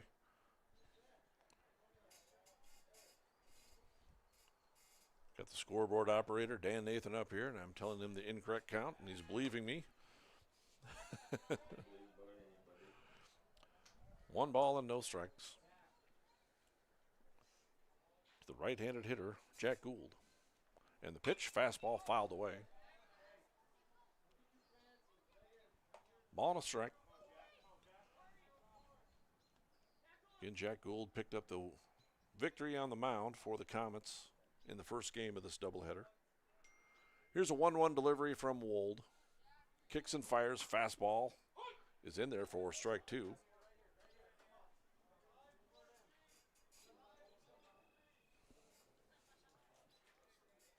Grant Schluchter waits on deck. And here's a 1-2 delivery. Called strike 3 on the outside part of the plate. It looked like a hard slider or a curveball. And Gould goes down on strikes for the 3rd out of the inning. Comets strand a runner in the top of the 4th, and the Vikings are coming to bat, leading by a score of 3-1 on yourliveevent.com. Express Lane Marathon in Kindred is your neighborhood convenience store where convenience meets quality, whether you're fueling up with Marathon's top-tier fuel or grabbing a quick snack. Express Lane has you covered. From hot stuff pizza, smash hit subs, premium soft serve ice cream, gas, diesel, and propane exchange. Make sure to use your Marathon app and get 7 cents back per gallon all summer long. Now offering premium 91 non-ethanol fuel. Express Lane is your friendly and locally owned convenience store. At Green Earth Landscaping, quality is what they strive for, no matter the project. From putting in an automatic lawn sprinkler system to making a new or revamping an existing fire pit or patio. From tree care, pruning to growing annual flowers, Green Earth Landscaping can answer your questions. Green Earth Landscaping, covering the Fargo-Moorhead area and beyond. For more information, go online to greenearthnd.com. That's greenearthnd.com. Here's your Goldmark in-game update. Kindred Vikings lead it by a score of 3-1. We head into the bottom of the 4th inning. Caleb Blanchett on the mound for the Comets. He's thrown 3 innings, allowed 3 hits, 3 runs allowed. Only 1 of them is earned. He's walked 3 and struck out 5. Swinging a foul to the screen for leadoff hitter in the bottom of the 4th for the Vikings, Andy Traum. Traum reached on an error on a ground out over to 3rd. That did score Grant Spellhog, so Traum gets credit for that run batted in. Hits a high pop fly over the first base press box, and the count goes quickly to 0-2.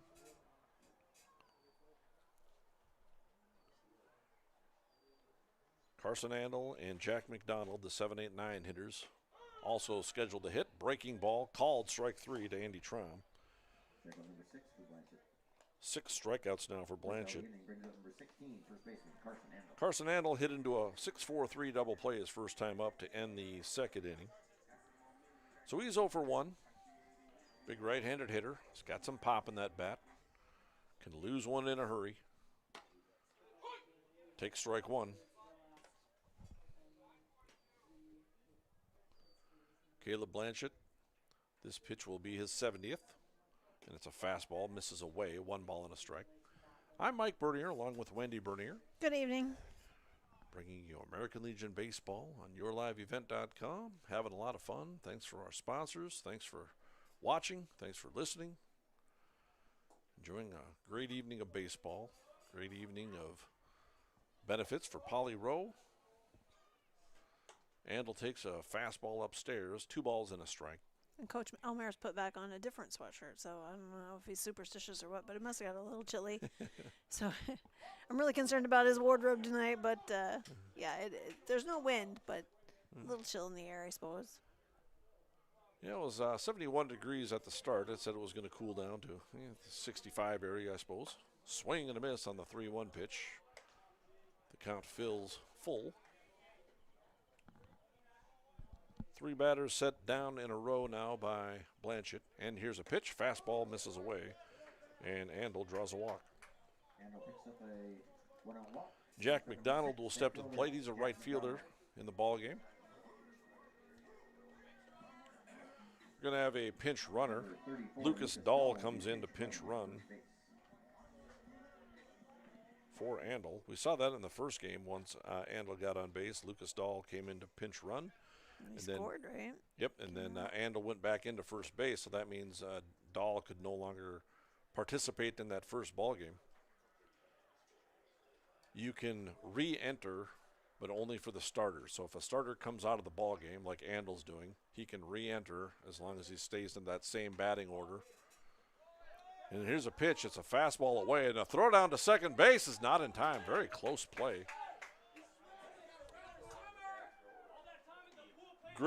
Great job by Lucas Dahl. Great diving play. Getting a little bit of heckling by his teammates in his dugout. The first time this evening, they've really come alive, so glad to see them getting into things. The catcher, Tandeschi, made it a very close play because the ball skipped away from him. The 1-0 pitch is across, strike 1 to Jack McDonald. He's 0 for 1. He struck out looking back in the third inning. But yeah, the dugout came alive, and they're talking about how Lucas Dahl's swimming technique paid off for him as he dove into second base and avoided the tag. Here's a 1-2 count now to Jack McDonald as he takes strike 2. Donald looking to extend the lead. And here's a 1-2. Swing and a miss, strike 3. Looked like an off-speed breaking ball of some sort. Yeah, Legion A asked, we did their pictures before the games tonight. A few of them asked if we could take it after the game. I said, well, you're going to be awful dirty with your eye black on. And they said, yeah, we want to do that. So I said, well, maybe we can, but we're going to take one before the game when they look all crisp and new, and because Moms like that one. So they did look pretty sharp at the beginning of the game and had all their belts going the right way. Apparently there's a right and a wrong way to wear your belt too, but they had it all together. Well, there's a correct way, and there's definitely a number of different wrong ways you can wear a belt, I suppose.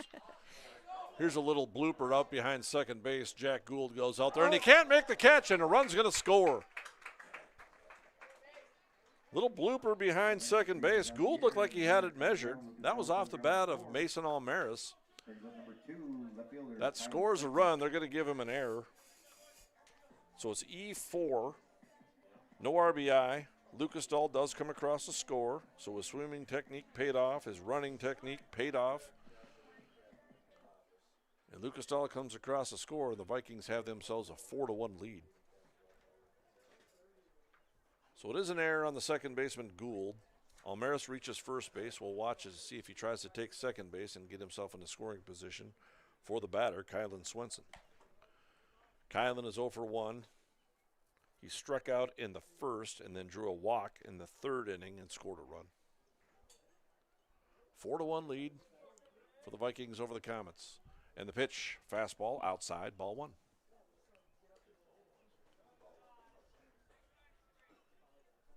Can't remember if that's a first or second pitch. Yeah. So, yeah, 1-0 the count. Another throw over to first base. Back in time is Almaris. Bryce Whipple awaits on deck. 81 pitches thrown by the right-hander, Blanchett. Caleb with a K. And the pitch, swing and a miss. Throw down to second base. Not in time. And Almaris slides under the tag, and he steals second base. They kind of collided a little bit again. 1 ball and 1 strike to the batter, Kylan Swenson. 7 strikeouts for Blanchett. Matches his number. Oh, hit Kylan Swenson in the head. It didn't even look like Kylan flinched. No, he did not. Yeah. Just takes the pitch right to the head and runs down to first base in typical Kylan Swenson fashion. Yeah, his first base coach is getting a chuckle out of that one too, because that is that kid. It wouldn't surprise me if he didn't even blink. Runners on first and second. There's 2 outs. Bryce Whipple steps to the plate. He's got a pair of hits in this ball game. A single in the first, a single in the third. The single in the third scored a run. RBI single. That was an infield single for Whipple. 1-0 the count, and the pitch. Runners go. Throw down to third base. Not in time. Almaris steals third base. I said the runners go. Swenson stayed put on first base, but Almaris steals third base. His third steal of the ball game. 1 ball and 1 strike to count to the power hitting catcher, Bryce Whipple. Jack Wold awaits on deck. Throw over to first base, not in time to get Swenson. Swenson must not have gotten a jump on that play by Almaris stealing third. He still awaits on first base. We'll see if he's off to the races again here. Here's a 1-1 pitch, swing and a foul, out of play. 1 ball and 2 strikes. As mentioned in the first game, a lot of speed on this team for the Vikings. Almaris can run. Swenson can run. Xander Rath is incredibly fast. Here's a 1-2 pitch. Breaking ball, check swing. And the catcher, the umpire said he went, and so Whipple goes down and strikes to end the inning. But the Vikings do come up with a run. There was an error that inning. Vikings do pick up 1 and they'll lead 4-1. But the Vikings, more importantly, pick up a run, and they take a 4-1 lead on yourliveevent.com.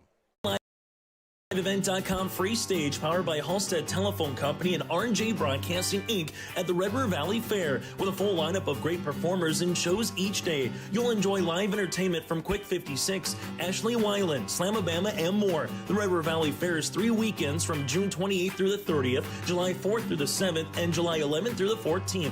For entertainment schedules and more information on the YourLiveEvent.com free stage, check out RedRiverValleyFair.com. That's RedRiverValleyFair.com. Homegrown local radio is now worldwide with 24-hour streaming. Download the RJ Radio app to hear local voices from local radio with KRJB, KRJM, and KKCQ 24 hours a day from anywhere. You can listen to your favorite programs like the RJ Family Morning Show, local news, farm markets, music, high school sports, church services, more from anywhere. KRJB, KRJM, and 96.7 KKCQ is streaming on the RJ Radio app. Download it to your device and take us with you wherever you go.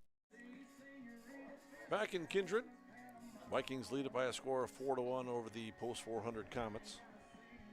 Comets will send the 8, 9, and 1 hitters to the plate in the 5th inning. Top of the 5th inning, Grant Schluchter, Peyton Osbaugh, and back to the top of the order with Gavin Driscoll. Grant Schluchter had an RBI single back in the 2nd inning to score the lone run for the Comets. Jack Wold still on the mound. Pitch count looks very good. He's only thrown 49 pitches. For the Comets, Blanchett has thrown 87 pitches through 4 innings. And here's the first pitch, 50th pitch from Wold. It's a ball down low to Schluchter. Peyton Osbaugh on deck. And the right-hander kicks and fires another fastball. Here's a high pop fly on the right side. Jack Wold, the pitcher, calls for it right in front of the first baseman, Carson Andel. Typically, you kind of want to see your infielders take control of that, but Jack Wold was very boisterous and made the call, said he had it. So the other infielders cleared the way for him to make the catch, and Jack Wold made the play. It's all that matters. So it's a pop to the pitcher. P1 is the putout. 1 down. Peyton Osbaugh steps up. He struck out looking in his first at-bat and bleeds one into left center field for a base hit. Kind of a half line drive, half blooper into left center field, and Osbaugh has himself a base hit. 4 hits now for the Comets, and back to the top of the order in Gavin Jiskro. He's 0 for 2. He grounded out to the catcher and flew out to the center fielder. He's 0 for 2. Playing in center field in this ball game. He was a starting pitcher in the first and went over to play shortstop, now playing center. Swing and a miss at a fastball up high. 0-1 the count.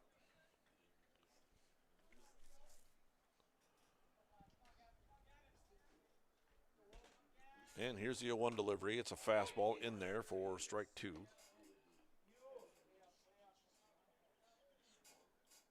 Calvin Jungling is on deck for the Comets. Runner on first, 1 out. Here's the 0-2. Misses up. 1 ball and 2 strikes. 55 pitches now for Jack Wold.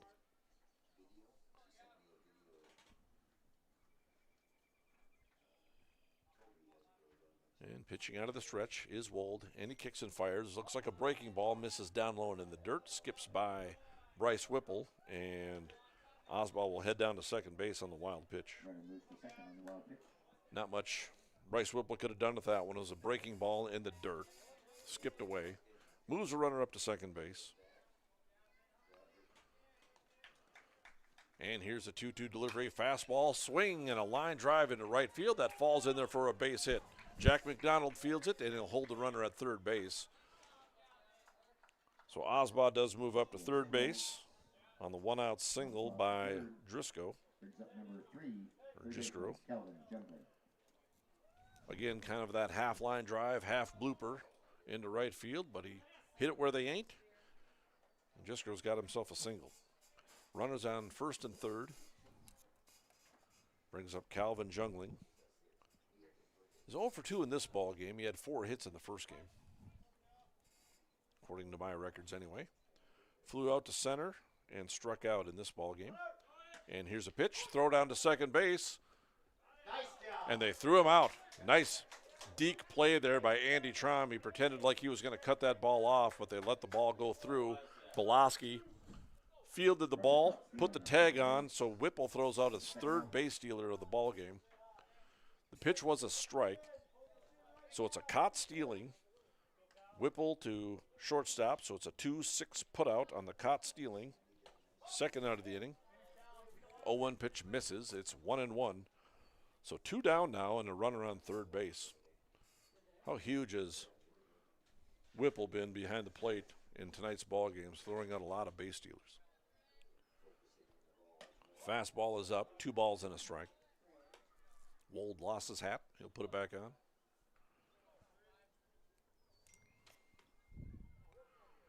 Here's a 2-1 delivery. Pitching out of the full windup with a runner on third. Fastball is over, strike 2. 2 balls and 2 strikes. Get out of here now, come on.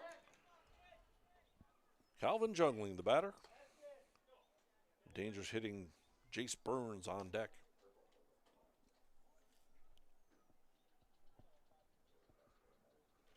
And here's a 2-2. Swing and a miss. He struck him out.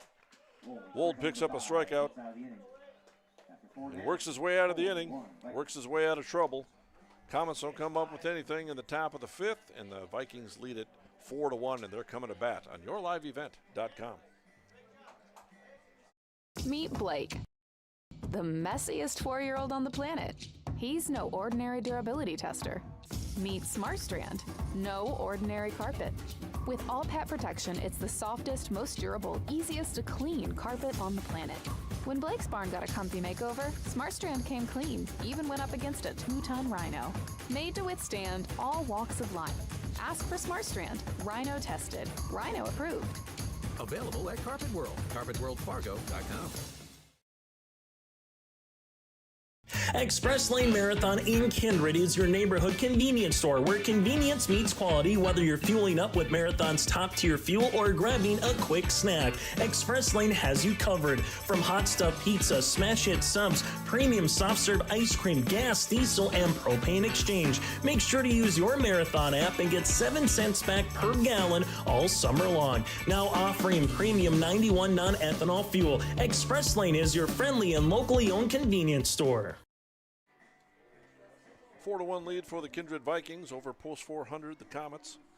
4-1 lead as the Vikings come to bat in the bottom of the 5th inning. They'll send up the 4, 5, and 6 hitters, Jack Wold, Grant Spellhaug, and Stanley Belaski. Wold is 0 for 1 officially. He struck out in the first and he walked in the third.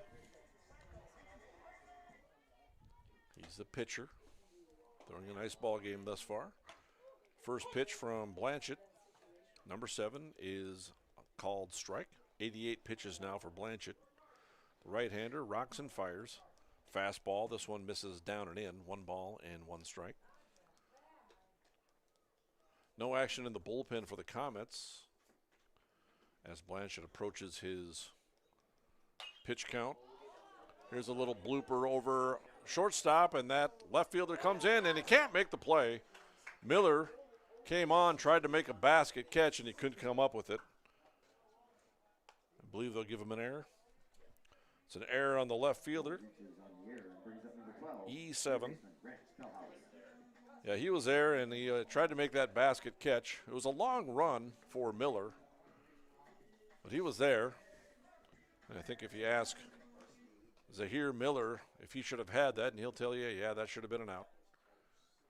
So they'll give him an error. Wold reaches first base. Grant Spellhaug steps to the plate. He's 1 for 2 with a double and a run scored and a strikeout looking back in the 3rd. So I was trying to look up that T-shirt I was telling you about that the team gave Bryce at the beginning of the game. It says nothing finer than a Whipple triple.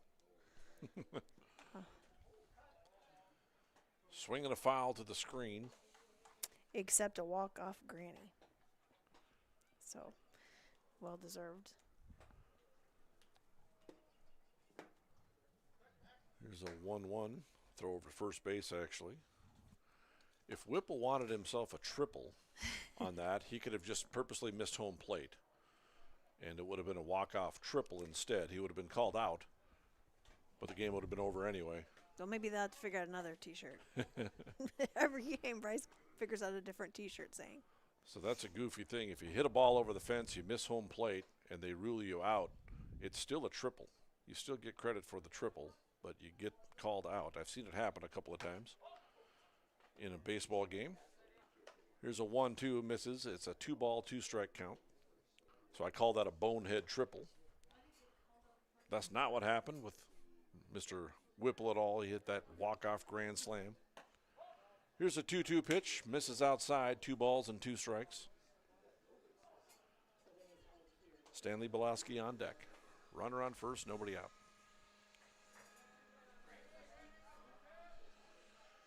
And here's a pitch from Blanchett, foul ball. Over and out of play, over towards the batting cages back behind us. This is our vantage point where you see the camera. The camera view is where we're standing up at the first base press box, along with everybody doing the PA, doing the scoreboard, running the music. Now, the kids are all here tonight because it was the Poly Road benefit. They're all chasing that foul ball. Here's a 3-2 delivery, ripped over our head. There's another one for them to go chase. There they go. I can look out this side window and kind of see them chasing that one down because they all know where to take it and how to get that free piece of candy. That ball was whistled over our heads, and I'm guessing that one kind of made it onto the football field back behind us. Over near the dunk tank area that they had set up earlier today. I asked Officer JJ if the water was warm. He said, well, I hope so. Fastball away. Spellhaug draws a walk. Runners on first and second with nobody out. And Stanley Belaski steps to the plate. 3-run lead, but I'm thinking this is maybe a bunt situation. Coach Almaris giving us signs to his offensive players. Boloski did get credit for a sacrifice bunt already in this ball game. And he squares to bunt, and he jabs at it, and it hit him, but he was still in the batter's box. He was still in the batter's box. Ask him if they'll check that. He was still in the batter's box, but the umpire is going to call him out. Can they appeal that out there? Nick. Did I hit that? It was a foul attempt, and what the home plate umpire, Gareth Hansen, is saying is that the ball hit Boloski, which it did. It clearly hit him. When he was out of the box is what he thought. The home plate umpire is saying Boloski was out of the batter's box, and so he ruled him out on the bunt. So it'll be a put out. We'll just give it to the catcher, so we'll call it a pop 2, first out of the inning. And that brings up Andy Traum, who's 0 for 2, had a ground out, reach on an error. It did score a run, so he gets credit for a run batted in, and he struck out looking. So there is 1 out. Takes ball 2, 2 balls and no strikes.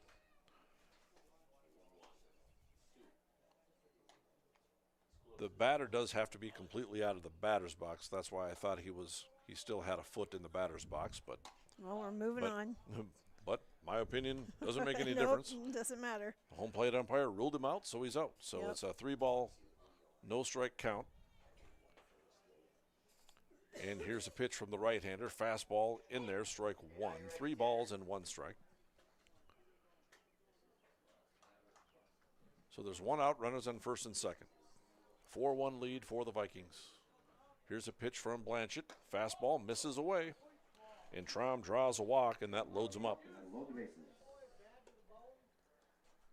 And we'll see if we have a pitching change here. The pitcher can throw 105 pitches. That's his limit.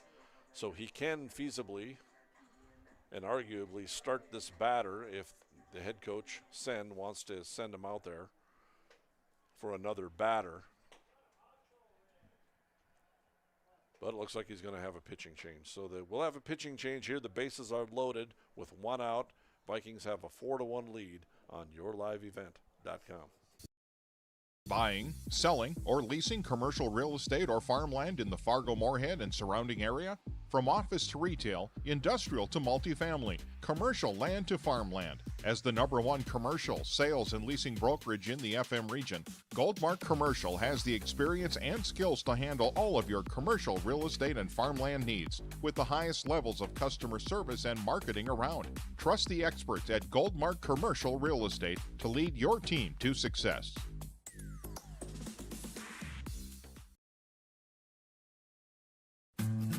Green Earth Landscaping offers a full range of services, including commercial and residential landscape design and installation, maintenance and sprinkler services. From outdoor kitchens to patios, retaining walls, lighting, fine grade, sod and hydroseed, and anything in between, Green Earth Landscaping has you covered, servicing the Fargo-Moorhead area and beyond. For more information, go online to greenearthnd.com. That's greenearthnd.com.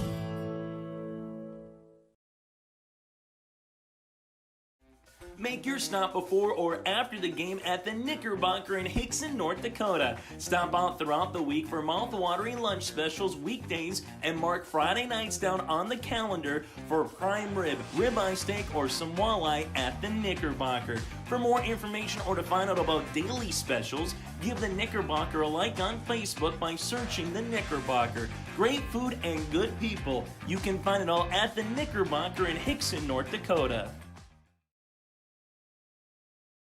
For any accounting needs you may have, Todd R. World Certified Public Accountant has you covered. From income tax planning, preparation, and consulting for individuals and businesses. Todd Wold CPA would like to wish the best to the teams competing and thank the coaches and players for their hard work and dedication throughout the season on and off the field, as anything can happen every night at the Diamond. For more information, go online to wold-cpa.com. That's wold-cpa.com.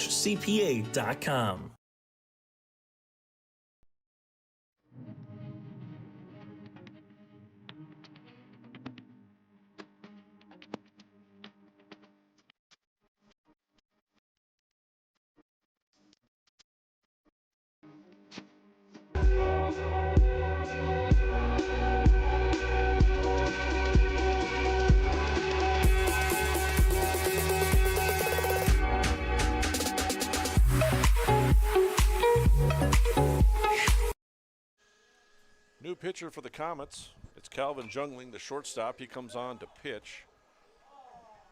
Comes on from shortstop to pitch. Caleb Blanchett comes out of the ball game. He was the starting catcher in the first game, and he pitched this second game, so he comes out of the ball game. Center fielder Dylan Sahlberg, number 10, comes out of the dugout and onto the playing field, and he's out in center field.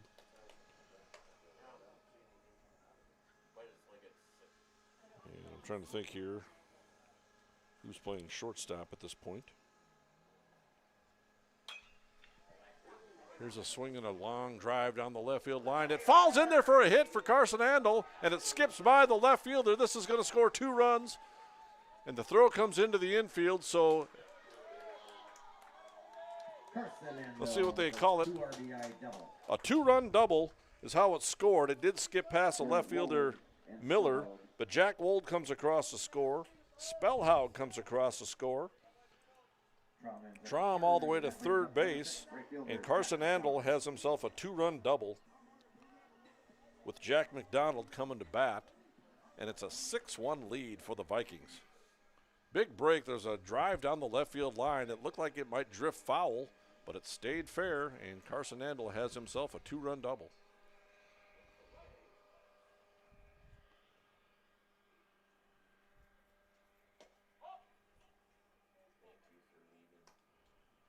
So center fielder Jiskro, that's what I was missing. Jiskro comes in to play shortstop.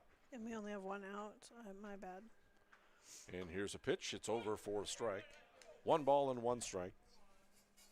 There is only the 1 out. That was Belaski's put out when he attempted to bunt, and he was ruled out at the plate. I hit the wrong button there. Here's a ground ball over to third. Misplayed by the third baseman, and everybody's going to be safe. Carson Andel ambles into third base. He kind of bobbled that a couple times. Traum comes across to score. Yeah, he bobbled it, and then he grabbed it again and dropped it again the second time. It's an error on the third baseman. I think we'll give McDonald the run batted in, because Traum would have scored anyway.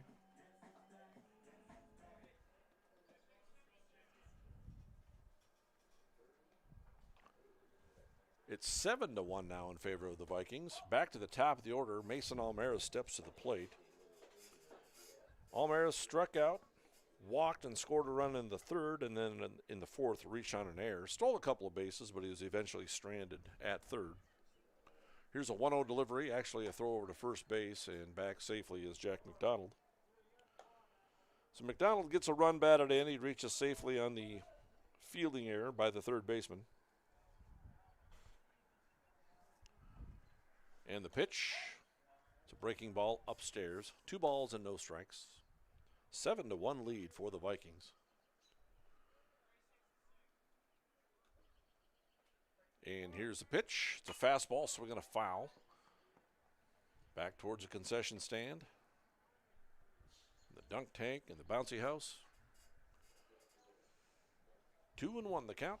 Yeah, the inflatables were all taken down and folded up and put away, and the dunk tanks all put away. It was a good day. They had a lot of people here and buying their pulled pork and their turkey sandwiches and chips and cookies and T-shirts.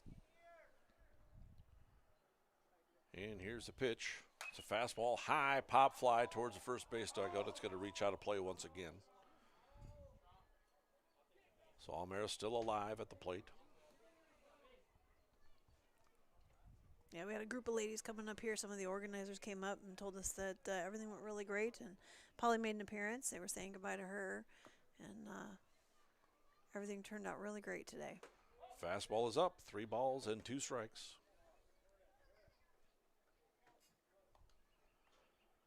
The new pitcher, Calvin Jungling. Fastball, it misses away. McDonald was off on the pitch, but since there's a walk, no stolen base. Almaris draws that walk and loads him up.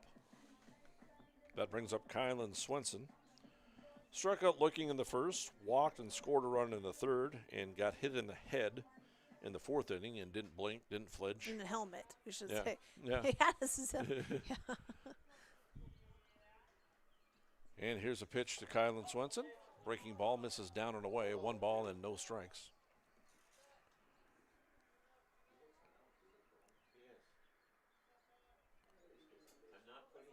And here's a 1-0 delivery from the right-hander. Misses down. 2 balls and no strikes.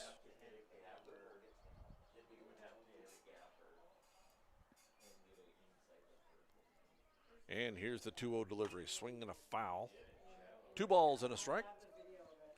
And a robin just buzzed the press box up here. I saw that. I wasn't sure what it was.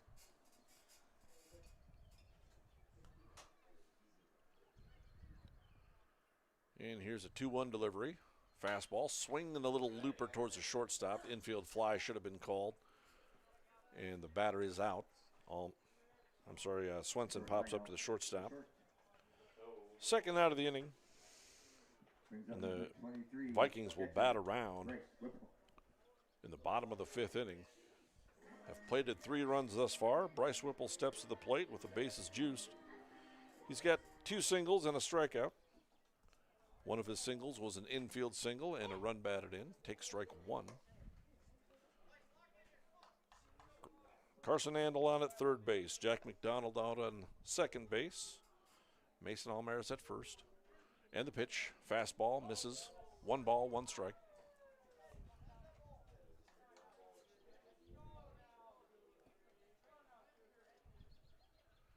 One and 1 the count. Jungling steps off the back of the rubber.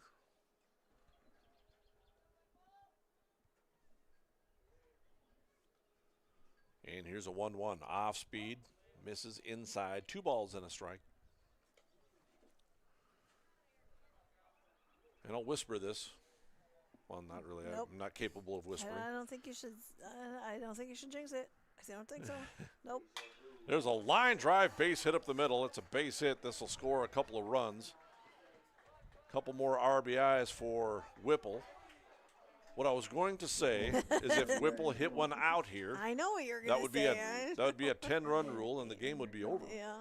So the ball game still could end in that fashion, but it's a 2-run single for Whipple. Now batting number 5, pitcher Jack Wolf. Andel scores. McDonald scores. Almaris does reach third base. We've got a courtesy runner again. Xander Rath comes on to run again for the catcher. 3 for 4 night for Bryce Whipple. And here's the pitch. It's a fastball in, ball 1. Xander Rath takes second base. 9-1 lead for the Vikings now. Xander Rath steals his third base of the ball game while courtesy running. And here's a pitch to Jack Wold. Misses outside. 2 balls and no strikes. Post 400 took the first game by a score of 8-6. We're in the second game of this doubleheader. 9-1 lead for the Vikings. And here's a 2-0 delivery. In there, strike 1. Yeah, that first game went a little longer than anticipated. Got a little extra show. Yeah, ball game went into extra innings. Comets win it in 9 innings. Here's a 2-1. Misses. 3 balls and a strike. 5 hits now for the Vikings.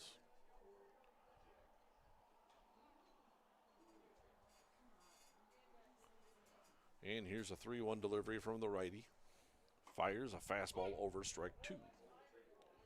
Goldmark in-game update.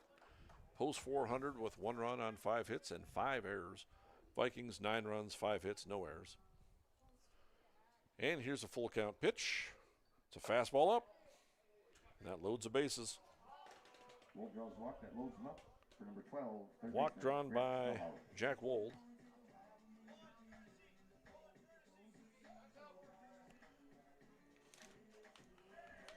And that'll bring up Grant Spellhaug. Earlier in this inning, he drew a walk and scored a run. On the day, or on the game, he's 1 for 2. He doubled in the second inning, scored a run, struck out looking in the third. And then in the 5th inning, earlier this inning, he drew a walk and again scored that run. We do have a courtesy runner, I believe, for the pitcher, Wold. Is it number 4, Owen Hoyme? Yeah, it's Owen. Owen comes on to pinch run, courtesy run. First pitch is a ball to Spellhaug. And here's a pitch. Fastball, swinging a ground ball out to shortstop. He's got it on over to first base in time for the out. and Jiscaro makes the play over to first base. But the Vikings do come up with 5 runs in the bottom of the 5th inning and take a 9-1 lead on yourliveevent.com.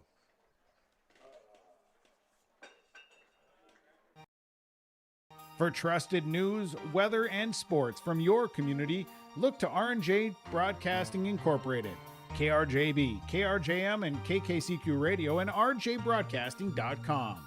Hear local voices from local radio with news and information from the area. Your information stations, KRJB, KRJM, and KKCQ Radio, and rjbroadcasting.com. Local voices from local radio. Meet Blake, the messiest 4-year-old on the planet. He's no ordinary durability tester. Meet SmartStrand, no ordinary carpet. With all pet protection, it's the softest, most durable, easiest to clean carpet on the planet. When Blake's barn got a comfy makeover, SmartStrand came clean, even went up against a 2-ton rhino. Made to withstand all walks of life. Ask for SmartStrand, rhino tested, rhino approved. Available at Carpet World, carpetworldfargo.com. We head to the top of the 6th inning. Kindred Vikings lead it by a score of 9-1 in the second game of this doubleheader. Comets took the first one by a score of 8-6. A lot of baseball being played in the Kindred area tonight and tomorrow night. And tomorrow night, yeah. Babe Ruth midcast at 1 o'clock, and Babe Ruth white and blue tomorrow night at 6, and Legion B up in Grand Forks. Plus all the peewees and rookies in the back. Chase Burns steps to the plate, hitting hero in the game 1. Hit a home run and a 2-run single that gave him the 8-6 lead. And that's where the score stood. In this ball game, however, he's 0 for 2 with 2 groundouts out to shortstop. 2-0 the count. 64 pitches only for Jack Wold. Here's number 65. It's a fastball in on Burns, and it misses. 3 balls and no strikes.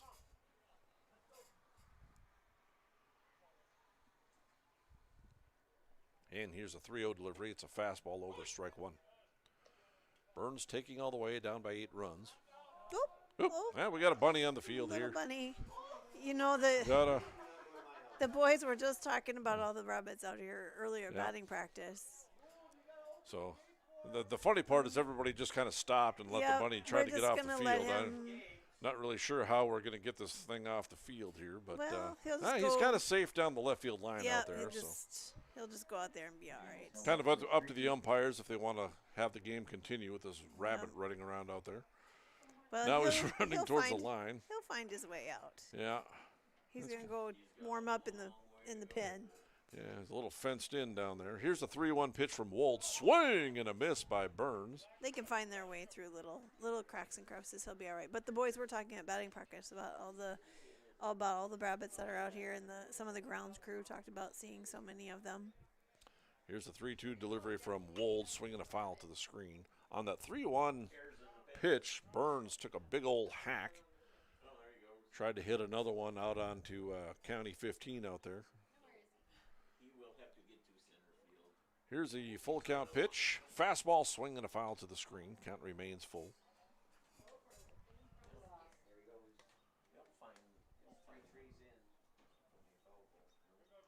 Burns putting together a solid at-bat here, following off some tough pitches.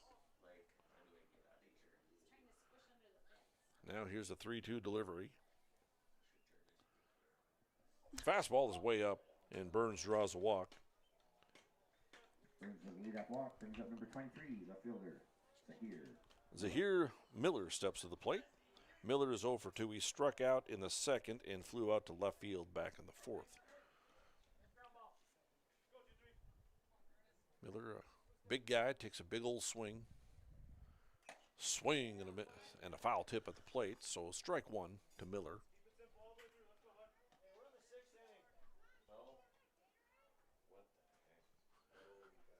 Here's the 0-1 delivery. Fastball misses down. 1 ball and 1 strike. 9-1 lead for the Kindred Vikings. Top of the 6th inning.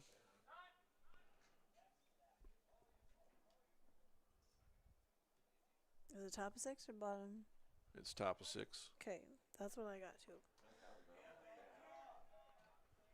And here's the 0-1 delivery, swinging a ground ball foul down the third baseline. The coach makes the play right in front of his dugout at the risk of getting heckled by his third base dugout. It's okay when you make the play, though. Here's a 1-2 delivery, breaking ball, called strike 3 at the plate, and Miller goes down on strikes for the second time in this ball game. 1 out. Brings up number 8. Still a runner at first base. That'll bring up Josh Tandesky, the catcher. He singled and scored a run in the second and grounded out to first. Back in the fourth, takes strike 1. Left-handed hitter. 1 run, 5 hits, 5 errors for the post 400 Comets. Vikings, 9 runs, 5 hits, no errors. 0-2 the count. Fastball called to strike to Tandesky. Dylan Sahlberg awaits on deck. Ouch. That caught the umpire. No throw. Ball was in the dirt and skipped past Whipple and it caught the umpire. Hopefully it caught him in a shin guard. He seems to be all right. Pitch was a ball. Burns gets on to second base on the wild pitch. 1-2 the count. Jack Wold. Where's number 5? Pitching out of the stretch. Looks back to second. Kicks. Fires. Fastball. Hard ground ball over on the left side or right side. It sneaks through past Schramm for a base hit. And the runner will only make it to third base in Burns. He'll stop at third. Tandesky has his second hit of the ball game. 2 singles now for Tandesky through the hole on the right side between second and first base. Burns ends up at third. Yeah, Andy leaped for that one, gave it a good try, but just got past him. This is a pinch hitter. We got Cameron Bevel coming on to pinch hit. Comes on to pinch hit for, in Blanchett's spot, I believe that was Dylan Sahlberg that was also there. So Bevel will get his first plate appearance of the ball game. Of either ball game. He courtesy ran in the first game. And he gets his first plate appearance. Takes strike 1. And the 0-1 delivery is a fastball away. 1 ball and 1 strike. Runners on first and third. There's 1 out. Post 400 threatening. Top of the 6th. 1-1. Fastball. Swing. Foul. 1 ball, 2 strikes. 79 pitches now for Jack Wold. Mike Bernier along with Wendy Bernier. Good evening. Bringing you baseball, American Legion Baseball, and yourliveevent.com. Here's a 1-2 delivery from Jack Wold. Rocks and fires. Breaking ball misses away. 2 balls and 2 strikes. Beautiful evening. Yeah, we should give a shout out to Post 400 too. They've always been good partners. Remember the flag that we borrowed from them when we hosted the Legion tournament last year. So always been nice. It was really nice of them to let our guys take that flag out for opening ceremonies last year. It was pretty awesome. A lot of fun. Here's a little bleeder up towards the second baseman, and it gets past Strom, and they're going to get the out anyway. So what'll happen there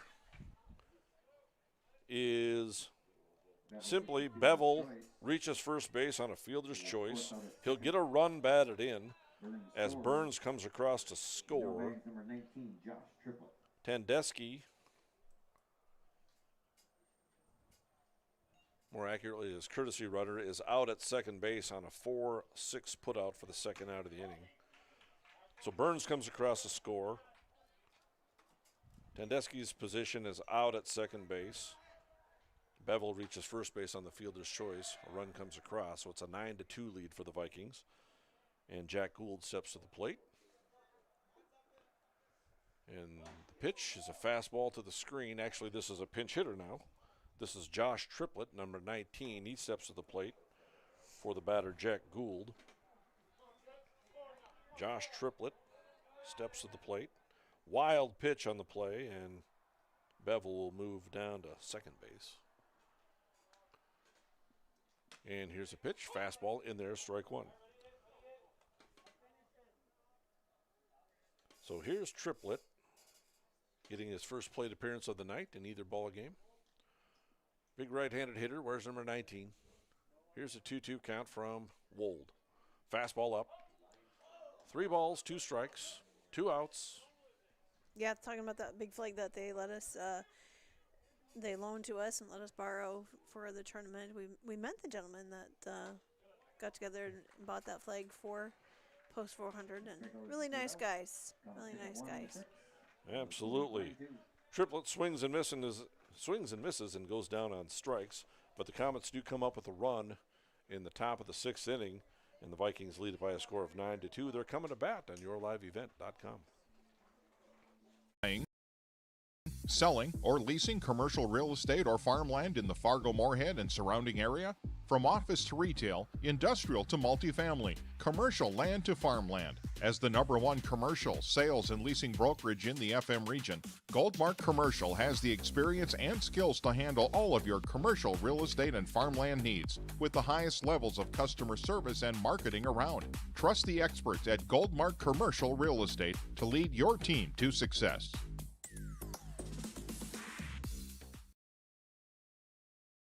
For any accounting needs you may have, Todd R. World Certified Public Accountant has you covered. From income tax planning, preparation, and consulting for individuals and businesses. Todd Wold CPA would like to wish the best to the teams competing and thank the coaches and players for their hard work and dedication throughout the season on and off the field, as anything can happen every night at the Diamond. For more information, go online to wold-cpa.com. That's wold-cpa.com.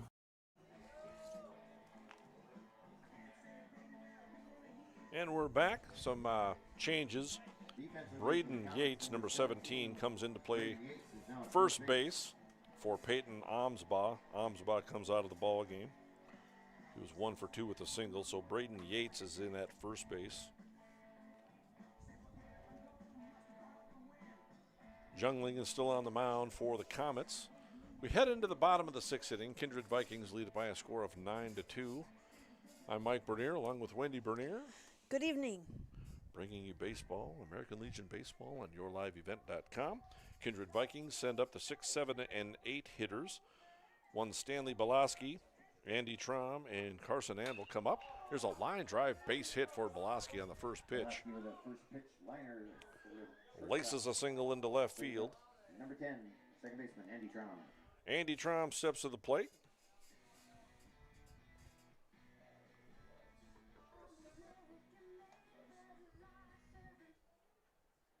Belaski, first pitch swinging, rips a single into left. 6 hits now for both teams. Here's a pitch from Jungling. It misses up. Ball 1.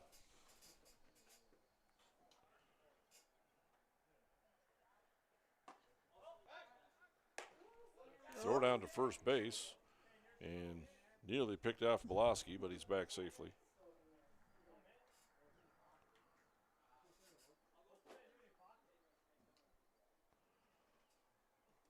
So Traum is 0 for 2 on the ball game.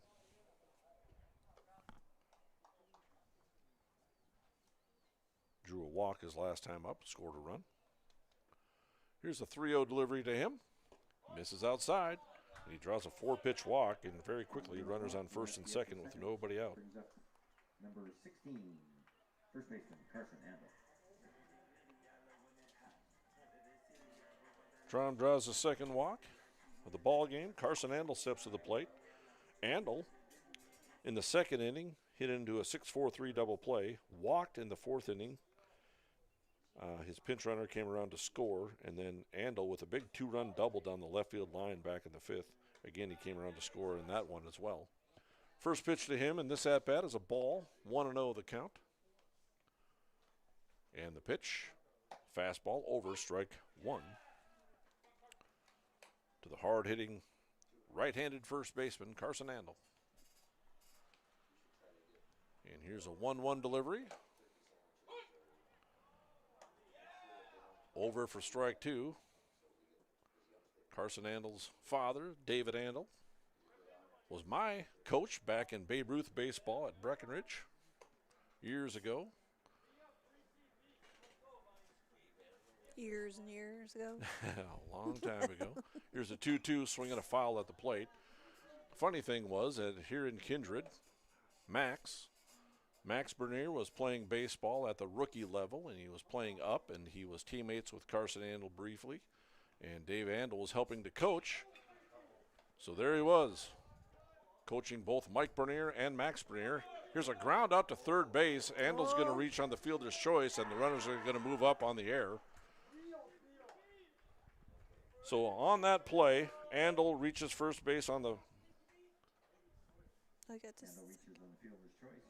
fielder's choice as the ground ball went over to third.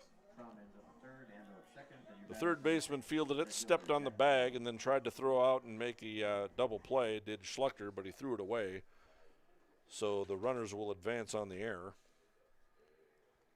So Belaski's out at third, 5 unassisted for the first out of the inning.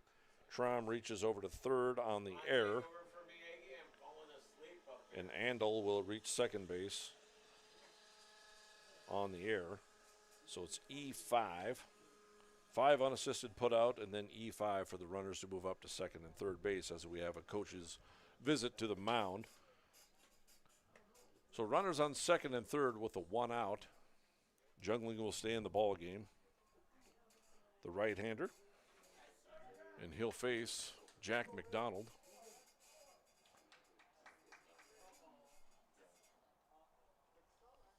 McDonald on the game is 0 for 3 with a run scored and a run batted in. He has 2 strikeouts as he fouls this one over the screen. Strike 1. He struck out looking in the third, struck out in the fourth, and reached on an error back in the fifth and came around to score. Here's a ground ball up the middle, booted by the shortstop, and this will sneak into center field, and a run will come across to score. See if they give him a hit or an error. They're going to give McDonald a base hit, so an infield single, RBI, second RBI of the ball game. Troms comes across to score.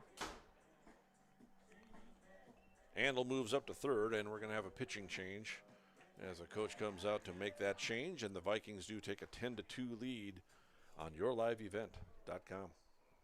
Express Lane Marathon in Kindred is your neighborhood convenience store where convenience meets quality, whether you're fueling up with Marathon's top-tier fuel or grabbing a quick snack. Express Lane has you covered. From hot stuff pizza, smash hit subs, premium soft serve ice cream, gas, diesel, and propane exchange. Make sure to use your Marathon app and get 7 cents back per gallon all summer long. Now offering premium 91 non-ethanol fuel. Express Lane is your friendly and locally owned convenience store. At Green Earth Landscaping, quality is what they strive for, no matter the project. From putting in an automatic lawn sprinkler system to making a new or revamping an existing fire pit or patio. From tree care, pruning to growing annual flowers, Green Earth Landscaping can answer your questions. Green Earth Landscaping, covering the Fargo-Moorhead area and beyond. For more information, go online to greenearthnd.com. That's greenearthnd.com. Check out the YourLiveEvent.com free stage powered by Halstead Telephone Company and R&J Broadcasting Inc. at the Red River Valley Fair with a full lineup of great performers and shows each day. You'll enjoy live entertainment from Quick 56, Ashley Weiland, Slamabama, and more. The Red River Valley Fair is 3 weekends from June 28th through the 30th, July 4th through the 7th, and July 11th through the 14th. For entertainment schedules and more information on the YourLiveEvent.com free stage, check out RedRiverValleyFair.com. That's RedRiverValleyFair.com. Homegrown local radio is now worldwide with 24-hour streaming. Download the RJ Radio app to hear local voices from local radio with KRJB, KRJM, and KKCQ 24 hours a day from anywhere. You can listen to your favorite programs like the RJ Family Morning Show, local news, farm markets, music, high school sports, church services, more from anywhere. KRJB, KRJM, and 96.7 KKCQ is streaming on the RJ Radio app. Download it to your device and take us with you wherever you go. And we're back. Kindred Vikings lead it by a score of 10-2. Mason Almaris is at the plate. Wild pitch, and Carson Andel thought of making his way towards home. He was held up by his coaches and players. All his teammates, nope, not wanting that. McDonald did move up to second base, so it will be a wild pitch charged to Burns. New pitcher for the Comets. Fastball outside, 2-0. And there's an overthrow in center field, but the second baseman backing that up. 2 balls and no strikes to count to Mason Almaris. Almaris is 0 for 2 with a run scored and a pair of walks and a strikeout.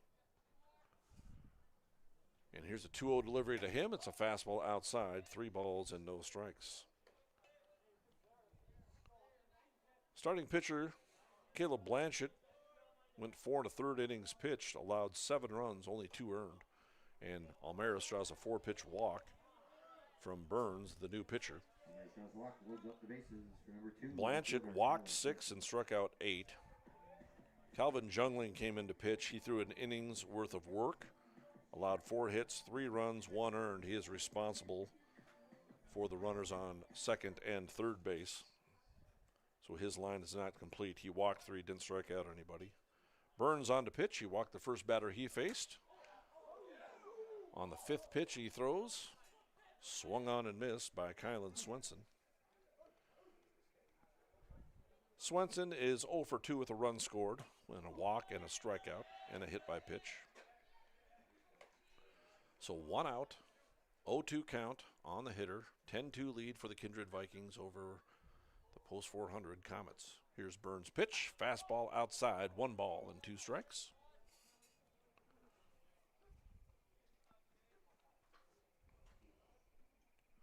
And here's a 1-2 delivery from Burns. Fastballs grounded foul down the third baseline.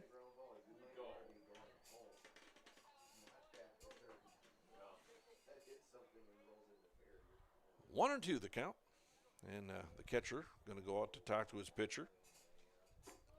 It's catcher Tandesky going out to talk to number 34, Jace Burns. Burns has been playing right field, but he comes on to pitch.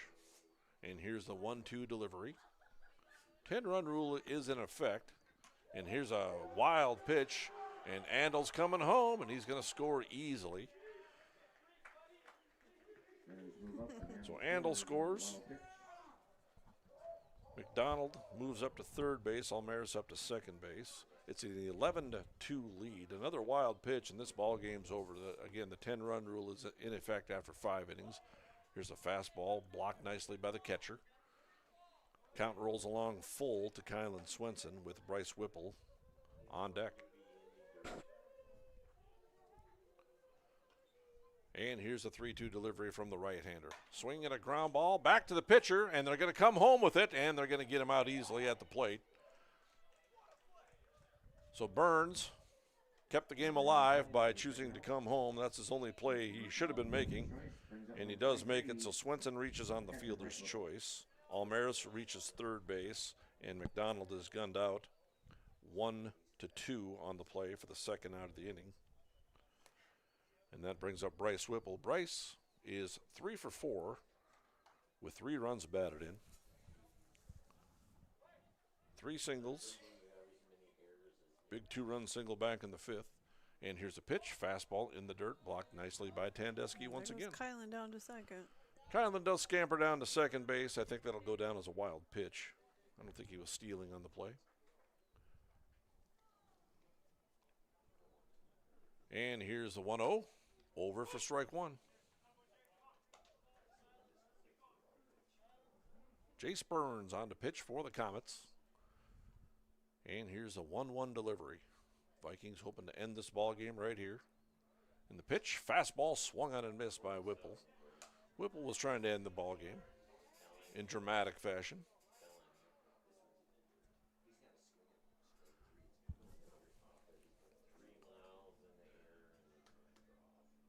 Press box crew taking bets as to how we're going to end this ball game. Talking about a swing and a miss, strike 3, gets by the catcher, and then the ball game ends that way. Checking that crystal ball. Just going to have to watch the whole game like everybody here. 2 balls and 2 strikes to count to Bryce Whipple. Looking for his 4th hit of the ball game. And here's a 2-2. Fastball called, strike 3, and we're not going to have an end to this ball game. We're going to see the 7th inning. Burns gets his first strikeout. As Whipple goes down on strikes, Vikings pick up 2. Vikings do pick up a couple of runs and take an 11-2 lead into the top of the 7th with the Comets coming to bat on yourliveevent.com. Blake, the messiest 4-year-old on the planet. He's no ordinary durability tester. Meet SmartStrand, no ordinary carpet. With all pet protection, it's the softest, most durable, easiest to clean carpet on the planet. When Blake's barn got a comfy makeover, SmartStrand came clean, even went up against a 2-ton rhino. Made to withstand all walks of life. Ask for SmartStrand. Rhino tested. Rhino approved. Available at Carpet World. CarpetWorldFargo.com. Express Lane Marathon in Kindred is your neighborhood convenience store where convenience meets quality, whether you're fueling up with Marathon's top-tier fuel or grabbing a quick snack. Express Lane has you covered. From hot stuff pizza, smash hit subs, premium soft serve ice cream, gas, diesel, and propane exchange. Make sure to use your Marathon app and get 7 cents back per gallon all summer long. Now offering premium 91 non-ethanol fuel. Express Lane is your friendly and locally owned convenience store. Jack Wold steps on the mound for the Kindred Vikings in the top of the 7th inning, hoping to get that complete game win. He's got an 11-2 lead. He's thrown 6 innings, allowed 6 hits, 2 runs allowed, only 1 earned, has walked 2 and struck out 7. He'll face the 8, 9, and 1 hitters for the Comets. And here's a pitch, fastball fouled away, strike 1. Grant Schluchter, the batter, he's 1 for 2 with an RBI single and a pop-up. The max pitch count is 105 pitches, and so Coach Almaris is hoping that Wold can get through that ball game without reaching that max pitch count. 0-2 delivery coming up. And here's the 0-2. Fastball misses away. 1 ball and 2 strikes. Braden Yates is on deck. And here's a pitch from number 5, Jack Wold. Off-speed pitch, swung on and missed. Strike 3. 1 away. So far, so good for Wold. 8 strikeouts now for Jack Wold. Braden Yates steps to the plate. This is his first plate appearance of the night. And here's a pitch, fastball, misses away. Second game of a doubleheader. Again, the Comets took the first one by a score of 8-6, winning into extra innings, but they come out on top. Vikings find themselves on top by a score of 11-2. Top of the 7th inning. Called strike to Yates.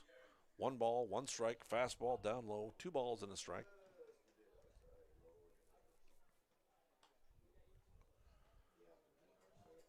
Gavin Jiskro is on deck. And the pitch, swinging a foul. Back to the backstop, 2 balls and 2 strikes. American Legion Baseball in your live event. Beautiful evening for baseball. It's been fun. Here's a 2-2. Off speed, fouled at the plate. And Yates stays alive.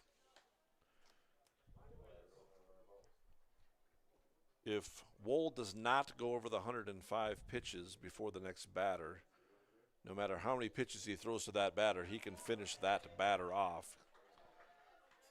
Swing and a miss by Yates, so far so good. He'll be able to face at least one more hitter. Swing and a miss by Yates. 3 strikeouts in a row now for Jack Wold. 9 strikeouts. 100 pitches for Wold now. This is 101. Here's a pitch, fastball away, ball 1. Gavin Jiskro steps to the plate. He's 1 for 3 with a single. Calvin Jungling is on deck should Jiskra reach base. And here's a 1-1 delivery. Way upstairs, 2 balls and a strike. So that's 103 pitches now.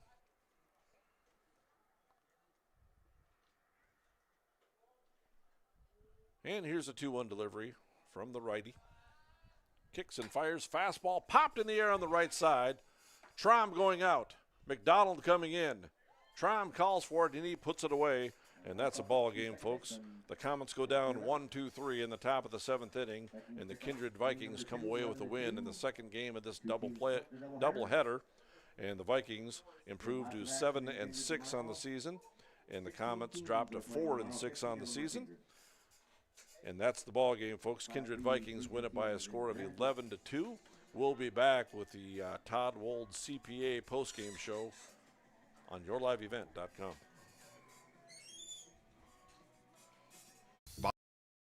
Buying, selling, or leasing commercial real estate or farmland in the Fargo-Moorhead and surrounding area?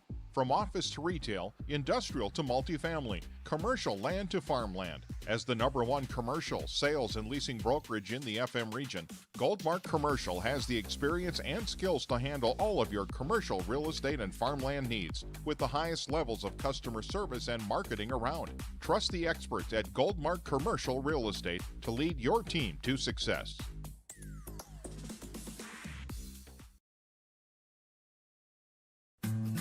Green Earth Landscaping offers a full range of services, including commercial and residential landscape design and installation, maintenance and sprinkler services. From outdoor kitchens to patios, retaining walls, lighting, fine grade, sod and hydroseed, and anything in between, Green Earth Landscaping has you covered, servicing the Fargo-Moorhead area and beyond. For more information, go online to greenearthnd.com. That's greenearthnd.com.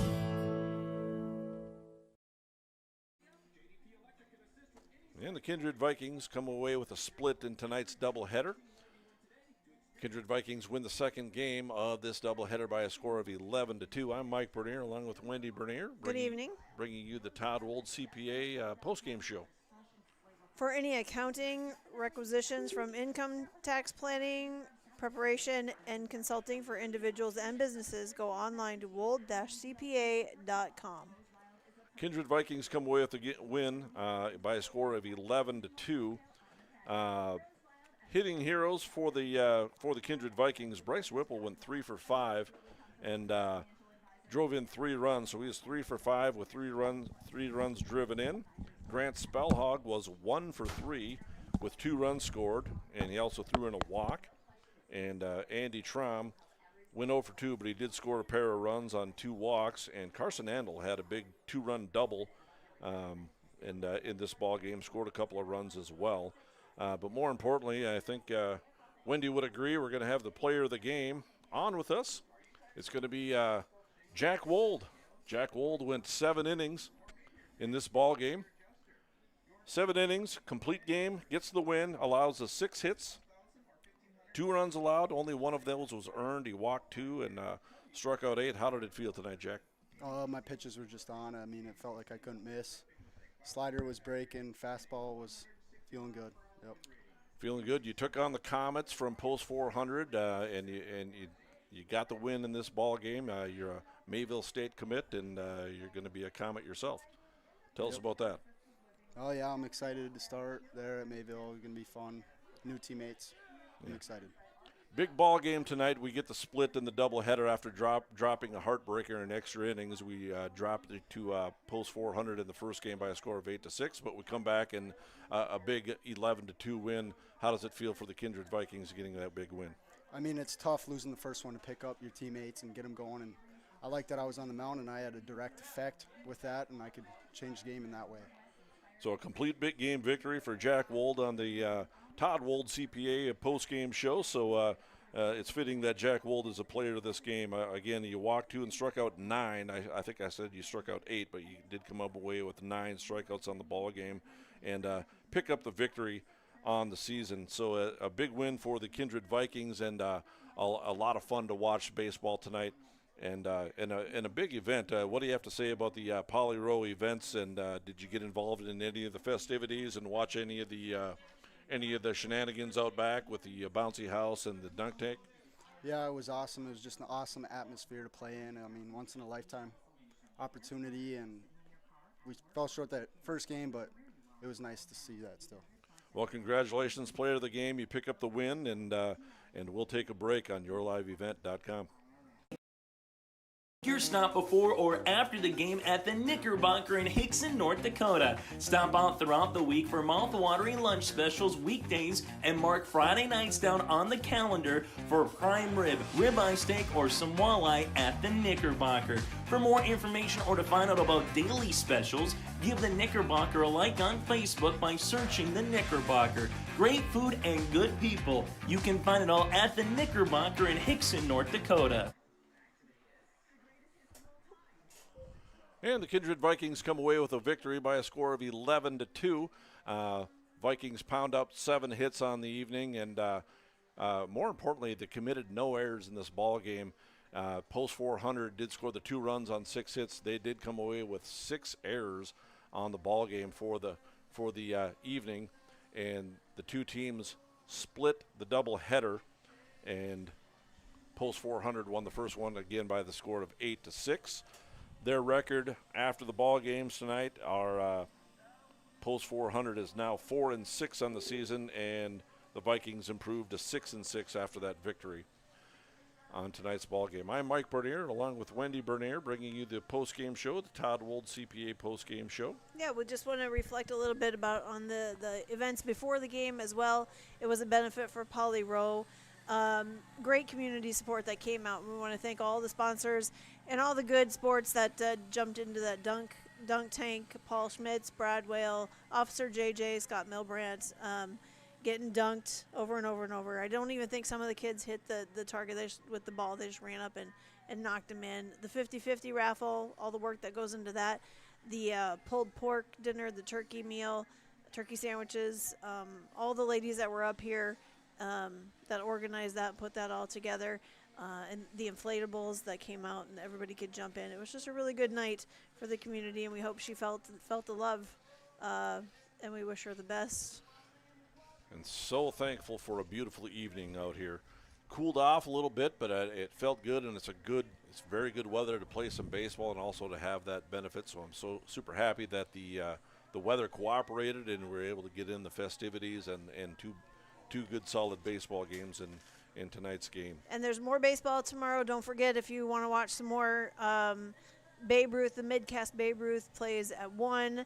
The Babe Ruth Fargo League, the blue and the white, play at 6. And Legion B is up in Grand Forks at 5. And then the Pee-wees and rookies, they play out back on the Little League fields as well, too. So I think there's 15 teams playing here in Kindred tomorrow. So if you want to watch a little more baseball, this is the place to be for sure. They're scrambling to find a lot of help because they need umpires and they need PA announcers and they need everything else. And then there's also a B Legion game. So be heading up to Grand Forks to watch that ball game. And so a lot of baseball to be played. And it's just been a lot of fun. Good season thus far for Kindred Youth Baseball, and a lot of pictures to be taken yet, and we're still having a lot of fun. Yeah, well, thanks everybody for joining us this evening. And that'll end our broadcast. Thanks everybody for watching on yourliveevent.com.